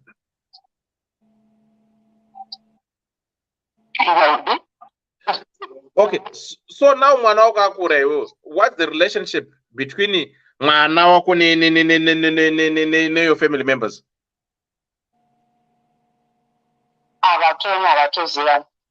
Shit. But vari kugara imba dzawakawaka.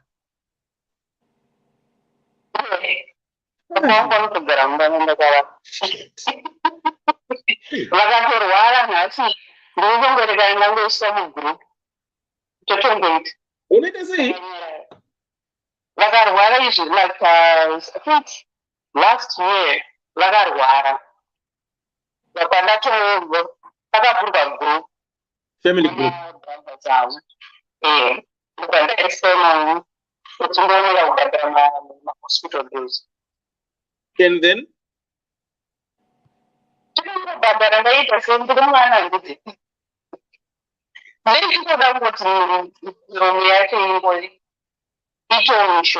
Is your mom still alive? And what did mom say? Hey, Amanda, listen to this story. But it's sad, to be honest. I don't.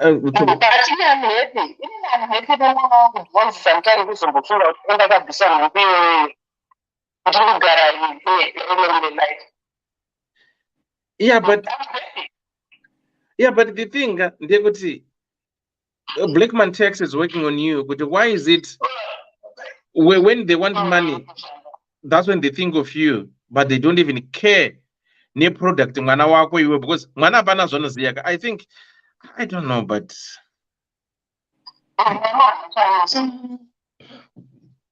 to be honest, it's why don't nani? Did they have a special person nani? Vaida kuti arrange marriage here, or they thought kuti since waenda kudiaspora ucharorwa nemurungu, kana kuti chitongoti you didn't have the chance to. Okay, kusati kwamudhara wako kuri hard rock, hakuna here one waunokwanisa kumboita heart to heart kana kubvunza ana tete kubvunza kuti okay, saka imimi, as much as you guys hate me, what were your plans with me? I don't know nakaita say. Do you have anyone that you can ask? Then maybe they might. How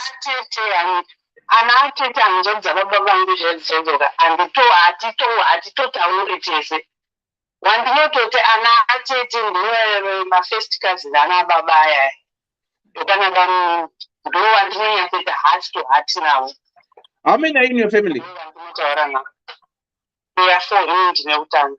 Okay. So are you the only one in the diaspora? Okay, so the expectations. What about your siblings?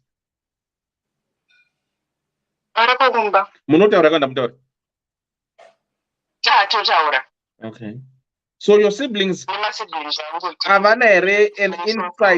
an insight to understand why vabereki vako are so bitter with you. Havana here panombotaura umbo, usipo unozi at times pane pekuti parents at times they open up to one sibling kuti unozwa kuti okay, my mom and my dad vakarambana. Okay. Okay. So with your mom, you're okay? Okay, who wants to ask? Yeah. Ndichiti sisi mukaona zvinyanyonetsa imbowapinza pamasanctions, omboti zii zvako ndakatoisa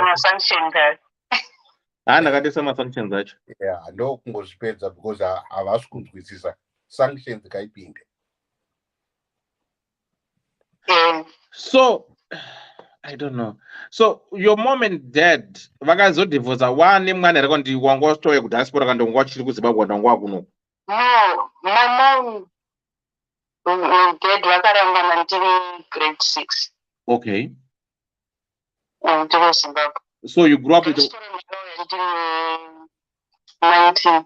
So you grew up on your father's side? 19. Yes. So okay. Mom, your dad remarried? No, my mom havana. No, your dad. My dad havana. Yes. No. Hey. The expectations from your father were too much. Yeah, no. I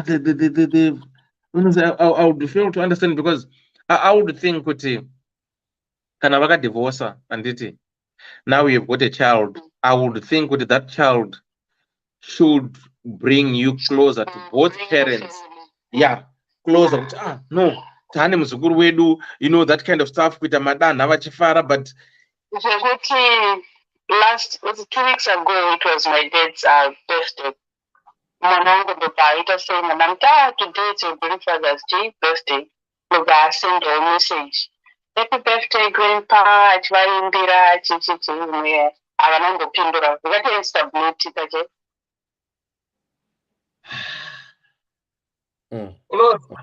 Hey, that I don't know what advice I can give you, but pane pamwe pekuti in life, I did it. You're now a mother, right? The same way your father became a father when you were conceived. So pane pamwe pekuti you need to be independent and focus on yourself and your child. You try to reach out because as much as you still want to buy his love, because you are buying love from him and he wants you when he's in a situation where he needs your help. But other than that, your dad doesn't love you. All right. So I will say, like what Richard said, put my sanctions. I will advise you, at times don't force people to love you. People, they have to love you for who you are, not for what you have. So you have tried, you have done what you've done. Same Ghana. But there's nothing there for me. Okay, you hate me because I wronged you. I didn't do your expectations. But I've got a child who is so innocent, who doesn't even know what happened between your expectations. And innocently, I've got my grandpa. Because remember, they do family trees at school. I know they draw my family trees, your mom's side, your father's side, this. I don't know, I've got my grandpa who is in Zim. What me message name Zuguru and doesn't respond. I would say good angry in angu and you might fear in the kazofa chichinate or sanya budozo.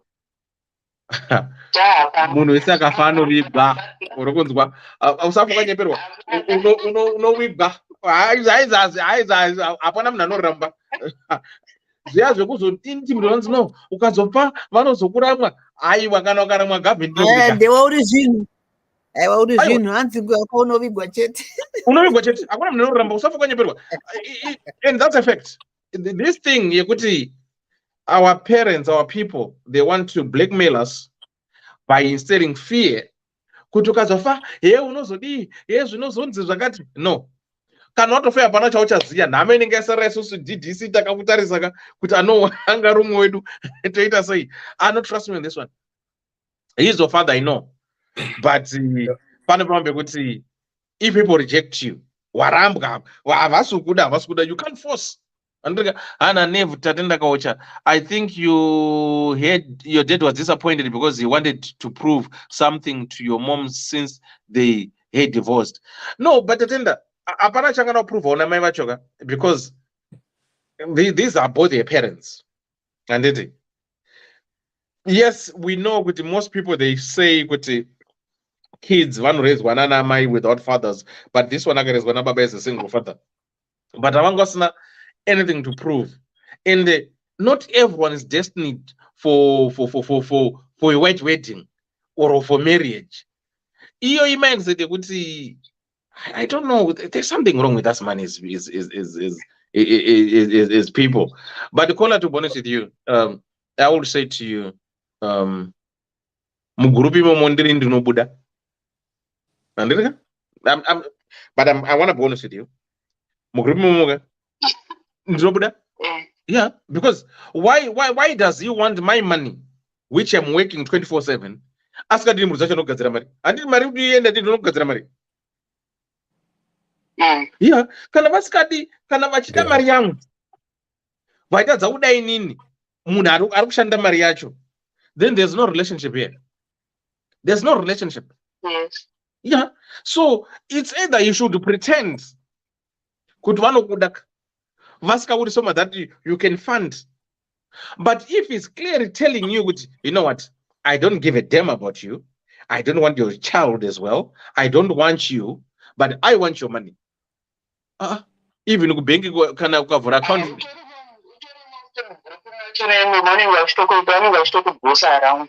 Ayo abuda. Even ukavhura bank ayo abuda. Ayo wadzo no. Dedan chati. Abuda. Mangwana chino. Right, Dewa. Abuda. Mangwana ngokona exit azvina chokuru kumakusana no nhokarara. Vanongona mangwana usimu. Are we saying kuti baba vasikuda sisa vari kuti I don't love you as my daughter, but your money is welcome. Mari yako ngaiwe. Those zvatauraingwa nekuti baba vangu my expectations avo vakandiramba zvese pandakaita mwana and everything. Havatauri neni, havaiti sei ndakavakira imba ndikaita sei. Mwana wangu akavanyorera message mari mwezi urai achiti happy birthday sekuru, didn't respond. Vanondisa mugroup when they want money from me. Saka vanomuda chete when they want money from her. Ewa kagawaregedzeka.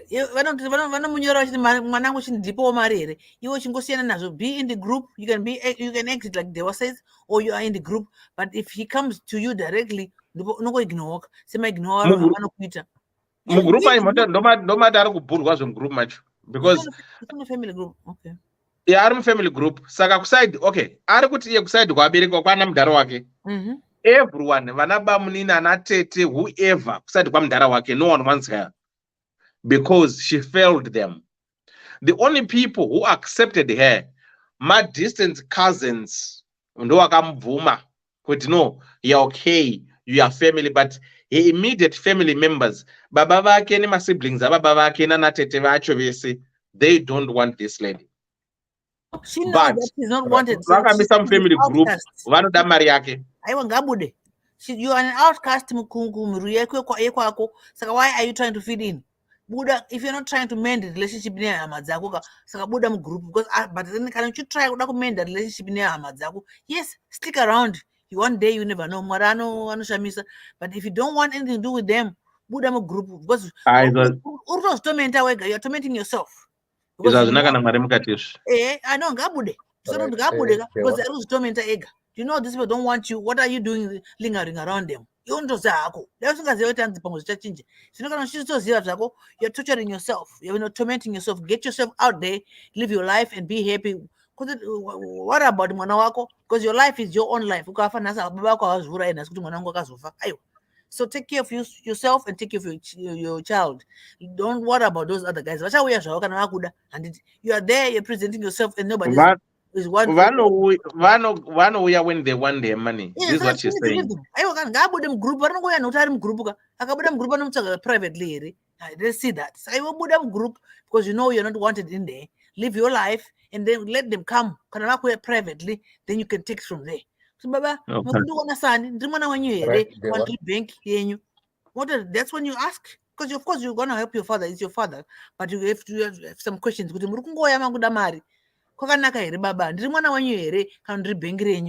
the right to ask that, but that's because it's your money. Of course, that's your father. So be free to ask Baba and what do you put to me? Sibo, she can't. I'm talking about when he comes for money. No, she can't ask those questions because they don't talk to her. Good. The only thing they say is when he's sick, that's when this is what's happening. Group private group and anozouya private number dzake one-on-one ndiye wanodira naye. Right now she needs to exit the group, mind her own business. Right now she needs to mind her own business. These guys don't love her, don't want varoda mari yake. Saka iye ngambos distance away kutoona kuti achauya achimuti naiwe wakabuda mugroup ndiani achauya naiwe uya kuno utipe mari ndiye wanodira naye one-on-one. Okay. Come out of the group. Yes. Right, ndingakubatsirewo here. Right, so ndiri kutaura izvi hazvisi kureva kuti ndo zvakaitika kuna sisava. Muni tine nyaya dzakawanda dzatakanzwa nedzevabereki handiti, nokuti vabereki vamwe vanobata-bata. Saka mukubata-bata kwako vanogona kutadzisa vanasikana kana mwana mukomana kana anyone mumhuri kuti asabudirire kana kuti asaroorwe handiti. Handisi kureva kuti ndo zvakaitika ipapa, but zvinogona kuitika muupenyu hwedu isusu vanhu vechitema vabereki tinobata-bata tichitadzisa. Saka uyu manje akazokunda miedze iyoyo, handiti panoita ruvengo, nokuti panenge pakaiswa mhiko pane munhu iyeye. Handi manyatsopanzwa? Tiri kupanzwa pakaiswa mhiko pamusikana kana pamukomana kuti uyu haaite zvakati, nokuti mubereki anenge akabata-bata kana zvemishonga izvozvezvo. Okay. Zvinoitika izvozvo muupenyu. Good. Dr. Love, Andy Babs, what do you want to tell your sister Aripafona?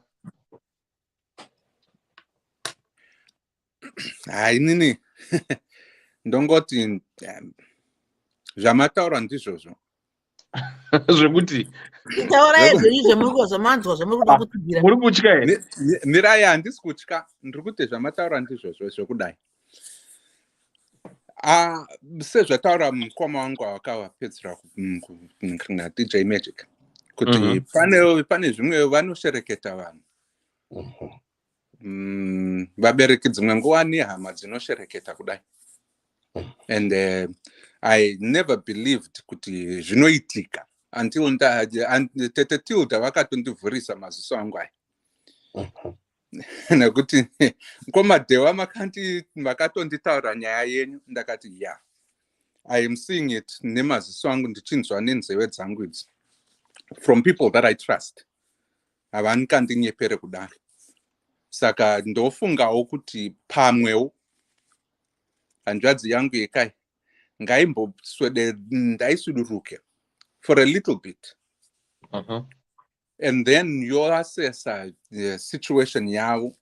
Nyangwe kwa baba vakati he tatambura kana kuti iyo hama dzakati chichi muripo, munongoti aiwa ingwa yangu yekuita sei yekuti ndimbozvigadzirisa ini. Take your time. And kuprescribire ichi time yekuti munoita nguva yakadii. And then take your time away from there. More keep a good communication nevamwe. Asi vakakuvhunzai kuti ndiri kuda mari, mongoti aiwa pane zvandiri kumbogadzirisa kuno handina yakati inokwana kuti ndikubatsirei. Chete muchizvigadzira henyu ipapo. Pachauya nguva chaiyo yokuti madaro mangotsika madziro for that, however many months idzodzo, years kana kuti chiidza munenge maita, days even kana weeks, you will actually see the true chokwadi chinobuda ipapo. Mazwi anenge achizotaurwa hamusati mazinzwa nhasi. Ndinozwa kuti muri kutoshorwa, muri kutukwa. Pachauya mazwi anozofumura zviri pakati nekunze kwenyaya yenyu. And kana zvadaroka monamata, mogara muchitei, muchiziva kuti izvi zvafumurwa kaizvi makuzvityora nesimba ramunenge muchiita mukunamata kwenyu. Because pakarema ipapapo ndinototyawo kutoti kana dai ndanga ndirinika handizive kuti ndaita sei. But sudurukai for a little bit.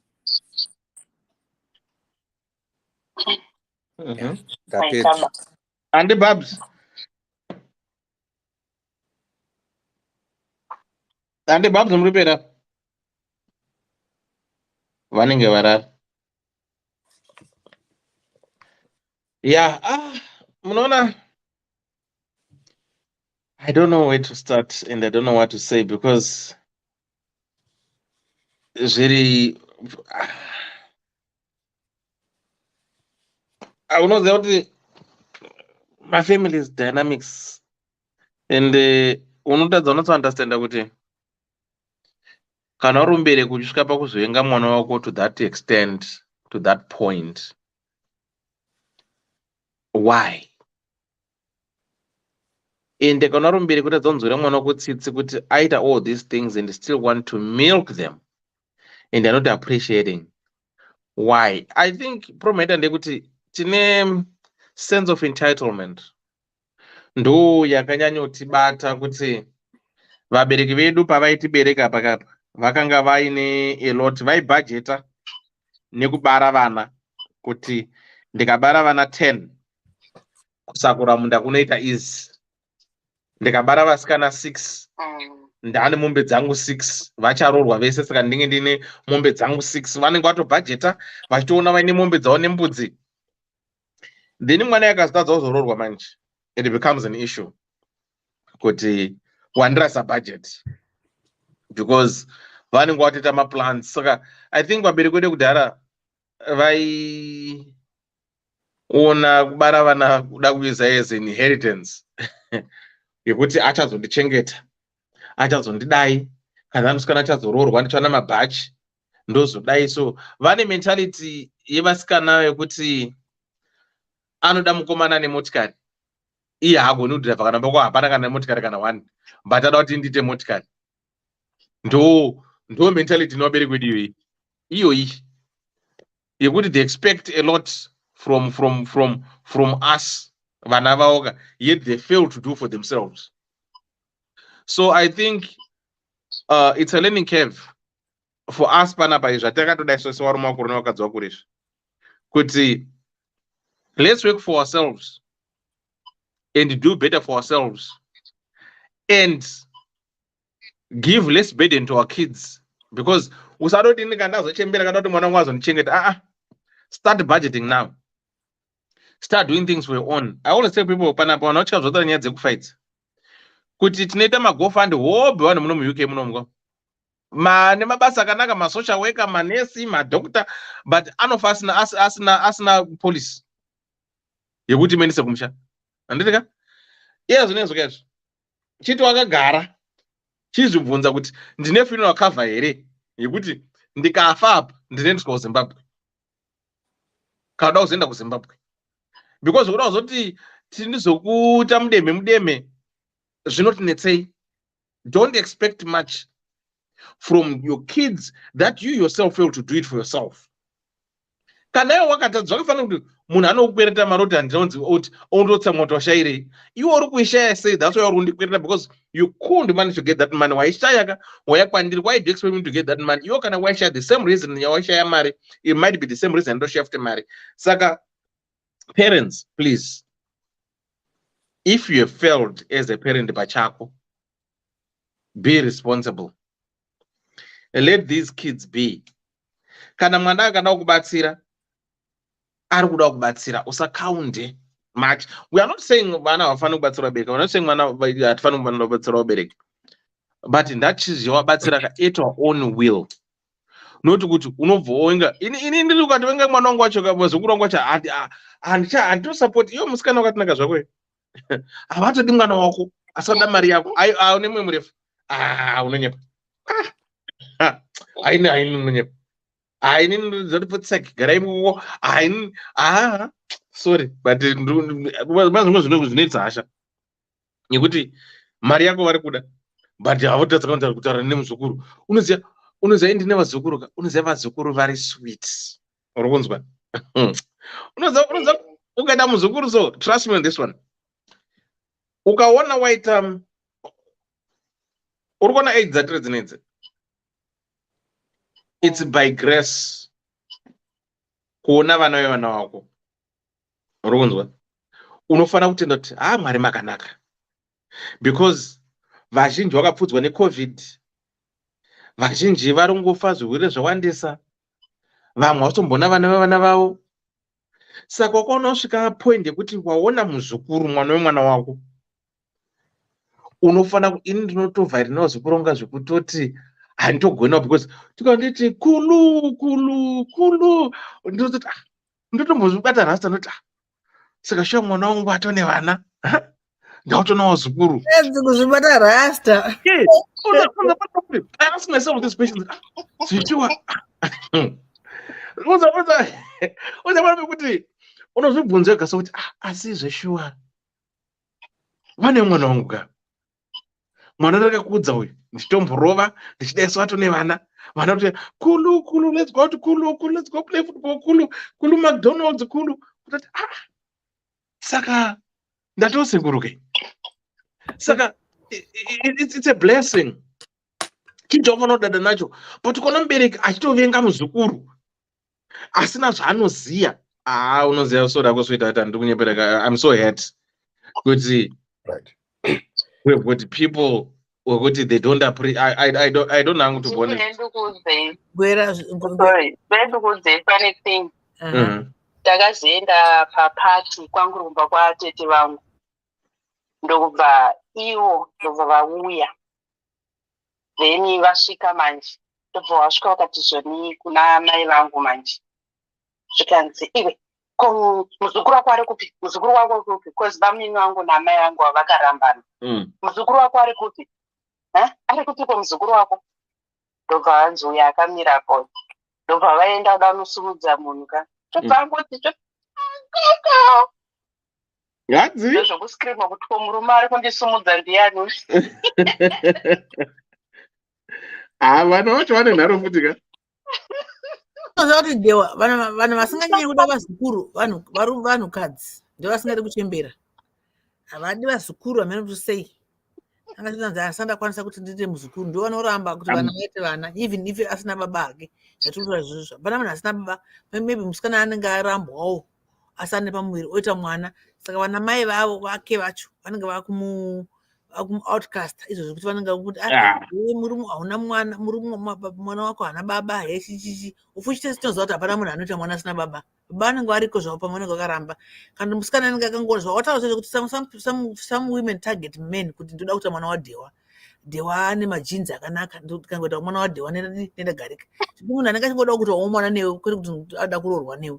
Saka kumhuri kwavo manje obva aita outcast. Saka hama dzisingatombodi kuasociata naye kuti aiwa kamwana wako hatinei naye, iwewo futi watinei naye pamwe toda mari yako. Seizvozvizvi kuti anenge achida mari yake but zvaari kuita neupenyu hwake havanei nazvo, but they want the money. Zviriko nyaya dzatoda pana zvakawanda zviriko zvokuti iwewo ndiwe unongonavigata wega kuti what do you fit in, what do you want to put yourself in. As long as you are happy with your life and what you're doing, usingajeopardize anybody else, I think it's okay. Kona ari kuramba anzi I'm not ready to be a grandma. Ana kunudewa. Exactly. That's what people dziriko chembera pambodi, but vane vana vari capable of making kids.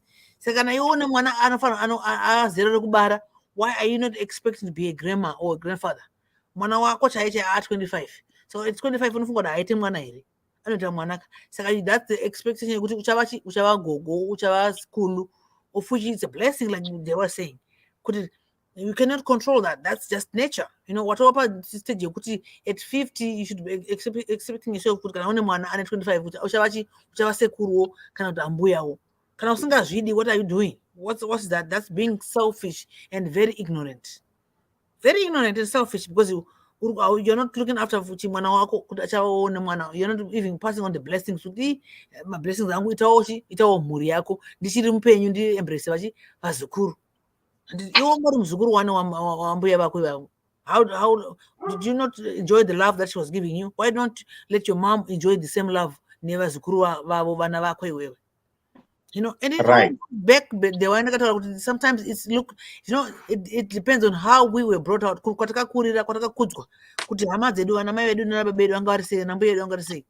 I'm blessed so much kuti ndakabva kune loving family and the God fearing family yekuti they looked forward kuti vazukuru vari protected. Saka we were all protected and I'm carrying on the legacy kuti mwana wangu inini pandinofa akaita mukadzi wake akaita vazukuru they look up kuti mbuya vakatisira zvakati, mbuya vanga vakadai.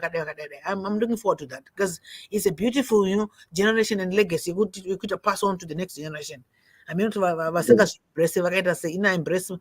how I was brought up, and that's how I'm bringing up my son, so that he also brings up Vanavake, and then it carries on when I'm long gone. I'll be happy to know that they lived up to that. Right, good people. Anna, my firstborn is 20. Right, caller. I'm so sorry for what you're going through, and I hope things will change. So I'm gonna give you each one of you 2 minutes to wrap up. But the other thing, they go to Friday. Sorry, my apologies. We're not gonna have a show on Friday because I'm going for a wedding. So unless Tim Gadau Chimanya, but Friday I won't be available. Right. So your 2 minutes, guys. If you want to help, call a phone. Just want to wrap up and say whatever I want to say before we go. All right, can I might as well start? All right, start at in Okay, going back to our letter musikana uya this barda. tichidzokera kutsamba yemusikana uya angonzwawo kuti iye haaziye wokutanga kumitiswa kana kutiswa nhumbu nemurume akaroora. Hatingati murume womunhu because hakuna murume womhuka. Saka kwekuti murume ane mukadzi wake haaziye wokutanga. Saka iye bvunzo yake yanga achibvunza iye kuti ndibvisa nhumbu here zvine riski here. Tangoti machoices acho ndeake. Yes, zvine riski. But apa aita advantage yekuti murudzi wenhumbu aramba kuti nhumbu ibviswe. Saka iye ngaachikommunicate nemurudzi wenhumbu kuti zvichokasika ndakabvisa nhumbu iyi uchandisapotawo here panyaya dzemwana. Ozwa kuti what's the way forward. Otherwise kana vakaramba baba ava kuti vanomusapota mwana anongozvichengetera mwana wacho kana ndewake. Kuzvakaipei hazvinamboipa. But that's a blessing. Because zvinogona kunge ariyo mwana wacho achaita muupenyu hwake. She never know how tomorrow is going to be. And then advantage ndekuti mwana wacho ndewake haazi kuti ndeumwe munhu. Ndewake akanyeperwa atongoti. But akaitwa murudo, haana kufoserwa, haana kurepwa. Deti takarepa taiti mwana kurepwa. Zvino akaita murudo achitodawo murume wachiti mukomana wangu wandasangana naye.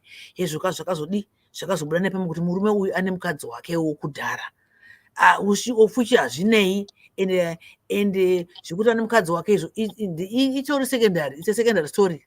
Tinodzidziva idzi nyaya dzakawanda dzekuti vakadzi variko, varume vanonyepawo here ehe, asi vanenge vachitodawo kutotaura pamwe vana nevamwe vakadzi. Kunenge kusina mufaro, wotowana mufaro kuti kumasmall house uku hatizvirambe zviriko. Nyengo zvinhu zvakaipa, meno zvakaipa here kana zvakanaka. I don't want to advocate on that, but I know kuti zviriko. Saka iwewe don't jeopardize your life, your health to abortion just because watia usuda kuti mwana asina baba wekutanga. Hapana mwana asina baba. Okay, you know that.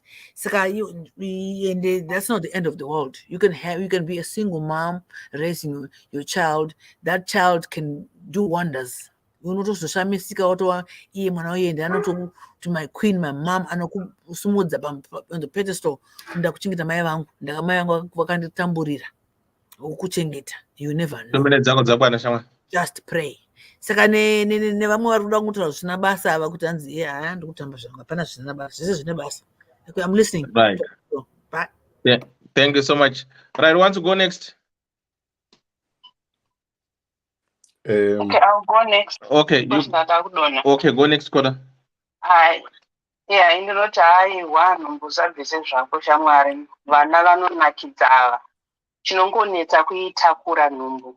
Asi kuti kana wazozvara hako aiwa kanoyevedza kufunge zvako usabvise. Ende usateerera zvinotaura vanhu kuti vakakuseka nyange vakadini. Kuti kune vanhu vachava vachiseka zvokuseka zviya. But vaiignore. Vanenge vamwe vachona vatori negodo. Toda kutozviexperiencewo but havasitokwanisa kutozviexperience. Ndizvozvo. Thank you so much, Kola. Kana uchida madetails angu unopiwa nadewa. Dewa. All right, tinovatambidza. Right, thank you so much, Kola. Who wants to go next? Right. Ndoda kubatsira sisavo venhumbu vatani tichitaura nezvavo handiti. Sezvautaurwa nevanhu vese, chengetai mwana wenyu ende mune lake rekuti murume akati musaita sei musabvise nhumbu. Handiti. Varume vazhinji vanoti nhumbu bvisa kana kuti nhumbu haizi yangu nekuti vanenge vachingotya responsibility. Asi unozoona kuti mwana akakura nekufamba kwetime, unoona munhu akudzoka bijana. Ndoda kuona mwana, ndoda kuita sei, ndoda kuzodii, any help you need. Handiti. But panhumbu kana nyaya dzacho dzitanga kutaurwa, kazhinji zvinonzi bvisa nhumbu yacho iyoyo. Saka sisi chengetai nhumbu. Munoona murume anogona kudzodzoka remangwana.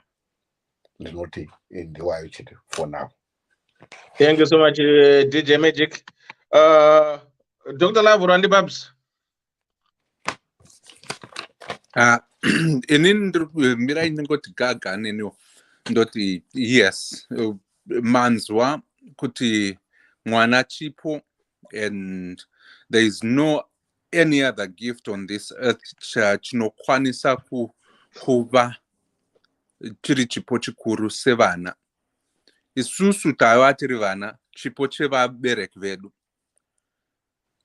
Ndinongokurudzira hangu kuti kana wachengeta mwana uyu, and I hope kuti uchamuchengeta mwana, womuchengeta nerudo rwako rwose. Baba vacho naidzenza, don't worry about that person. Kana akakubatsirai, okubatsirai. But I would want to hope and believe kuti you are financially and you are emotionally stable, kuti mukwanise kubatsira mwana wenyu mogara naye, and in good time panouya achakubatsirai, pamwe mucharoorwawo nemunhu anokunzwisisai asina mukadzi, kana pamwe muchangogara muri single mom kudai. Hazvina nei kuti zvinoshoresa izvozvo. Vakawanda masingle moms are very successful. Just know kuti pane vanhu panze apo vanenge vachikudai vanokwanisa kukubatsirai nepavanokwanisa. But chikuru ndechekuti musambofungenyu kuenda kuya kuparent Planned Parenthood kana kuti kupi kwamunoenda ikoko kuchando ikoko kunobvisisa nhumbi iyoyi, because zvataurwa nhasi nevanhu vose kuti usabviseka zvinotoyera. Hapana munhu wandanzwa achiti chingoendako unonoibvisa. Zvinotoyera izvozvo. Mwana wako akakomborerwa. I hope you will see that and you can stay and stick with it to finally realize and see kuti mwana wako ndiye wakatokomborerwa iwe. So keep that child and stay safe and be positive. Ndapedza. Thank you so much, Dr. Love. And the Babs Muribera. And Babs are not done. Pachiroma tot. My Maria vanemoyo chena vachano faraguna baba vakagomborerwa zvavo vanemoyo chena.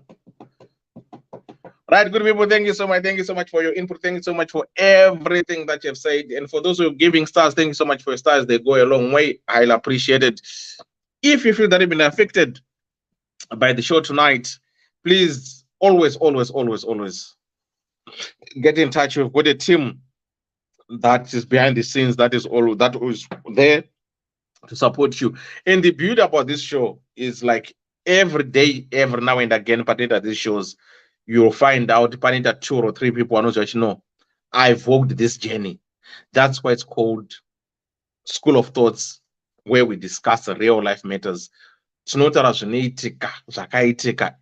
the good thing about it, we always try to empower each other and to support and to make sure that you are not alone. Most people feel with, oh no, no. Inga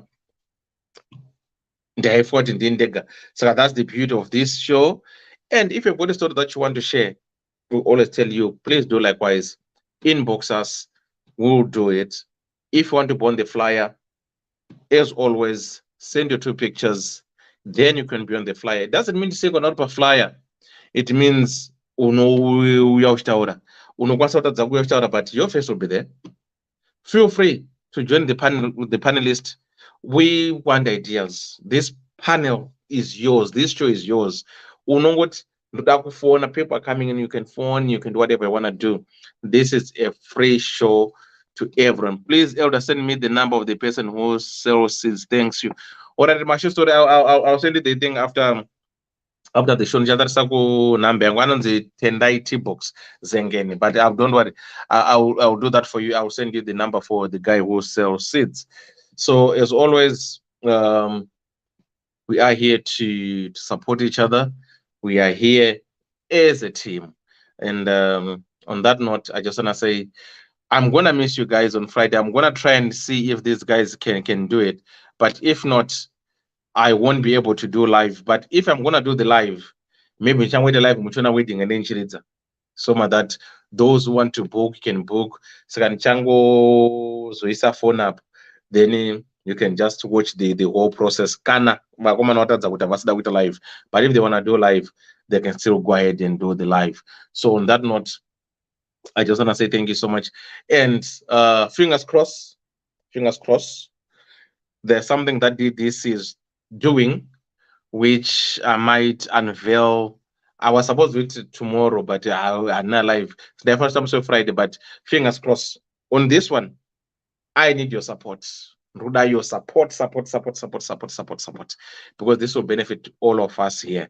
So on that note, I just want to say, guys, love you so much, and stay blessed wherever you are. I know time difference, but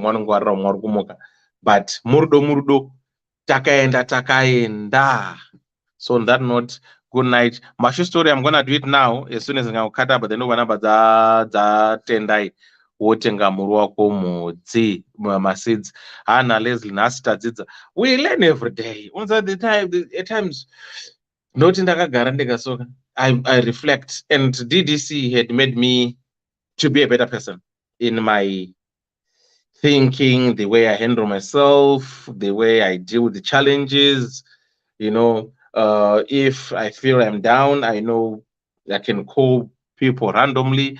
I talk to people, and it has made me to have so many connections. I've got now a big family through Ddc, and that way, for me, is a very therapeutical.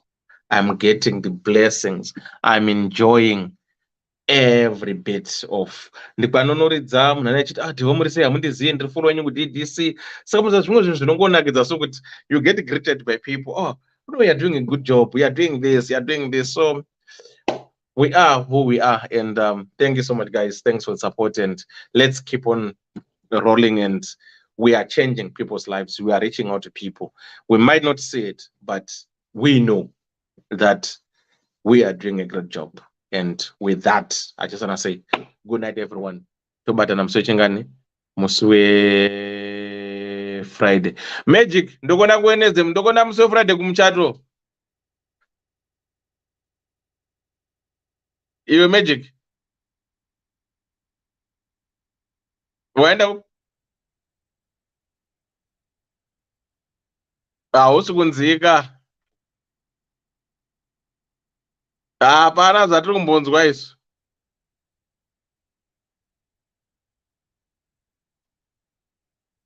Hatisi kumbokunzwa isu. Wakazvimuta wega. Okay.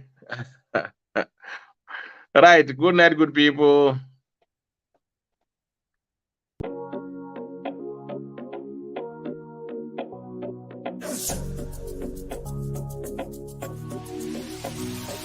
Imagine getting paid to view, like, comment, and share your favorite music from your favorite artist.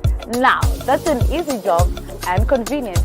All you have to do is to visit us at www.musica.online, which is an amazing platform that allows you to get the amazing music that you need. So we're calling upon even the listeners, and most likely the artists, to upload their music, and listeners to get paid for listening to the music. That is convenient, trust me.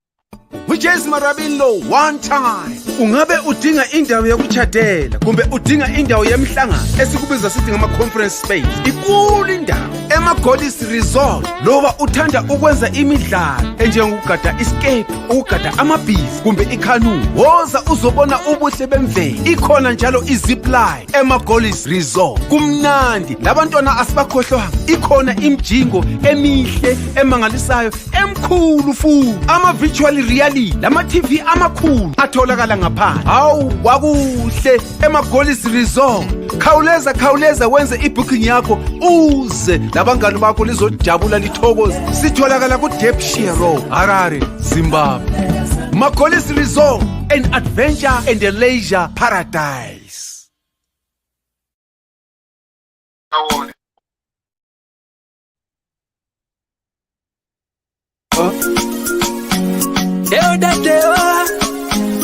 Ddc Skool of Thoughts, yeah. Kubatsirana, techisisana, techiyambutsana, fila kuonesana, techisimudzirana, ya. Panondo patosangana, techibatsirana, panondo patokumana, techitsitsisana.